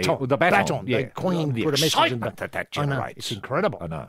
Now, so the Rugby League World Cup has attracted hundreds of thousands of people during its tour of Papua New Guinea. Wow. Hundreds of thousands of people. Yeah, well, it would do. I mean, you know, if you're in Wee-Wack, not much goes on. Or lay. Exactly. So you hear the buzz, you know. The Cup's coming. The Cup's coming. The what? The World Cup, the Rugby League. Rugby League World Cup? Here in Wee-Wack? Boom. Yeah, it's here. Come and have a look. Word goes out. You know, next thing you know, hundreds of thousands of people coming out of the Highlands, you know, for the first time, sometimes in their lives, going to the Big Smoke, Wee-Wack, for the first time in their lives. Well, why? To see the World Cup, because it is real. It's a real, tangible thing. Are they allowed to touch it, HG, or not? I think they're allowed to touch it. Can you have a selfie? Well, you can certainly have a selfie with it. Yeah. Now, tickets for the matches in PNG were so sought after that they overcooked the servers, as in, you know, their system. That meltdown. Meltdown. So everybody wanted to get involved. Yeah. And I thought... Is that sort of people coming from all over the world, HG, I think to look at this match PNG, between the Ensure man... 13 of it. No, the Ensure man's handiwork this weekend is not connected with the Rugby League World Cup. No. It's a sort of curtain raiser, publicity stunt. Yeah. But I thought you made a telling point earlier that, you know, if you went up to Papua New Guinea, you'd be made most welcome, and that the ground could hold about 2,000 people. Yep. But what's the lovely thing about Papua New Guinea Rugby League is that about 50,000 people would turn up and jam in to see a match in a ground that was only able to hold 2,000. And let's not forget it's a double header. Our Gillaroos are playing a Papua New Guinea side beforehand. Yeah, curtain raiser. Raiser. So it's going to be a really old-fashioned afternoon of top-shelf rugby league. And the World Cup, I'm not sure where it goes to from here. Yeah. But has the World Cup been around the world and is now just coming down through New Guinea, HG? Like, has it been throughout has it been through Indonesia, for example, or Myanmar? You know? I'd like to think so. You mean Rakhine State? And did it go to Rakhine State as well? Okay, great. Yeah, you couldn't find many people there, though, unfortunately. Right. But then what happens is that this is as the Olympic torch, so the Rugby League World Cup, as you pointed out earlier. Look, I'd like to think that by the time that the World Cup kicks off, that the majority of the world would have had the opportunity to have a selfie with it. It's that time of the week when you forget you've got a wife and kids and focus on what's important. That's right, the footy's on, which means it's 4:20 pie time on the Sporting Probe with Roy and HG. And of course, oddly enough, there was a wonderful release this week of another trophy. This one, I don't think it's going to get the crowds that the Rugby League World Cup is, and I'm referring, of course, to the Everest Trophy. This is the race. The race coming up on October the 14th. Such a stupid name, the Everest. I know. I just hope nobody's coming to think that, as you pointed out all those years ago, that a mountain's been moved. And did I see this week that Nepal is going to, due to some kerfuffle, is going to remeasure Everest because people are saying it's either higher or shorter because of, I assume, changes in, tectonic forces. Yeah, good on you. Asia, my understanding is that that region of mountain is still very young and still growing. Oh, it's going up. So it's going up, yeah. It's being pushed up. Everest is getting higher and that little bit harder each year to climb as a result. The Everest Trophy, now get this, it contains 8,000 diamonds, is worth $320,000, and obviously the boss of Racing Australia, who has it under his pillow every night, will be sleeping restlessly until October the 14th. The handcrafted trophy, this is for the richest horse race on turf in the world, unveiled in Sydney midweek. Who made it, actually? Who designed it? Do we know? Well, the trophy made by Sarone Jewellers, They do tremendous They're work. terrific. You know, we have no interest in Cerrone Jewellers, but except we love their work. We love their work. It features. Can you get them at Prouds or something like that? I assume so. Yeah, you'd be able to duck in and get something. And I'd love to think they've made replicas of or this Angus thing. and Coote, you might.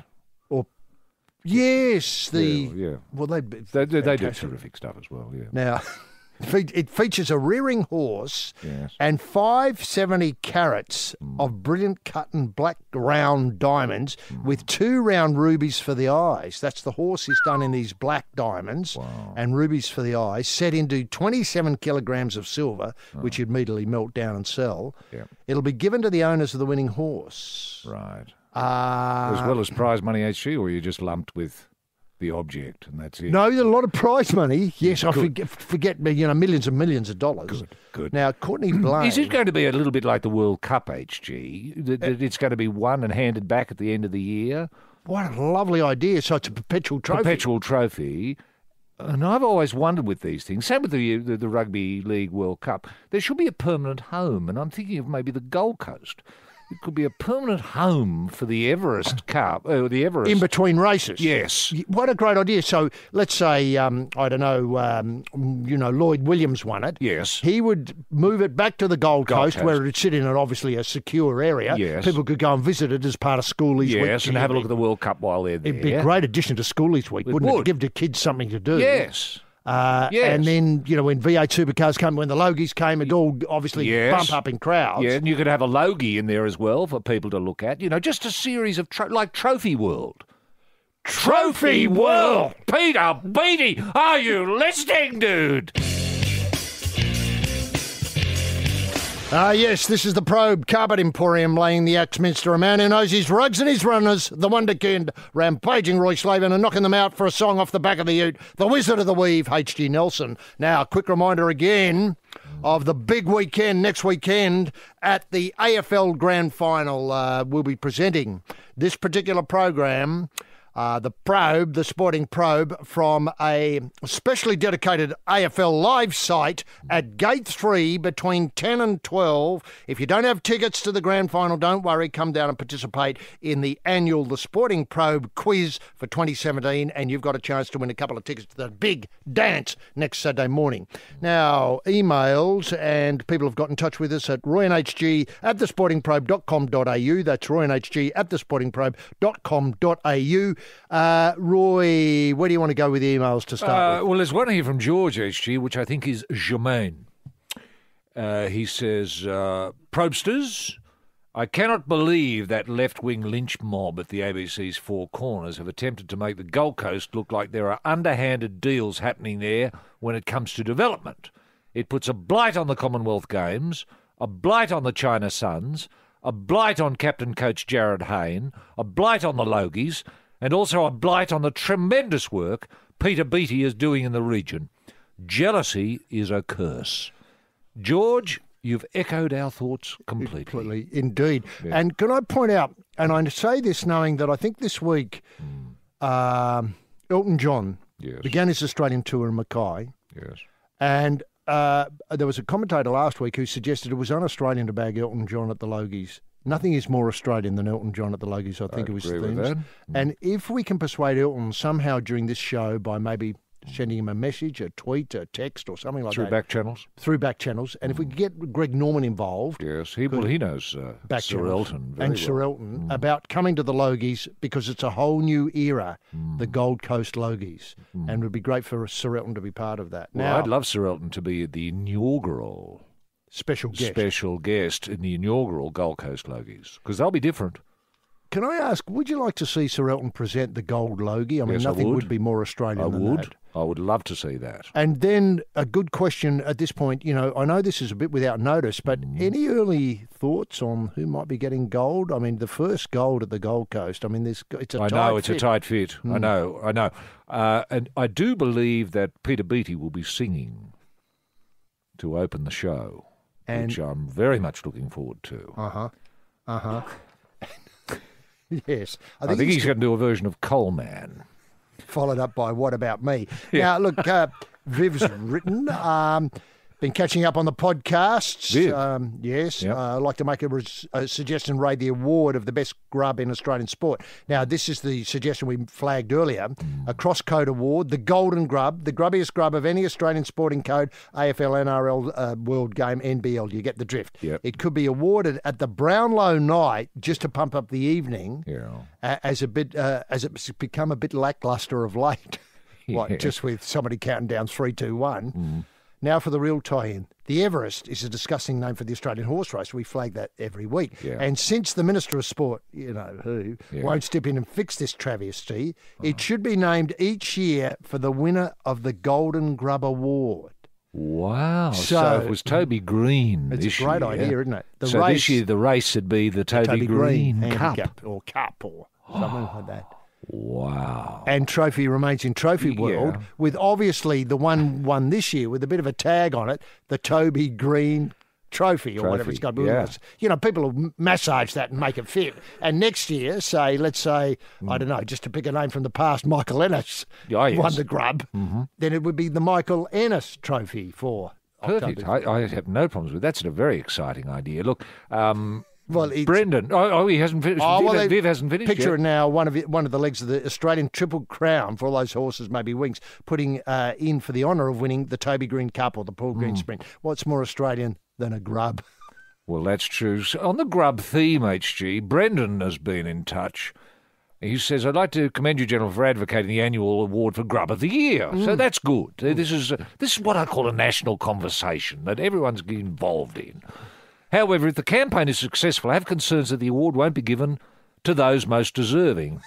The problem is that grubs tend to end up on the sideline receiving match bans for acts of grubbiness. Well, that's so true. A grub might receive, for example, a 6-week ban, and during that 6 weeks they are unable to play and demonstrate their grubbiness. This would naturally cause them to be at a disadvantage to those less talented grubs who may remain on the field gathering grub points despite perhaps not being totally fully grubby. Perhaps the AFL and the NRL should consider getting rid of the bans for grub behaviour and replacing them with fines. Oh, God, this makes sense. Then the Grub of the Year award would be a simple matter of giving the award to the player who has amassed the most fines during the year. This has the added benefit of allowing the punters to see more grubby behaviour on the field. A separate category perhaps could be made for grubs who get away with their behaviour. This could be voted on by the players. Look, it's incredible. It is a great idea. It's such clear common sense. I know. From Brendan. And, of course, what would help is it would fund junior football. It would. And what I like about it is it's transparent. Yes. There'd be the match review panel. Yes. Often, you scratch your head. Yeah. Whereas if they were given, I don't know, boot up the date, $1,500, kick in the head while taking a handball. Thanks very much, Toby Green, never seen before. Yeah. Something added. They can't take that away from him. That might be worth $2,500. Yeah. So it's transparent. You know what you're going to get. And if a charity could be found, HG, for all that money, all those fines to go to, it could be mental health issues in third world countries. It's the Probe House of Cards holding all the aces, the King of Diamonds, rampaging Roy Slaven, and on the other side of the card table, the man with a fist of nothing, H.G. Nelson. Now, pies. Look, I know a good pie when I see one. I see a good pie in the Probe, and it's a 4-20 pie. Look, this is the pie. It's a one-hander. You don't have to worry about, holding it safely between the two mitts. You can do a lot of things with the other hand and eat at the same time. That's the beauty. You can text, you can fill in your footy record, you can do lots of other things with the other hand and get fit at the same time. Now, Roy, we come to the point of the year where obviously players are leaving one club and thinking about another club. I'm not talking about those who are retiring. We spoke about the grub Michael Ennis, how strange it'll be. I think he described it as surreal. It'll be going to the... I suppose it will be surreal for him being on the... being on that hallowed turf where he was 12 months ago. It'll be surreal because he'll be there in a suit. I know. With a lot of players he didn't play with. Yeah. Like if Matt Ballant's there, for instance, I don't think they ever played together. No. You'd think, oh, hell, what am I doing here? Should I punch him or say hello? That sort of thing. Because he'll be fired up. It'll be surreal. Surreal. He'll have a touch of white line fever. He steps over that line and all of a sudden, what am I doing? Where do I line up? Now, there's a few stories emerging about various significant movements in players in player rosters in rugby league and the effect that those movements have had. For instance, Sonny Bill Williams had such a profound effect during his short stint at the Roosters that he is still influencing the club's culture 3 years after leaving Bondi Junction. Wow. Now, a lot of the players would have come after Sonny Bill's magic golden years at the Fowl House at the Junction and would have no idea, but somehow it's, what would I call it, imbued in the culture of those who are remaining. That'd be passed on by stories, I suppose, would it? Stories. They'd say, well, what's Sonny Bill used to sit there? Or Sonny Bill used to put his socks on first and then his shorts. And then his shorts. Yeah, people used to Is that the laugh. sort of thing you're talking about? I These assume so. Cultural things? Cultural things, Cultural, yes. Good. The All Blacks utility back raised the bar for professionalism. This is the Adrian Prezenko got this for the Fairfax people. Right. In his last stint in league by taking notes during video sessions. Sonny Bill did? Sonny Bill took notes. Took notes? I know, it's incredible, isn't it? What, in shorthand, HG, or longhand? Do we know? In code. So as other players... He had his own... Code. So as other players, especially the opposition, couldn't get an idea of what he was doing. Right. But that gives you an idea of how professional it was, taking notes in video sessions. I'll be buggered. Now, he was being first and last at training sessions and doing extras at every given opportunity. His work ethic rubbed off on the Roosters teammates who quickly began following Williams' example. Yes. After hitting back from 15th place in 2015 to come within with the win of the grand final, Roosters players still speak of the Williams legacy. Yeah. From the start, when Sonny came in, he taught us a lot of stuff about being professional and how to do things on the field, said Roosters veteran Mitch Orbison this week. Right. Then we took some of that stuff he did off the field as well, and the young guys needed to fit in with that, with how you have to behave, otherwise you get weeded out of the club. So if you don't take notes in video sessions... So is everyone taking notes? Are they provided with pens, HG, They are. and a bit of paper? It took them a while to work that out. Players don't turn up with paper and pen. Did Sonny Bill have his own? He bought his own. And he did he? And his great legacy is they've got a stationary cabinet there now in the training room. So players can, as they come in, can pick up a test pad and a pen that works. Isn't that fantastic? Or if it runs out, they can go and get another one. Yeah, and are the pens sort of like the post office, HG? Are they tied with string? To the test pad, yes. Yeah. So sometimes the players forget and scratch their head and lose their pen. Well, what do I do with this? That's Where right. do I shove this? Yeah, that's right. Coach. Oh, it's a pen. Now, Williams is fastidious with his diet and is known to stretch before and after each session to keep in shape. Well, he stretched. Yeah, I know. It's incredible, isn't it? Incredible. I know. What, sort of like a yoga? I assume so. There would be their physio people would devise a routine of exercises. Yeah. Let's say he had a tight groin, Yeah. then they'd set him some exercises, or he worried about his hammies, they'd stretch the hamstrings out beforehand. Okay, so he was mindful of his body and would do stretching exercises To improve the performance. I'll be bugging. I know. So, it's a wonder he had time to play rugby league between taking video notes and stretching and arriving before and after. Why didn't he put out a book? A book? The Sonny Bill Williams method. Right, now. It all starts with a pen and paper, boys and girls. Just a bit of in-depth banter with like-minded people. That's right, the footy's on, which means it's 4 and 20 pie time on the Sporting Probe with Roy and HG. G'day, Mark Howard here. A year ago, I started the Howie Games podcast, which has given me a fantastic opportunity to chat with some of the biggest names in world sport. Now, at times, the episodes get pretty emotional, like Ricky Ponting talking about his son. Two lots of 3 weeks at a time in intensive care where you're just not really sure what's going to happen. But no, he got through the first one fine, and then when he got to 6 months of age, he had another pretty serious infection that we didn't know anything about, the doctors didn't know much about, and yeah, that was the scariest one because he was sort of shut down for, well, he was, I think, sedated for about 4 or 5 days at one stage with where he couldn't open his eyes, and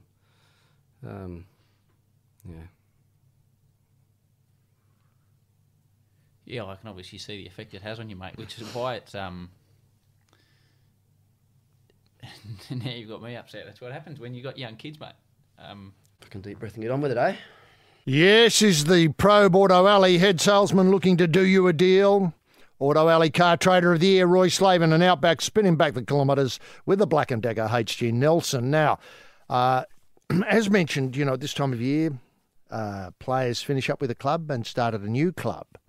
Now, we haven't had a chance to talk as much as I'd like to about some of the players who've left the Roosters and gone on to other clubs. And Sean Kenny-Dowell ended up at the Newcastle Knights. That's right, mid-season. And, the great respect and regard with which Sean Kenny-Dowell, or SKD, is held in at Rooster Town, in the Fowl House, is just... Are they still living with the legacy of what he left behind, HG? The SKD? Exactly. That's you've hit the nail right on the head. Described here as the lovable rogue who legend has it lobbed into Bondi with little more than a backpack and a dream.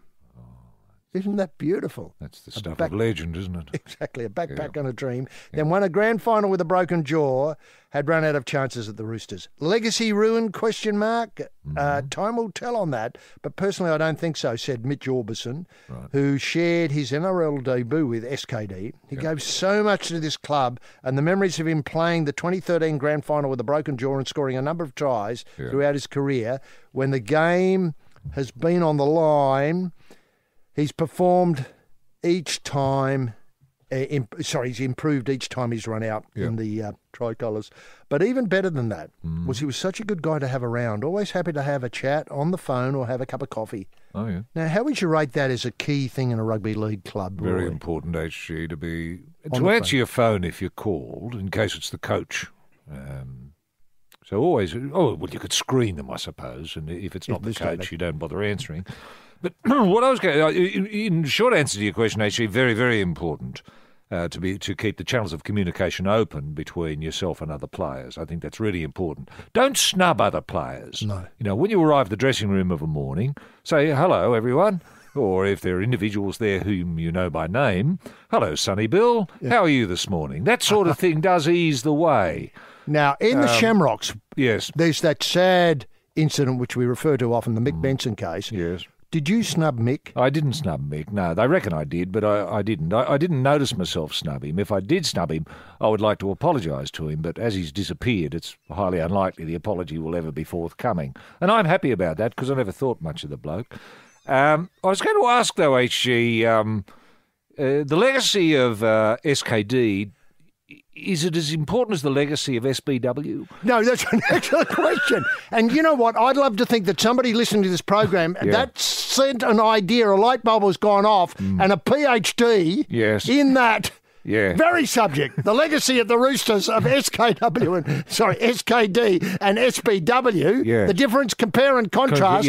And I'd love to go to that site that you found during the week where you can get a PhD written by some clown in England exactly tackling that topic. Yes, it could be done. I mean, it's a fascinating thing, really, because there'll be those who remember SKD and just do it the way SKD did, and there'll be others who do it the way SBW did.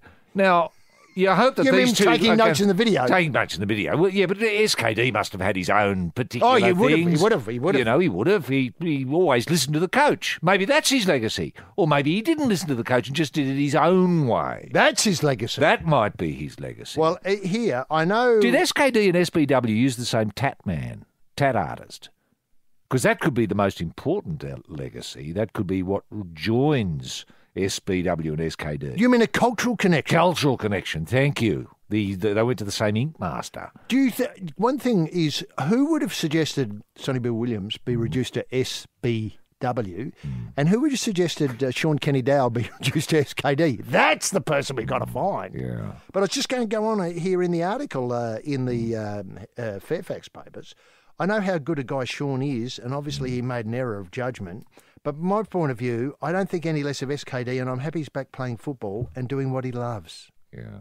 I mean, that's the thing that the Knights have now. Yeah. They have this great asset of somebody who knew SBW and was there in the halcyon days of That's SBW. Right. Is there so you're suggesting the legacy of SBW was spread from the Roosters dressing room now to the Knights dressing room? Yeah, that's right. Via SKD. It's incredible, isn't it? Yeah. I mean, do you reckon... Didn't Indonesia have a president called SBY? SBY, that's right.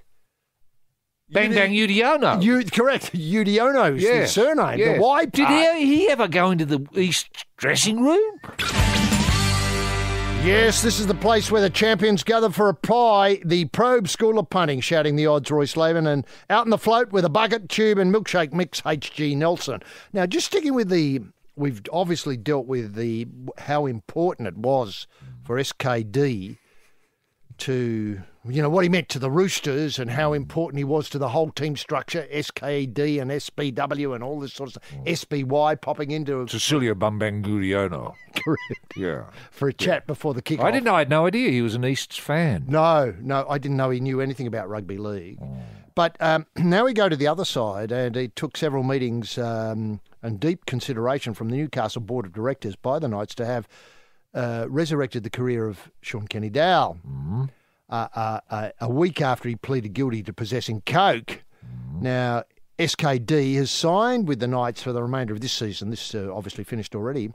And the next 2 years, and has vowed to repay the club for the faith they've shown in him. That's good. I like that talk.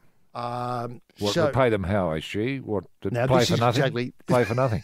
This is exactly the point I was going to get to. Is, would you expect 2 tries a match would be enough?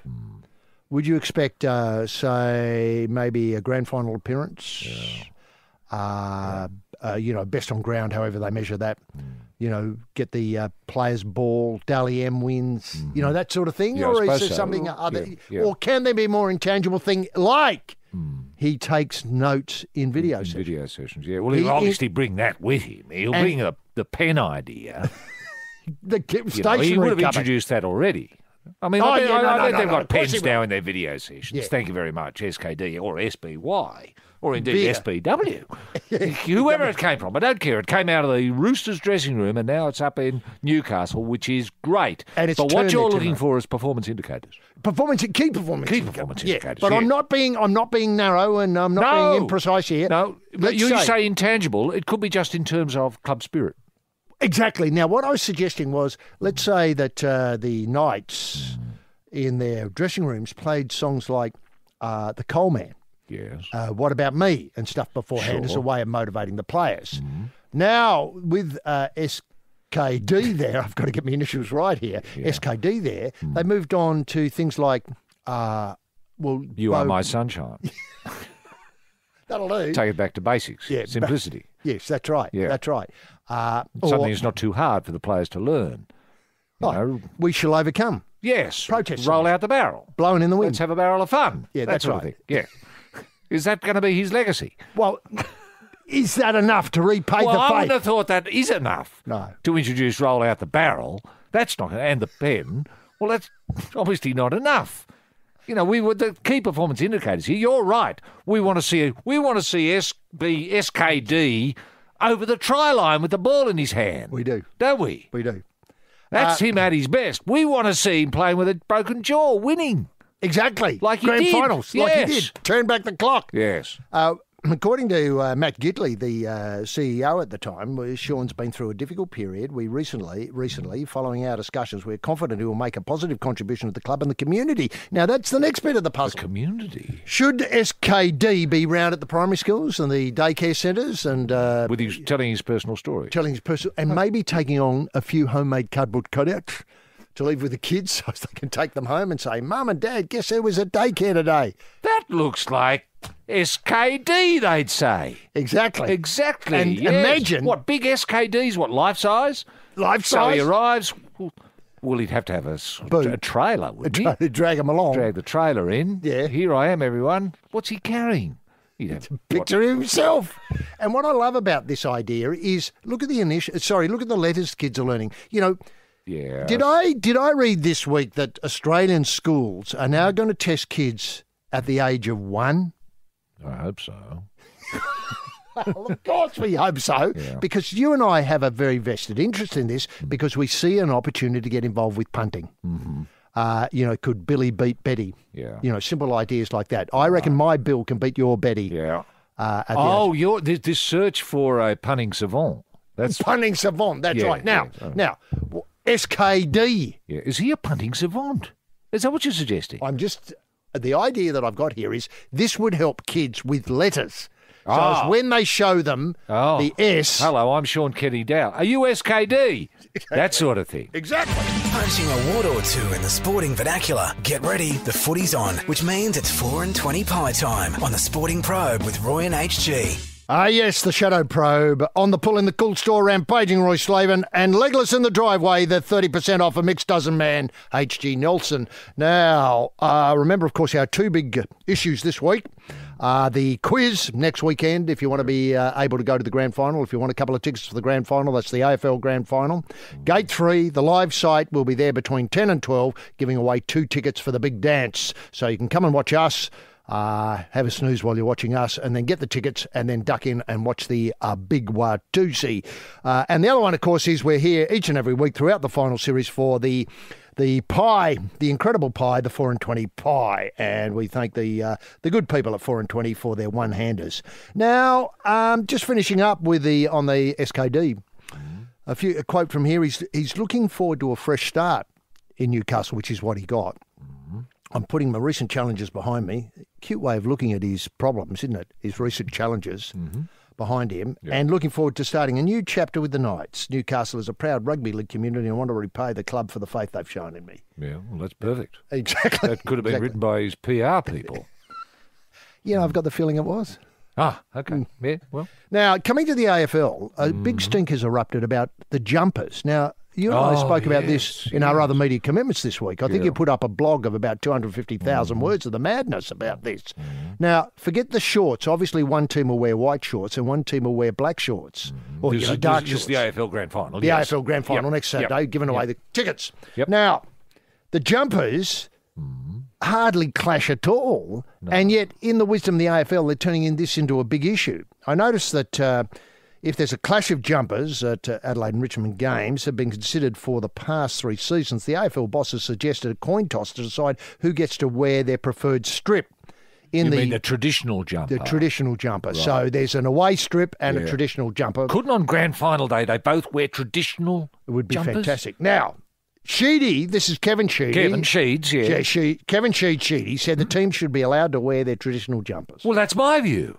It's not often I see absolutely eye to eye with Sheeds, but I do on this. It shouldn't be an issue at all, said Sheeds. The AFL should make a common sense decision and let Richmond run out in their traditional black with the yellow stripe and Adelaide run out with as the Crows. Yep. Get out and play footy and get over it. Yep. It won't matter when you run onto the ground and focus on getting the ball and stopping your opponent from getting it. Yep. Now, that's incredibly wise words there from Sheeds. They are wise words. But what's the AFL saying, AC, that one of them have got to wear their away strip? Well, that'd be Adelaide, wouldn't it? The illustration that went with this shows the Adelaide Crows, Eddie Betts, in what I call the conventional Crows strip, and the Tiger opponent in the reverse, which is a yellow jumper with a black stripe. Which I know the devil's going to make me do it. Can I just say it looks shithouse?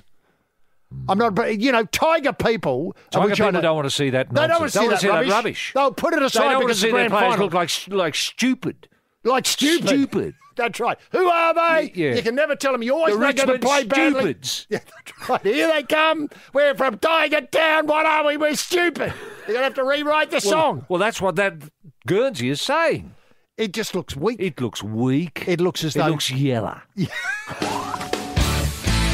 It's the Probe Houseman slicing and dicing the butcher of the year, Roy Slaven, and satisfying the customers with his thumb on the scales, HG Nelson. I should point out that in the quiz next week, that's the grand final ticket quiz presented by This Sporting Probe, Gate 3 on the live site, the AFL live site. All the questions will be taken from this week's show and last week's show, and you can find them on the podcast available at your your normal outlet. Now, finally, Roy, this week, a late entry into Grub of the Year. Oh. Did you watch the match last night, the shellacking of the Broncos? I did. Now, NRL immortal Andrew Joey Johns has publicly shamed Broncos enforcer Adam Blair for producing the cheapest shot there is in Storm's emphatic win last night, or Friday night. Yeah. Johns on 2 occasions had a crack at Blair during Channel 9's telecast of the preliminary final after seeing Brisbane prop regularly go after Storm superstar Cooper Cronk. That's a cheap shot, he said. It's as cheap as they come. You've got a bloke giving away 30 kilograms. It's a big man on a little man. He passes the ball and relaxes. You talk about player welfare and the duty of care. On and on it went. Yeah. In fact, I think he's going to get his own sponsored segment from now on, Joey Johns. My Rave. Brought to you by 420 Plies. Yes. The stress that would put on your neck, you can see the whiplash as he goes on and on it went. Yeah. Now, I'm just wondering if Adam Blair... How you see the grub of the year unfolding around something that happens like this. It's a very late entry. I haven't seen the incidents myself. I've got to be honest here. I'm only reading press It was reports. fractionally late, HG, but I've seen grubbier stuff. Soliolo on the poor old Melbourne Storm. They cop it all the time. I think it was Billy Slater who got knocked out by the Canberra Raider Soliolo. Yeah, he did. He did. Which was a great entry into grub of the year. It was a great entry. But actually, you've got to put it in a historical context. I mean, you and I have seen some wonderful grub acts. Remember Bar Lamb on Ellery Hanley? In the grand final. Of 1989, the first minute it might have been. It was just, he just broke his jaw. It was perfect, beautiful, wonderful grub. Well, that's total grub. Yeah. That's what we're looking for, not a bloody push in the back. What I'm worried about, though, more is would that confuse, say, people who were punting on grub of the year? And they see a late entry like that and they think, because of the enthusiasm of Joey Johns obviously it says here, Joey Johns blows up over Brisbane Broncos, is quote-unquote coward. Yeah, right. So you think, wow, that's pretty bad. But does that compare with, say, for instance, argument's sake, the first thing that comes to mind is Toby Green kicking another player in the head, Dalhouse in the head? Yeah. Or does that some of, Michael Ennis's excellent work in previous years? Well, it's up to the punter to say, degrees of grubbiness. But if you're going to a score of 10, which is perfect grub work, down to 1, which is, just a bit grubby. Where are you rating this? I rated a 4. 4? Gee, controversial as ever. Well, that's it for this week. Of course, next weekend it's a grand final weekend. Remember, the live site, Gate 3, the MCG, if you want to be part of the show live next weekend. And in the meantime, thanks to Mal, thanks to Roy, thanks to everyone from listening. Bye now. See you next week for the ticket giveaway. It's that time of the week when you forget you've got a wife and kids and focus on what's important. That's right, the footy's on, which means it's 4:20 pie time on the Sporting Probe with Roy and HG.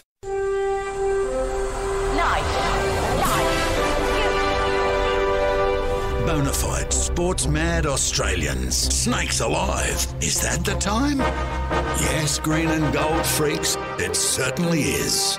It's time for the Sporting Probe. With 2 diamond pythons twirled around the tree of knowledge across the nation. Boys and girls. Well, a young man ain't got nothing in the world these days. The Sporting Probe, leading the charge up the eucalypt. With extra chili on the stick is the in-and-out maestro, rampaging Roy Slaven. And coming from behind is the heavy lifter with both feet on the ground, HG Nelson. Unleash the grunt and poke HG? Yes, TF Much, gentlemen, Jim Daniels, the golden guy in the TSP soundproof booth, located today in the pop-up studio right out front of Caulfield Racecourse. You can't miss it. As you wander onto the heath, you'll be able to see Jim there. And he's got the Rooting King bio at last. This has been promised for many, many months now. Fractious Bruce Woodis has been talking to the King, and this is a transcript of a lot of the sessions. Obviously, it's limited, but Fractious has got the story behind the King. Roy tells one story. This is the King's side of that story. So, obviously that'll be going like hotcakes, especially on Caulfield Cup Day. A tremendous addition to the merchandise there. Obviously the AFL plates, the Franklin collection, that's still going. And the chili on the stick, as you'd expect. Now, Probe-sters, Patriots, Pilgrims and Punters. H.G. Nelson getting this Sporting Probe away for another set of 7. And thanks very much, Loomer of the Year, Bruce McAvaney, for that. And did you see Bruce last weekend at the Everest? 1 minute he was in the urban turban. The next minute he had the fascinator on. The next minute he had the beret on. And when he loomed up on the rail there while the Everest was underway and had a few words with Huey Bowman about how he thought his horse was going, Clearly Chosen. I think Clearly Innocent might be the name of the horse. How do you feel, Huey? In a good position? And then a minute later he'd swapped headgear and was talking to Kieran McAvoy, Red Zill. How's it going? Do you feel as though you got one in? And then 200 metres from home, he bopped up and spoke to Chautauqua, the horse itself. No wonder it lost with all that looming work that Bruce was. It was tremendous television. People come on these shows and they talk about television and they talk about obscure programs like The Deuce or The Affair or that sort of rubbish. Well, I just wish they'd remember that hour after hour, when it's spring carnival time, there's Bruce McAvaney there pumping it out. You know, facts, figures, you know, ideas, odds, you know, pedigrees, you know, swapping over to the enclosure to find out whoever's wearing what. It's just great. Anyway, it's a week. Might have been an incredible week. I mean, that Everest legacy, I mean, I don't know if we're going to get a chance to talk about it. One race and it's changed the nation, hasn't it? It's look, I'll get to it in a minute. Tremendous to have you with us, Australia, as we push forward through the solidly backed up stoolage of the week's sporting action. And speaking of the Everest, I mean, did you get involved in the massive collect on Red Zell? I hope you followed my tip there. I mean, you know, that was an obvious must-have in your quaddie. Look, I saw it as a family day.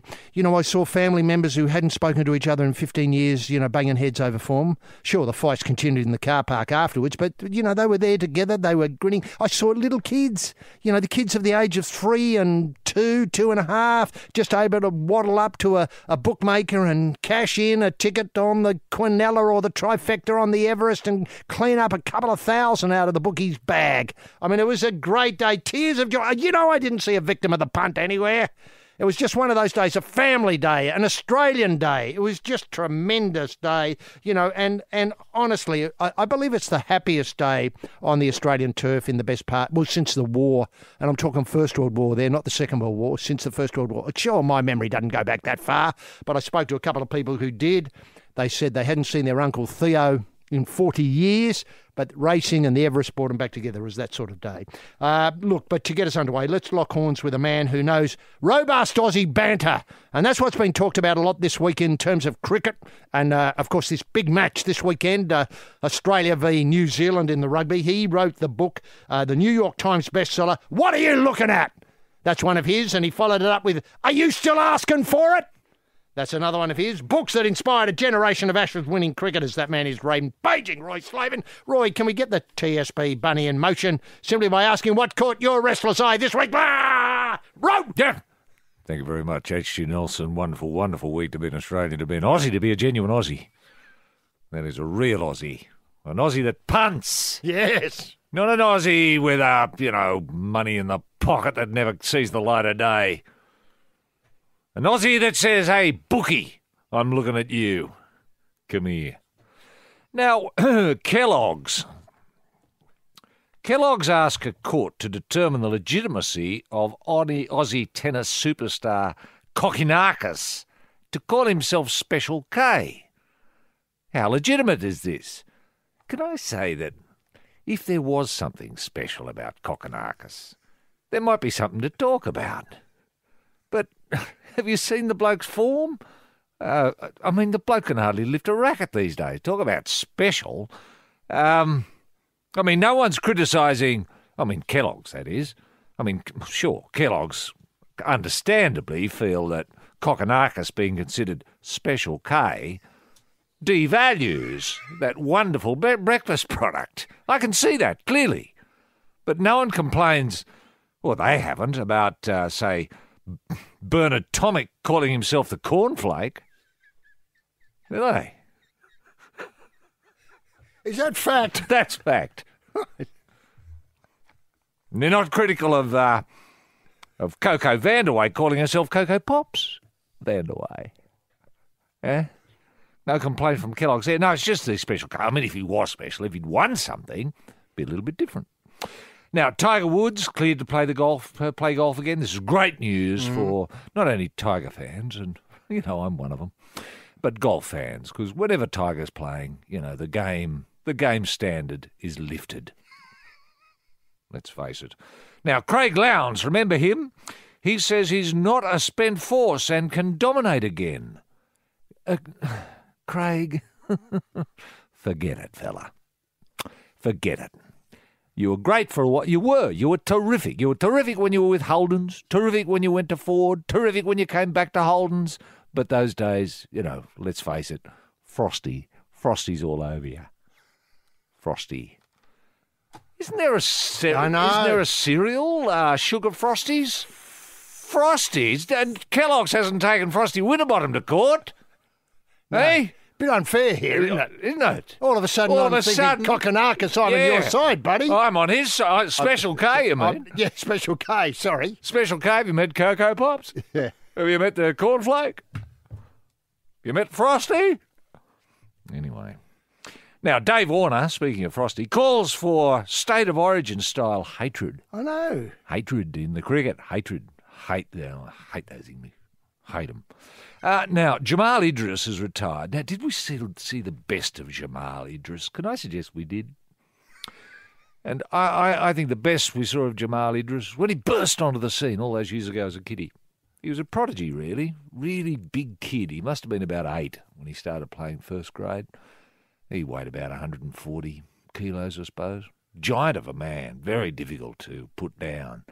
But, of course, being put down just a few times, he got injured. And he never really got over his injuries. No. But, Jamal, all the best with your retirement, fella. Thanks for the memories. You were terrific. Lovely big outside centre. Lovely big. Mm-hmm. Lovely hands. Played with a lot of clubs. A lot of clubs, yeah. And a lot of class. And nothing dirty about him. You know, he never gouged, he never date hunted or anything like that. Nothing weird about him. Never saw himself as a sort of Kellogg's breakfast cereal of any sort. He didn't. No big tickets on himself. He was just J.I. J.I. I don't think he even was J.I. I think he was just Idris. Idris, get out there, mate. Now, Ben Simmons, there's a name to put in your black book. He has lit up Philadelphia. What did he get? He scored a few points, and I think it was about 3 assists and 4 rebounds. That's about right. Extraordinary debut for Philadelphia. And people are saying, will he be the next Andrew Bogut? And what breakfast cereal can we call him? Make of that what you will. Yes, you're in the Probe V8 supercar team on the Gold Coast. At the wheel, scraping the door handles off, the tyre pressure maestro, rampaging Roy Slaven, and in pit lane on the gargle, looking for a place to put the feet up, H.D. Nelson. Now, speaking of cars, yesterday, this nation saw the end of something we never thought we'd see the end of. I know. For everybody's lifetime almost, this nation has been manufacturing cars. Mm-hmm. And yesterday, they were in a glittering ceremony. They stopped. I know. Look, I know the last SSV or whatever it was called. The SSV that rolled off the line is going to be saved. Yeah, I know. But I don't think, I came to work today. People on the bus recognised me, came up and talked. They wanted to shed a tear. They were looking for closure. I know it's not a modern concept closure. It's an old-fashioned idea. Some way of completing this story that began Fisherman's Bend, I think it was, might have been Geelong, in 1948. Well, it goes back beyond that, HG. It started off as a saddlery, Holden, in 1856. 1856? With movement and transport. Went from saddles to... Horses. Yeah. And obviously... Carriages. Recycling poo. Yep. All that sort of stuff. Putting it on the garden. Yeah. Better broccoli. Then they eventually got into cars. Yeah. Yeah, it's a long story, isn't it? I mean, it is... I'm gutted. I know the nation's gutted. And we've heard nothing. Holden's meant so much. It was the nation in lots of ways. There's been no official announcement from, I was going to say Parliament about it, except Joe Hockey told them to bugger off, and they said, did. Yeah, it was Joe that did it, who called their bluff, said, all right, we're not giving you any more money. You can either shape up or ship out. So they decided to ship out. The Holden age, it's in many ways it's like the wounded Queenslander. It'll never let you down. It never let you down, Holden. No, unless you bought a lemon. And that was possible, of course, if you got, say, a car built on a Friday afternoon. A bit like the one that came off yesterday, the last one. Well, you wouldn't touch that because, it's going to be rubbish. But if you got one built, say, on a Monday or Tuesday, you're terrific cars. Now, look, can I just go back a little bit and say... I thought it was terrific what happened yesterday, though, for those lucky enough to be able to take the day off. And you pointed out to me as we came on air, the great car, might have been an FC, that came all the way from Tasmania on the lads and bought their kids. Dad and a couple of kids and a mate. They drove the 1,500 kilometres just to be there to see the last one come off. And then they had done something with their number plate. RIP GMH was their number plate. It was. They'd really gone the whole hog. And then afterwards, the 900 who stayed, and God, wouldn't have been great to... What a story to tell your grandkids. I was there the day they shut the hole. And then going down to Adelaide Oval where Jimmy Barnes, the working class man, the K-Zone man, he sang a few numbers and they had a bit of a barbecue and a tear. Yeah. I mean, I don't know. I just hope Jimmy was able to kind of, as I'm sure he would have, say something that healed a few wounds. Now, look, I'm not thinking this is over yet. No, I don't think it's over yet. I can't believe it. I can't believe any government will allow this to happen. I mean, how can you not have Holdens? Hey? I mean, you love the smell of a Holden, don't you? In fact, when I'm overseas, the thing that I miss most about Australia is the inside of a hot Holden car. Yeah, I don't mean hot as in the nicked. smell of it. Yeah. I mean temperature-wise. Yeah. Yeah, just the way it smelled. Yeah, I know. It reminded me of Australia. Yeah, It was Australia. It is Australia. Yeah. Still is. Yeah. Look, can I just say, I'm just so devastated that some money saved. Do we have to go to the Arts Council here? Because I see this as a cultural... Well, I think George Brandis took money away from the Arts Council, but didn't he keep 100 million of it in his pocket just for special... Some sort of ballet school, Yeah. I think George was interested in getting together. Well, maybe he has to loosen those purse strings and say... and earmark a bit towards... A project. A Holden project that encourages people... Let's say we can't have the last one because... That's a lemon, obviously, but apart from it being a lemon, that's going to the Holden collection. So as kids can go in and have a look. Yep. The second last one. Would you like to see it driven around to every town in Australia? On obviously they put up online dates. Yeah. Maybe in front of the town hall or the post office if there's not a town hall, or maybe some prominent point. Yes. And people could come down and touch it. Well, that's not bad. I'd like it to be just there for people to use, HG, the second last one. So the keys always stay in it. And if you see it and you're, late for work or something like that, I'll just take the Holden. Well, you mean it becomes the nation's car? And then you just leave it with the keys in it, and then the next person comes along and, I've got to go to Dubbo. And then the car's just left there, and then say, here's the Holden. I better get to... I was going to go to... Say, Perth. Yeah, Broome. And then it just keeps moving all around Australia. But we put a bug in it so as the Google Maps can... obviously you have the GPS tracking so you can... Everyone will know where it is and every time. No, yes, of course. The other question, HG, is I just wonder how many great Aussie champions were conceived in a Holden? Now, there'd be hundreds. Yes, that's a story, isn't it? It is a story. I'll tell you what, the state... AB. Alan Border, he was conceived. I know that as a fact. He was conceived in a Holden. Can I ask, Ricky Ponting, Stephen Smith.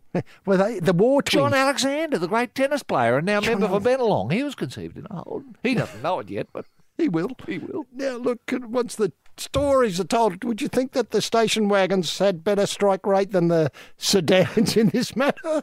Well, the Sandman, it was a real...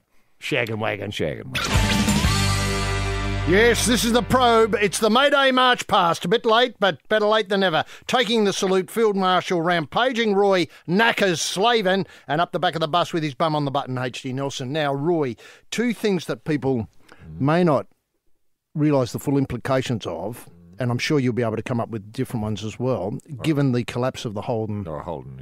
Back to Holden. I seem to remember that a key part of the year was the unveiling of the new model. Now, given that I wasn't that interested in Holdens for whatever reason when I was young, I never bothered to take this. You were a weirdo, were you? I was a weirdo, yeah. That guy's completely weird. Right. Thank God you came good. And the other thing, of course, is that the Royal Show, I use that word advisedly, by the way, the Royal Show, the annual show, we were always visited by sort of rather anonymous group in overalls who were the Holden Hell drivers. Yes. And I thought, Lord almighty, they must be tough blokes living in hell all the time, except for these few days where they're let out to drive around in circles. And couldn't they do amazing things, the Holden Hell drivers? Now, can I point out, before I get your thoughts on those things, is that Hyundai Hell drivers just doesn't have the same... Doesn't work at all, does it? It doesn't. No, they were rubbish. But the Holden Hell drivers, my God... When they did, sometimes they'd play something like the Waltz of the Flowers and get the cars to do the waltz. It was just Magic. Magic. Yes. Magic. Yeah. And then they'd have those chicanes. They'd go over each other and... Oh, it was just extraordinary. And each year... I mean, that was real entertainment. But why can't we have some sort of television show, the Holden Hell Drivers? Wow. What about something like that? You mean ye oldy worldy, as in driving FCs and EHs and all that sort of stuff? New one. Well, sure. Why not Statesman's or the Sunbird? Remember the Sunbird? What a car that was. Give us an idea of dates on the Sunbird, can you? Sunbird, maybe late 70s? 75 to 78, maybe. Right. They only produced a few of them, but they were great. Tiranas, the Brougham. Oh, the Brougham. The big Brougham. Oh, that was a huge boot. No. Man, you could live in the boot. I know. A lot of people did. The following is an official announcement from the Australian Government. Over the past few years, thought crime has reached record levels. Subversion is rife. Our enemies are everywhere. Trust no one. Luckily, there is an answer. Peter Dutton. No, not Peter Dutton. Thank God. Introducing a new series on Podcast One that interrogates the real threats to Australia, like John Safran, Rob Sitch, and children's author Andy Griffiths. Oh, God, I love those Treehouse books. Who will survive? Who will fail? Introducing Extreme Vetting with The Chaser. The Chaser. The only show with the power of life and death over its guests. Listen at podcast1.com.au or via the Podcast One app. Yes, you're probing up with Roy and HG this morning, and, the Winter Olympics aren't that far away, and this week the uniforms were released. They're just incredible. I mean, for my mind, when I saw them, I thought, hello, it's a group of young farmers come to town to plead for more rural help. It's the yearling sale look, isn't it? I like that. It is. Look, very sadly, I know we mentioned him before on this show, Alex Perry, one of our great designers. He says, if I walked into the ANZ, meaning the bank, and saw the staff wearing this, I'd be impressed. God, that's a backhanded compliment, isn't it? It is, isn't it? I don't know what to make of that. What's he trying to say? It's a nicely tailored but incredibly corporate, and I don't think it says really much about our incredible athletes or our sporting prowess. That's Alex Perry's thoughts. Well, what would he prefer to see them dressed as? Well, wait a minute, we might get to that. Featuring blue and white check shirt, navy suiting and pine green ties and merino wool sweaters, the formal attire is created by the official supplier, Total Image, and were modelled by a number of athletes who compete in moguls, aerials, snowboard X, etc. Right. The designs will be worn by athletes at Pyeongchang Winter Olympic Games at official proceedings during the February sporting event, and will involve more than 100 events, 15 winter sports, including figure skating, bobsleigh, curling, snowboarding, hockey, luge, etc. Yeah. Carrying on the tradition, this is one thing I like, starting in 2012, London Olympics. Yeah. Now, 2012, gee, it's a long tradition, and it goes back all of 5 years. That's incredible. That's incredible, isn't it? That's hard to imagine Australia sticking with something for that long, isn't it? Yeah. Look what happened to Holden cars. They were here one day and gone the next. Yeah. Now, the London Olympics, the lining of the team's blue blazers features the name of all previous Winter Olympians. So I assume in 2012 they featured all the Summer Olympians, all Australian Summer Olympians. Isn't that a great thing? Isn't that a great idea? And so if you were wondering who was doing the bobsleigh before, you could look inside the jacket or down the back or whatever it is. Yes. What did you make of them, Roy? Did you think that they said, we're Aussies, get out of our road, we're coming, we're after your gold, bugger off? Or simply, what are you looking at? Yeah. For me, it didn't quite do any of that. It doesn't do any of that, actually. It just says we're here sort of to make up the numbers. We don't have great expectations. We just want to blend in. We just want to look normal. So they sort of do. You know, it doesn't pull ahead too much. No. know? You know, we have such a great tradition. We have, some great athletes. Tora Bright comes to mind. Tora Bright, yeah. Well, she's going to look good in the check. She will look good in the check. You know, that's right. With the grey slacks and a green tie and a blue, green jumper and and that merino wool. It's got to be the best in the world. Easily the best in the world. They're all gagging for our wool, for Winter Olympics clothing. And let's not forget, Sandy Robertson, the great interview he did for Seven. Oh, the Sheep's interview. The Sheep's interview. Yeah. And was reduced at the end of 20 minutes of talking to people who didn't understand a word he was saying, producing a merino wool jumper and handing it over. And they were amazed to get a genuine merino wool sweater. As would anyone. I mean, they're the Holden of garments, aren't they? Certainly are. That merino wool. And wouldn't it be lovely to have Holden somehow? Well, as part of our uniform. I know it's a little bit late to do it now for the Winter Olympics, but certainly for the Summer Olympics. Well, I was just thinking, the lion on the rock. Couldn't that be the Aussie logo? Yeah. For a minute there, I headed off in a different direction. I was thinking of lambswool sheep seat covers. Somehow bolted together. Well, that's not bad either. You mean you could buy Olympic merino wool covers for your Holden? Is that what you suggest? Or the other way round. I was thinking that's a standard, what would I call it, standard accessory. Right. When you go into, I'm not sure where you'd buy Holden from these days, some backyard, dealer had something up on blocks. Well, Gumtree. On Gumtree, if you looked up there and you found Holden seat covers at a knockdown price, you could get them and recut them. Oh, that's a brilliant idea for our summer Olympic uniforms. Cut winter. From Holden seat covers. Yeah, that's brilliant. Yes, this is the Probe Punting Club, swinging the bag. Roy Slaven with all the best value and nobbling the nags as they come off the float, H.G. Nelson. Roy, I've got to say is that there's a lovely story this week concerning the state of origin. I know we're jumping from topic to topic here, and this concerns rugby league and the vacant New South Wales Blues coaching position. Oh, yes. Has that not been filled yet? No, I understand there's about 4 people in the running, and don't ask me to list them all now. I certainly know Brad Fittler seems to be the person out front. Right. And Brad's suggesting that he might be able to rope in Joey Johns, the well-known Channel 9 commentator, and also Gus Gould, the well-known Channel 9 commentator. Now, I know you're going to ask, well, who's going to cover the match while it's on? I don't think they can do both things, but that seems to be a sort of package that he's putting together. And is Peter Sterling still going to help out in the same manner he helped out Laurie Daly last year? I hope this so. year? I hope so. Yeah. So this means that... So it's going to be a sort of Channel 9 coaching team. Well, I hadn't thought of that, but what... So Channel 9 is now the official coach of the Blues, essentially. That's what you're saying. That's what I'm saying. And can I just... Well, that's not bad. Well, can I set this in context a little bit? Yeah. Is this week Channel 9 knocked on the head the NRL footy show. Now... They did. I've got to say is that this week I've been reeling from one punch, one terrible punch. Suddenly no Holden, no footy show, or it's going to change. Now, look, can I point out no closure on that footy show either? No. They weren't given a chance to say goodbye. No. Fatty's roaming the world wondering if he's got a gig anywhere. Yes. We've got that other bloke, Bo Champion, who's tremendous. Bo's great. Yeah, very he's terrific. funny. Yeah, he doesn't know what he's doing. And what about Daryl Broman? The big man? Yes. No idea. No, he's desperately looking for... Right. And I know Blocker went some time ago, but that was a great thing. Now, I'm wondering if they're going to reinvent the idea of football coverage, this is rugby league coverage, in the form of coaching. Now, compare and contrast the AFL footy show. Remember how that was in the doldrums partway through the season?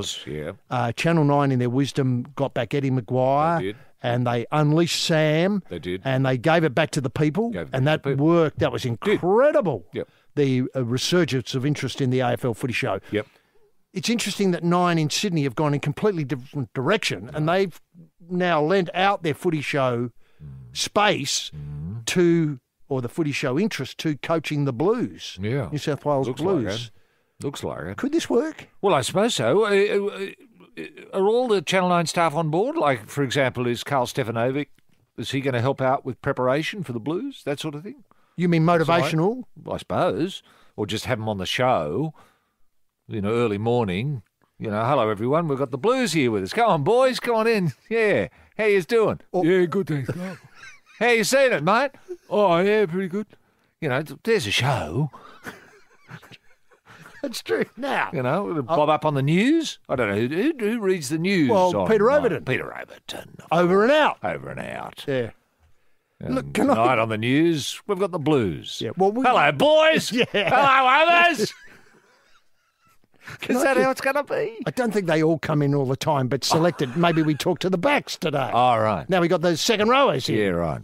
Yeah. You know, Boyd Cordner and whoever else is going to play. Boyd, Boyd, how you seen it, Boyd? Yeah. How you feeling, Boyd? Yeah, not bad, Pete. Not bad. Yeah, no, we're looking pretty good. Injuries-wise, how's the body holding up? Well, one of the blokes got injured this morning when Carl show. Boom hit him. Where did it hit him? In the date. He's asking for it. You know, off it goes. It's fantastic. Yeah. Where this can go. I know. And I know. So what's going to happen to the old footy show? Could I suggest they give the footy show back to the people? I know, well, exactly right. And I understand that one of the old wise heads is being brought back into Gary Burns. Is that right? Gary Burns has been brought back.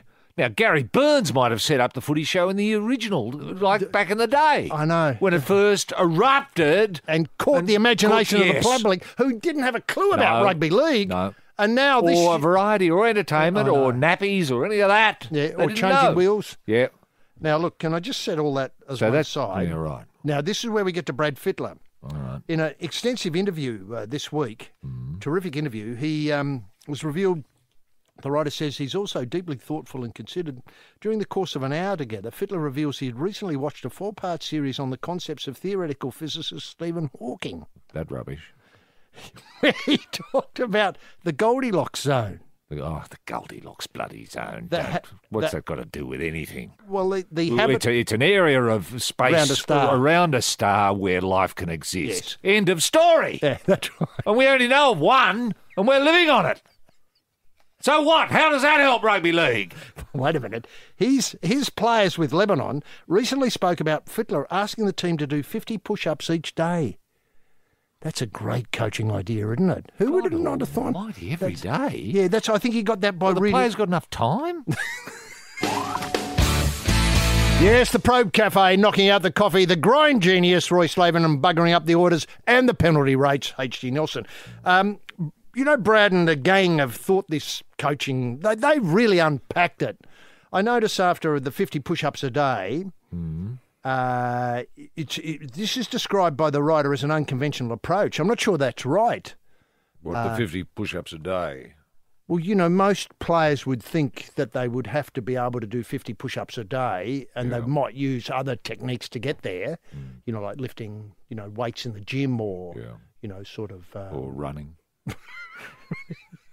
And there's apparently, according to the writer, as always, there's method is madness. Yeah. It's about taking a little time out of every day to think about your teammate. This is an important part. Right. One mate in particular that you focus on, or all your mates? Sometimes you might forget and you remember the next day. Right. You get to test your willingness. It's easy. I do it with all teams. You tell me it is important. Well, how important is it? Trouble is with Brad, it doesn't quite get to where you think it's going to go or want it to go. So thinking about confused. I don't know what he's saying here. I don't know what he's saying. I think you're being too generous. Right. Well, you've got to think of a mate. And then... And by the way, I watched this show on Stephen Hawking the other day and 50 push-ups. I mean, it's just gobbledygook. It's rubbish, isn't it? Well, it's no effort. It's about them being consistent. And who's the them here? Well, them. The footy players. The footy players. Being consistent. That's madness. The footy players are by definition inconsistent. Exactly. And that's an important part. That's what I did as a player. What? 50 push-ups and thinking of mates and watching Stephen Hawkins. And there were a lot of quirky things among that, but I made sure I did them every day. Just leaving home at a certain time before training. I mean, how important did you find that, for instance? Yeah, well, it was a problem with some blokes. You know, some blokes would leave a little bit late and they'd be a little bit late for training. Grass would say, "You're late, boys." Yeah, forgot to look at my watch. So maybe Brad's got something there. Look at your watch every maybe half hour, something like that. So if you have to leave at 3, you walk out the door, say 2 minutes too. Well, depending on how far you are away from the training facility. Oh, no, that's implied. I mean? Yes, implied. Yeah, might take you an hour and a half to get there. Let's say training starts at 5 o'clock. Mm-hmm. You might think at 25 to 5, well, I better get going. Is that how it works? I think so. Is that the Fittler technique? Well, just leaving home at a certain time before training, having a routine before games, getting on the field at a certain time, how I got onto the field, what I did when I got on the field. You trip into robot mode, it helps you control. You don't think. You stop thinking. Thinking is a big problem. They reckon you live about 93% with about 93% distraction and anything as low as 3 to 5% thought process. Oh, no, he's lost me completely here. This is just, where is this going? I mean, what is this? Is this his application for the... Is this his application for the coaching job, the plum coaching job in Australian Rugby League? I.e. the coach of the Blues? Is this his application? Can I suggest... You'd have to say, sorry, get out of here. Is there anyone sensible we can talk to? Is there anyone else out there wanting to coach? Have we got anyone that speaks English? Yes, it's the Probe V8 supercar team today because of the weekend adventures on the Gold Coast. And we're out and about scraping the door handles off with, at the wheel, rampaging Roy Slaven and looking for a gargle and a place to put the feet up in the passenger seat, H.G. Nelson. Now, Roy, just continuing the, what would I call it? The mind games, which obviously Brad Fittler before the news was able to baffle himself really with his mind games, but maybe that's what the New South Wales Blues need. A bit of a shake-up. A bit of a shake-up in the middle compartment. Yep. We go to the finals, and I've got to thank Richard Murovich for pointing this article out, written by Michelangelo Rucci in the Adelaide Advertiser, and it concerns the Crow Stare. Now, this goes back a few weeks. Oh, yes, the Crow Stare, yeah, during the national anthem, isn't it? It was not Adelaide captain Taylor Walker's idea at all, according to Rooch. The infamous Crow Stare that headlined Adelaide's routine during the national anthem in the AFL Final Series came from a mind training program that was part of, wait for it, South Sydney's work in ending the 43-year-old NRL Premiership drought in 2014. I'll be buggered. Is that where it came from? I don't remember the South Stare, though. They Well, must wait a have done it amongst themselves. Certainly didn't share it with us, did they? Well, how about that for an opening sentence? Joining two codes in finals. Yeah. Sadly, the magic didn't One last. with a fairy tale, and the other ends up in the poo house. In the poo house, yeah. So Adelaide held as a deeply guarded secret the genesis of its Crow Stare that had Adelaide players stand one by one, legs apart, arms firmly by their side, with their eyes locked on their opponents 30 metres in front of them, and the Crows were not to move until the opposition team stepped away from the national anthem lineup in the centre. Wow, okay. You get the picture now? I've got Beautifully the picture, described there by the Rooch. Yeah. Couldn't do it better myself. If you wanted a blueprint, you could copy that. Originally explained as an idea of Walker and his Crows leadership team developed on the eve of the finals, the concept was delivered to Adelaide coach Don Pike by two Australians stepping up the mindfulness, coaching growing in popularity in sport. Now, you can see that when you think about Brad Fittler's article. Mindfulness, yeah. That's what Brad's got in spades. Well, they're suggesting most of the game is played in the mind. They are. Well, the 50 push-ups. The 50 push-ups. Remember the thinking of a mate, leaving the routine of leaving the house at a certain time? Yes. Training's at 5. Yep. Well, I better get there 2 minutes early to put the boots on, unless I put the boots on in the car on the way there at a couple of stoplights. Yeah. I always felt, well, Grassy with us always felt that, he said, boys, there's freedom in discipline. Discipline gives you freedom. So that if you're in the routine of going to training, leaving home at 25 to 5 to get there at 5 minutes to 5 before training begins, then it frees you up to think. You don't have to worry. You just know that you're going to be there on time. Well, that's right. The stress disappears. Perfect. You've done your 50 push-ups. You do that when you get out of bed. So that's done. You've thought of a mate. Yeah.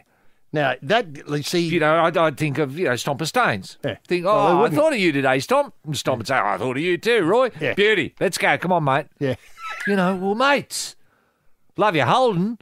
That's it. You got a new Holden there, Stomp. Yeah, what do you reckon? Looks pretty good. Now, see, Brad says you trip into robot mode. Robot mode, thank you. It helps you control. You don't think. No. You stop thinking. You're Thinking is the big problem. Yes. They reckon you live about 93% distraction. Yes. And everything as low as 3 to 5% thought process where the same thoughts are repeatedly going through your head. That's true. Wait, you've got rid of all that. Yeah. So early in the day. Anyway, Collective Mind. We're back up with the South Sydney crew. Yeah. Collective Mind is the name of the program developed by Eamon Wolfe and Derek Leddy.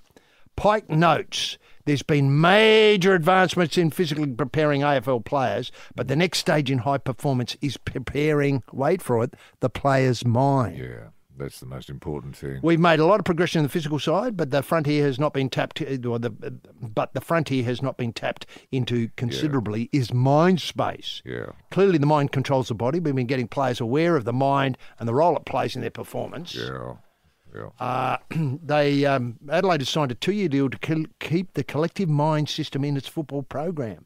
The purpose of the Crow stare is explained by Letty with a dismissal that it's designed to intimidate the opposition. All right. It has nothing to do with the New Zealand haka or intimidation. Right. I thought it might have done. Well, with dismissal that it is designed to imitate the opposition, I set that out wrongly there. Right. I apologise to listeners. Right. So it is like the haka. Well, hang on, it's nothing to do with the haka. Nothing it's to do about with it. training athletes to generate presence. It created a high respect. Well, I thought that was the haka's role as well. Yeah. It created a high respect for the anthem. Oh, I love that. Yeah. Doesn't Donald Trump love that too? As well as lifting the team's performance in the first quarters throughout the finals. Yeah. Sadly, it came off the rails in the granny. Yeah, it did. It did. Look, I remember when Grassy gave us all, a Jimmy bar to take out for the national anthem. So we went out with each of us brandishing a Jimmy bar. Mm-hmm. Some blokes had crowbars, others had spuds, others had, Yeah, whatever. you could pick your own. Pick your own. From the hardware available on the sideline. That's it. Or whatever you had in the boot to go home.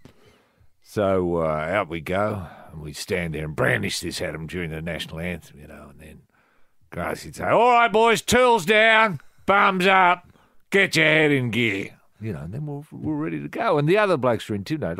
Orange Sims, they were intimidated because they thought we were going to take our crowbars out.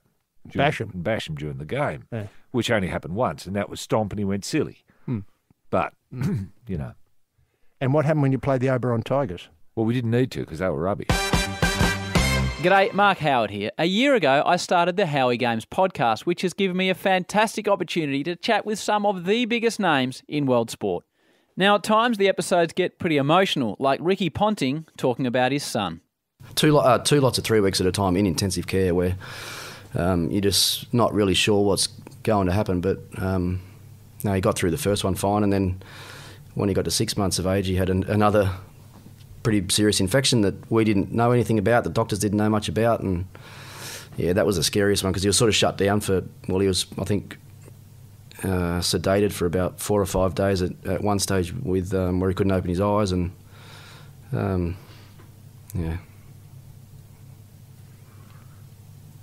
Yeah, I can obviously see the effect it has on you, mate, which is why it's... Now you've got me upset. That's what happens when you've got young kids, mate. Fucking deep breath and get on with it, eh? Yes, this is the Probe with Roy Slaven and HG Nelson, and if you want to get in touch with us, just simply dial up royandhg@thesportingprobe.com.au. That's royandhg@thesportingprobe.com.au, and I thank Richard Morovich for his inclusion of that magnificent Michelangelo Rucci article about the mind space. Roy, do we overstate the role of the mind in all of this? I mean, did really the fact that they oversteered themselves in the 3 weeks leading up, or they might not have played that many finals, Adelaide side, the Crows, and they had used up all their mind energy before they got to the final? Is that what happened, or? I suppose so. Because they got walloped by the Tigers and they did. Didn't give a yelp. Well, the thing is, you can think so much, when you've got so much mind space that you forget to train. You forget the 50 push-ups. You forget the 50 push-ups. And thinking about a mate. You turn up late. You don't think of the mate. All the wheels can come off if you've got too much mind space. I mean, you've got to get rid of thought. Yeah. I mean, that's your enemy. Yeah. You can't say let's embrace thought. Let's free up our minds, boys. I mean, that's loony talk. You've got to say, I want you thinking about nothing but what you're doing at the moment. And what's that? Nothing. That's it. You're thinking of nothing. Now, You thinking of nothing? I'm thinking of nothing. What about you, Stubber? I'm thinking of nothing, Grafton. Now, The four in line for the New South Wales coaching job midweek at least, were Brad Fittler, John Cartwright, Dave Ferner and Michael Maguire. Make of that what you will now. Emails, Roy, what have you got there? Look, I've got a rather elaborate one here from James. He says, I'm returning to cricket after a 7-year hiatus. And after realising that I didn't have my old white trousers, his creams, he wanted to his local cricket store to see what I could find. I was astounded at the variety of different shades of white and cream. I had to choose carefully as my club-issued shirt is a very light cream, almost a dirty white. Of course, I didn't bring it with me. After all, how hard can it be to buy whites? I made a purchase of some white trousers I thought closely matched my shirt, and off I went. Saturday rolled around. As I got dressed in my whites, I found that the pants I'd purchased were actually whiter than my light cream shirt. This was immediately noticed by my teammates, who labelled me a baker. Fair enough, he says. I looked ridiculous. That is an amazing story. He's saying, I think it's high time... Standardised? Sport Minister and Cricket Australia joined forces to mandate an official shade of white or cream known as Aussie cream. Aussie cream. Aussie cream, which is the only shade of white available to cricketers who play in Australia. Every cricketer from Steve Smith representing Australia at Lords to anyone in the 4th Division of the Sunraysia Cricket Association to little Amy in the Milo Have a Go program at the South Perth Cricket Club will be united under one shade. This just makes so much sense, doesn't it? You know, Why can we not standardise Australian cream? Well, we could copyright that colour, and we could make a fortune by licensing it to the clothing manufacturers to make the Aussie creams. Then, of course, we could also paint houses in them. Yes, we could. You know, and imagine that taking over from the rather challenging colours of green and gold. Yes. So what are you painting this? Well, I'm putting Aussie cream on. What do you think? Yeah. That Holden you've just got, what colour's that? Aussie cream. Aussie cream. I just had it resprayed. Obviously, it was blue and yellow before, but now it's looking an absolute picture. Yeah. Now... Yeah. Well, Aussie cream, I like that. Thank you very much, James. That is food for thought. And I hope well, he's not, of course, listening, the minister. Listens to no one.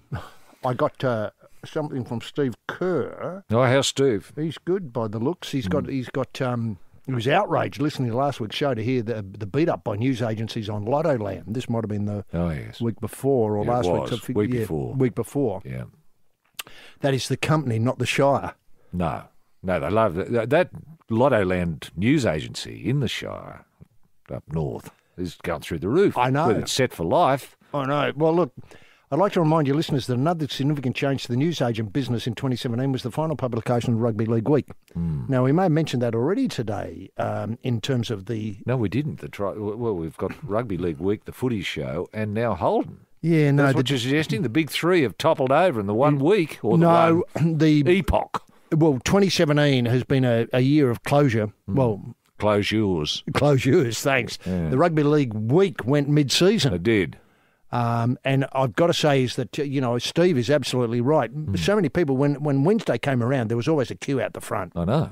The Rugby League Week was something that really did draw people in. Yeah. And some of those great columns. I know. And then Steve Crawley, I mean, he did some great columns. Yeah. Peter Fillingos. I mean, it just goes on and on.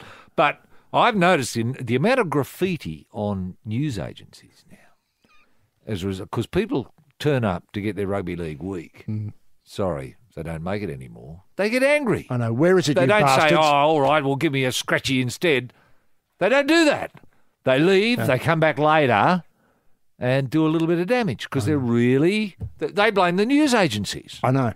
It's not the news agencies' fault. I say this to kids. I say, listen, you want your Rugby League Week, you've got to go to Rugby League HQ. Uh-huh. Well, it might be one of those printing firms, or not printing firms, media outlets. It might have been belonged to Murdoch or maybe it did. Yeah, or some sort of Channel magazines. 9 or something Channel like that. 9, Channel 9 it would have been. Now, he says... Hugh Marks. You've got to go to Hugh Marks. Hugh Skid Marks, if you don't mind. Give us our Rugby League week back, you bugger. Yeah. Anyway, look, I lay the blame for the drop in newsagent revenue squarely at the feet of the NRL and Bauer Media. Oh, it sounds as though it's over. Bauer Media? Yeah, Bauer Media. Right. Rugby League Week was what I like to call a destination publication. True. I'd make the trip to my local newsagent every New Yorker week to get and Rugby League Week. Yeah, that's right. The two destinations. That's all you need to know. Yeah. To get his copy, he went down, and always while he was there, he'd pick up a couple of scratches for the kids. Of course. surely the minister could direct some federal funds to get this publication back onto the shelves. Well, you know, I mean, look, we're not well served by ministers in this space, are we? Look at the minister, that bloke whose name I never remember, but also the Minister of the Media, I think, is Mitch Fifield. Who doesn't do anything at all. He does less than the bloke whose name I can't remember. Does he really? Well, I made that up. Has Fifield said anything about the demise of Rugby League Week? He has not! He's just complaining about graffiti appearing on news agencies. That's all he does. Asleep at the wheel. Oh, yes, it's the Probe. The Probe. That's right. We're probing on. We got the good guy out front at Caulfield today, obviously with the big race on. And you're here with Roy and HG. Now, Ange Postecoglou, Roy. Yes. Not sure that there's been much development in the smoke and mirrors of who's Australia's number one coach. But I did notice that Craig Moore, the Brisbane Roar football boss and former he said he smells a rat. Smells a rat? I know. He says, wait for it, let me give him a quote here, quote in the Fairfax papers. Obviously something that hasn't been mentioned in the media has happened behind the scenes. Yeah. There's a huge part of the story missing. If anyone thinks Ange is potentially leaving his job earlier because of critique, then they don't understand the world of football. Do you understand what I mean? Because the rave is that Ange is thinking about leaving because he's been criticised by people like Mark Bosnich or Robbie Slater or whoever. No, to be more than that. I reckon he's right. I don't think that's going to upset Ange at all. No, that's what I mean. I suggested something to do with a fallout in the relationship with Bike Pump Gallop. Bike Pump's in trouble with, but what could it be about? I don't know. Now look, maybe he lent Ange his car or something. He's holding. True, and he never bought it back. Well, it's come back with a scratch. Oh, a scratch. That's right. Well, of course, the great thing is as one door closes, another door opens. And so Doot, Mourinho and Aussie Huss, I mean, they're still there as dry powder should Ange do the worst. Sure. Now, there is suggestions that Ange may be being headhunted by China. I heard that. Are you worried, as I am, about this new broom in China, which now has a vision for 2050?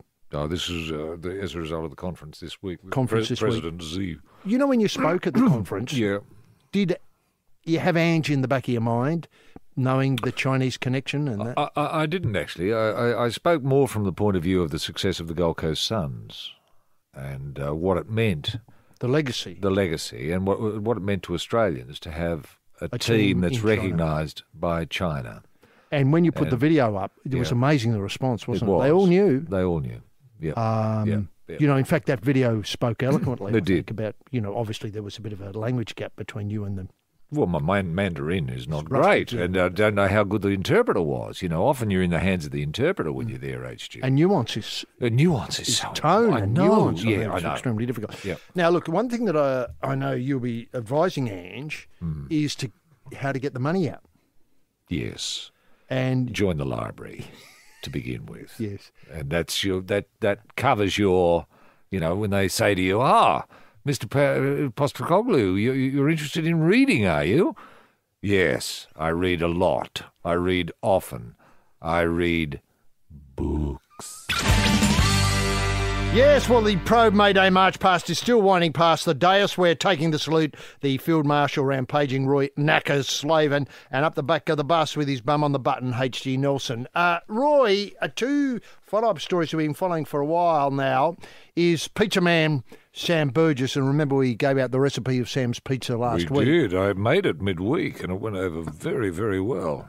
Did you save a slice for yourself, or did it all go? Yes, I saved it. Oh, my word, I did. Yeah. Yes. That chili oil. That's the chili oil. You add it right at the end. After you've got it out of the oven, just put a little bit on. It makes all the dips. Sam, I take my dips, my lid. Would you say that was the hero of the dish? Yes. I mean, what you love There about are plenty of heroes. You know, it's a team of heroes. It's a team of heroes. I see every ingredient as an integral part of the team. So if you see the pizza as a team, I often use this as an analogy with kids. I say, gather around here, kids, what do you see? Oh, pizza. Yeah, but what's it made of? Different components. The penny drops. Do you want us to play like a pizza, do you, Mr. Slaven?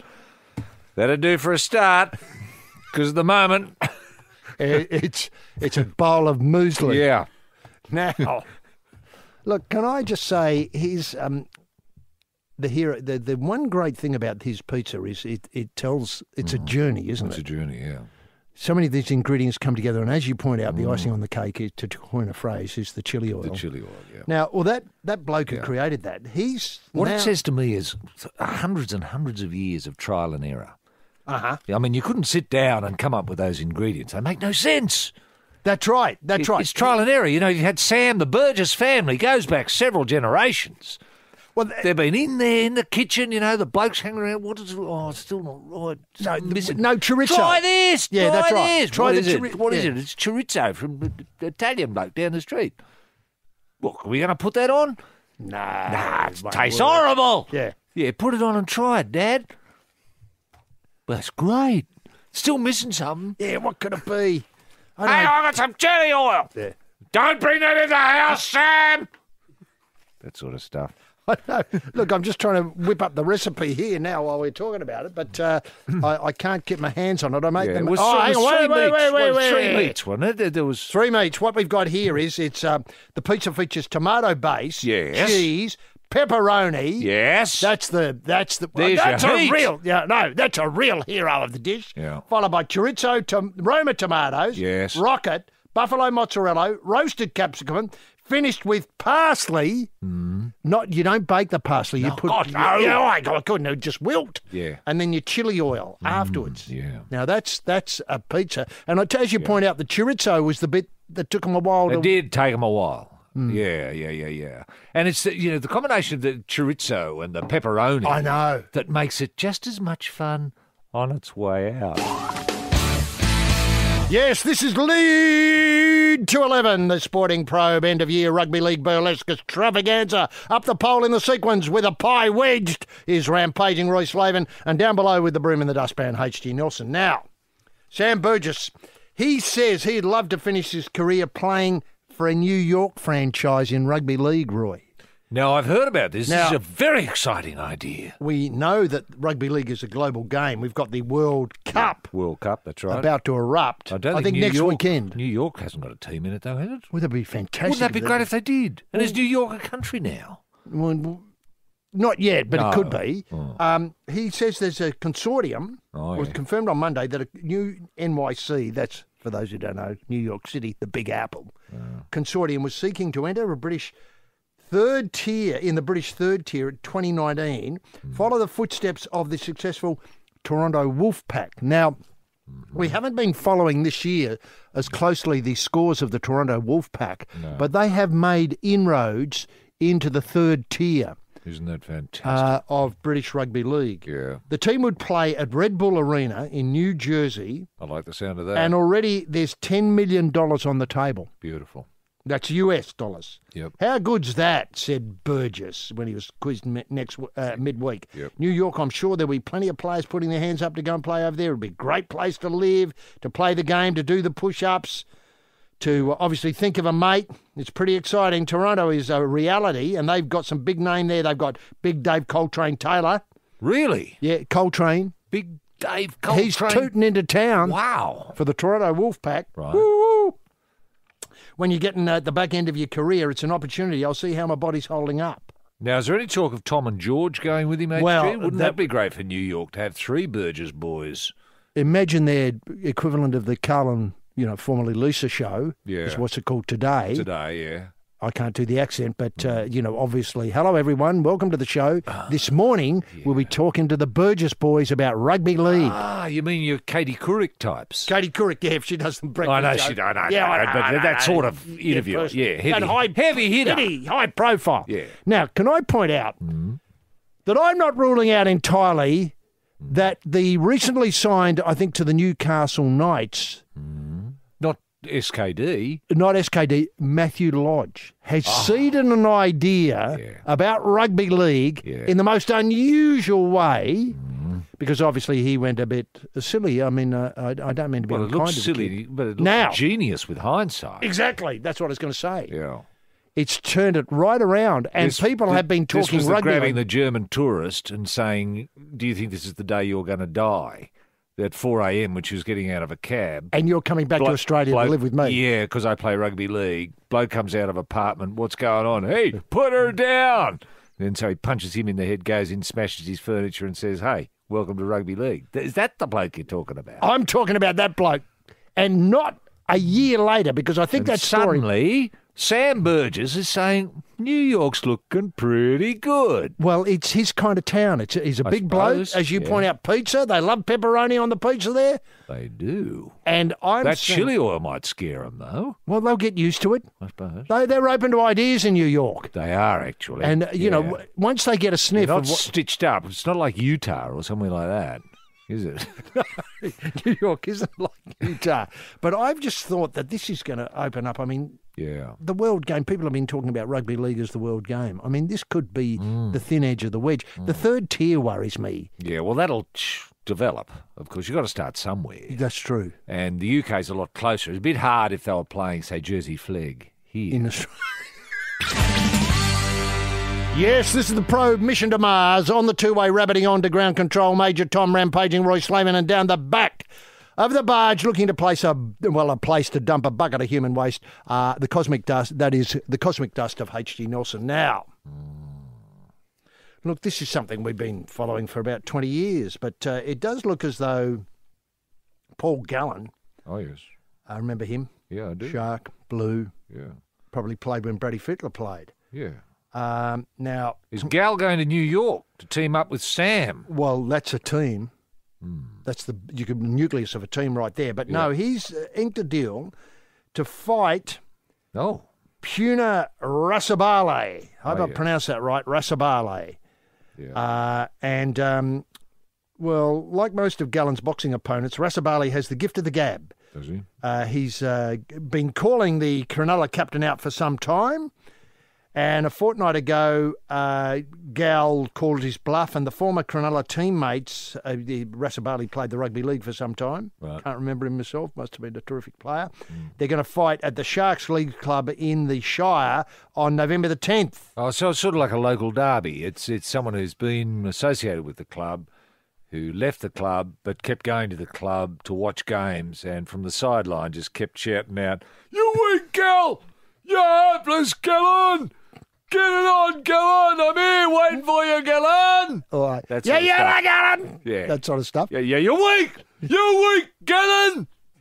Well, that's... Was that it? And suddenly Gal had enough. Well, exactly. Yeah. You know, he said Mr. Paul Pussycat was one of his. Mr. Paul Pussycat? Is that what he's called, Puna Rasabale, or is that what they're calling Paul Pussycat Gallen? Paul Pussycat Gallen. Yeah, meow meow. Meow meow. Yeah. Meow meow. The freckle fart from Kmart is one of his. Oh, right. Yeah, so I got pretty willing. Right. Captain Kitten. Kitten. I ain't scared of you, bros. I'm a street brawler, cuz. You know, he got the rhyming thing going too. Wow. That's Puna for you. Wow. So it's going to be one hell of a stink. It is. And this is the Cronulla Leagues Club. A Sharks Leagues Club. I'm not sure if there's a difference between the Sharks and Cronulla. Sharks Clubhouse, okay. Some of the and can members of the public attend this, HG, or is it going to be... What, a private bout? In camera. Well, what a great idea. Look, is it something private they're just going to settle, you know? Or you mean a belt? You know, the rugby league heavyweight belt? Is there talk of the belt? I hope so. Is there talk of a rugby league heavyweight belt? Could Todd Greenberg whip one up out of a couple of Holden seat covers? That'd be a pipe opener for the rugby league grand final, wouldn't it? The presentation of the belt. Wow, this is opening up something we suddenly haven't got time. Suddenly a family day is turning into a family day. Well, and we haven't got time to explore this. Two boxes each come in, one in a Ford, the other in a Holden. Well, all of that. But remember, of course, we've had elimination bouts all the way through the season. Also, yeah. I mean, yeah, sure. Yeah, because so many people want to fight. Yes. I mean, that's what rugby league's all about. Of course. 50 push-ups, think of a mate, and then have a punch. Yeah. That's the only reason you think of a mate. Want to hit him. Want to hit him, exactly. Now, some of the call-outs the boys have been showing me, Gallen has said there, hopefully he's not as good a fighter as he is at talking crap. Funny line from Gal. All right. So he's good at talking crap. It would be easy to dismiss Rasabale as the latest trash-talking pug seeking 15 minutes of fame before he ends up on his back, according to Adrian Prosenko in the Fairfax papers. Okay. But they think he's got some, form. Is the money on Gal HG or is the money on Puna Rasabale? Well, I'd be putting my money on Gal, Captain Cat, the pussy boy. The meow Yeah. man. Look, we haven't got to the bottom of this, but this is going to run and run. He said, the challenger has got quite a lot of form. Russell Barley? Yeah, some inside the penal leagues, which is a great nursery. Sure. Plenty of time. Oh, yeah. Improve your left hook. Yeah. So I don't know. It's look, Russell Barley was his lowest ebb when he saw Junior Paolo take it to Gallen in an entertaining boxing bout last year. Now, that one went completely by me. Yeah. I mean, was why that part of didn't an undercard? It would have been an undercard. Sammy on the Danny Green, one of those Danny Green, who did he fight all the time? Chuck Mundine bouts. Mundine, yeah. Right. That would have been there. But I think the rugby league belt is a brilliant idea. Yes. Yeah, and of course you'd have different divisions. You'd have your cruiser. Oh, well, you've banned them. Bantam. You know, I mean, I'm your not... halfbacks. People love watching halfbacks fighting. Honest Australians. Is there something whiffy about your club? Is a fully invasive bi-nozzled shafting intruder required? Send your concerns to The Sporting Probe. Ryan HG at thesportingprobe.com.au. Full discretion is assured. And in the 2 hours left, Roy, I thought about the rugby union, the state of rugby union. Oh, there's a game on this evening, isn't there? Isn't there a Bledisloe Cup, the third leg? Of a Bledisloe Cup. And did I hear that the Barbarians? the Wallabies are pretty cocky and confident about tonight because they think they've discovered a weakness in the All Black. Right. Yeah. I think the great thing was to see whether they've improved from the narrow loss the last time they played. That's right. So all eyes will be there. And, of course, the... And SBW's back, of course. Oh, SBW's back. And the one great thing is, of course, then we look... I see this as a curtain raiser, this third Bledisloe. To the Barbars. Yeah, the Barbars. Barbars. They're off the booze, you know, the Barbars. Are they really? Yeah. Isn't it the Barbars next weekend? I think it is. And with that all before us, we leave you thanking, obviously, Felix, Mao, of course, doing that excellent heavy lifting in the behind the scenes that no one sees, and Roy Slaven and yours truly. We'll be back for more probing. Yes, we will. Same time, same place next week. See you then. Bye now.